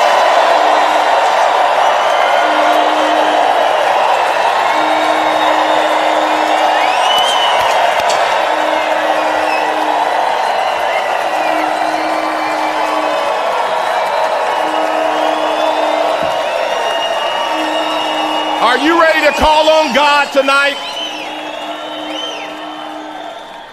Heavenly Father, we come before you today with grateful hearts as we gather for this Republican National Convention. We thank you for this moment to seek your guidance. As I stand before you, many believe America is in trying, divisive times and has not been her best. We know this to be true. We have not been steady, firm, resolute. Too many of us have forgotten how to be Americans. I see this on the south side of Chicago where I'm from. But I refuse to give up. Why? Because I still see the yearning fire within us to be better Americans. Lord, we ask for your divine presence to bless every heart and mind. Grant us wisdom and courage and discernment as we chart the path of our beloved country. May our deeds reflect your will and bring glory to your name. We pray for strength to better our individual selves so that we may bless those around us. Let us be reminded that we are one nation under God, indivisible, with liberty and justice for all. Father, we lift up our citizens and leaders to you. Let them be guided by your truth. And may their actions honor the values upon which this great nation was founded. Let us remember the words of Isaiah chapter 40, verse 31. But those who hope in the Lord will renew their strength. They will soar on wings like eagles. They will run and not grow weary. They will walk and not faint. Empower us to rise, persevere, and to pursue excellence.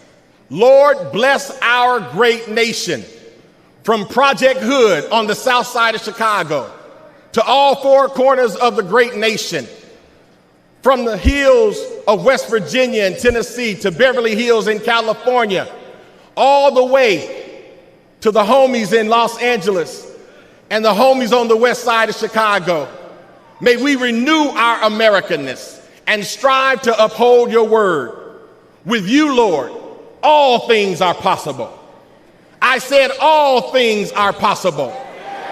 All things are possible. In your mighty and matchless name, Jesus, we pray. Let everybody say amen. God bless you and God bless America.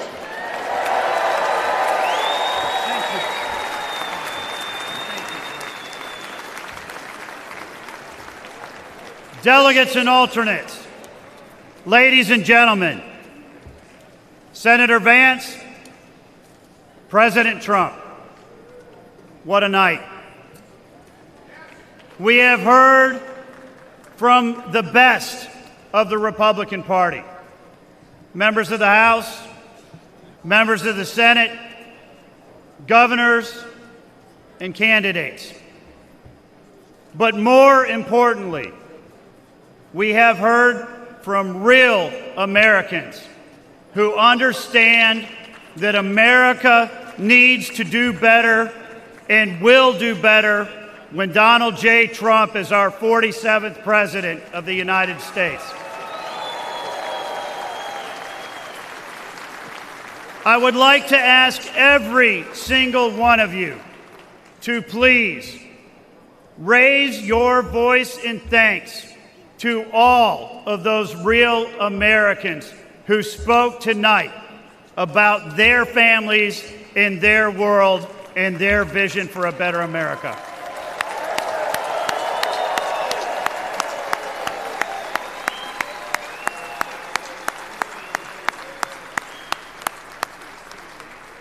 At this time, the chair recognizes the delegate from the state of Indiana for the purpose of offering a motion. Mr. Chairman, my name is Victor Smith from the great state of Indiana. And I make the motion that the convention now adjourns. The question now occurs on the motion to adjourn. All those in favor signify by saying aye. Aye. All those opposed signify by saying no. In the opinion of the chair, the ayes have it, and the motion is adopted. Accordingly, this convention stands adjourned until 5:30 p.m. tomorrow.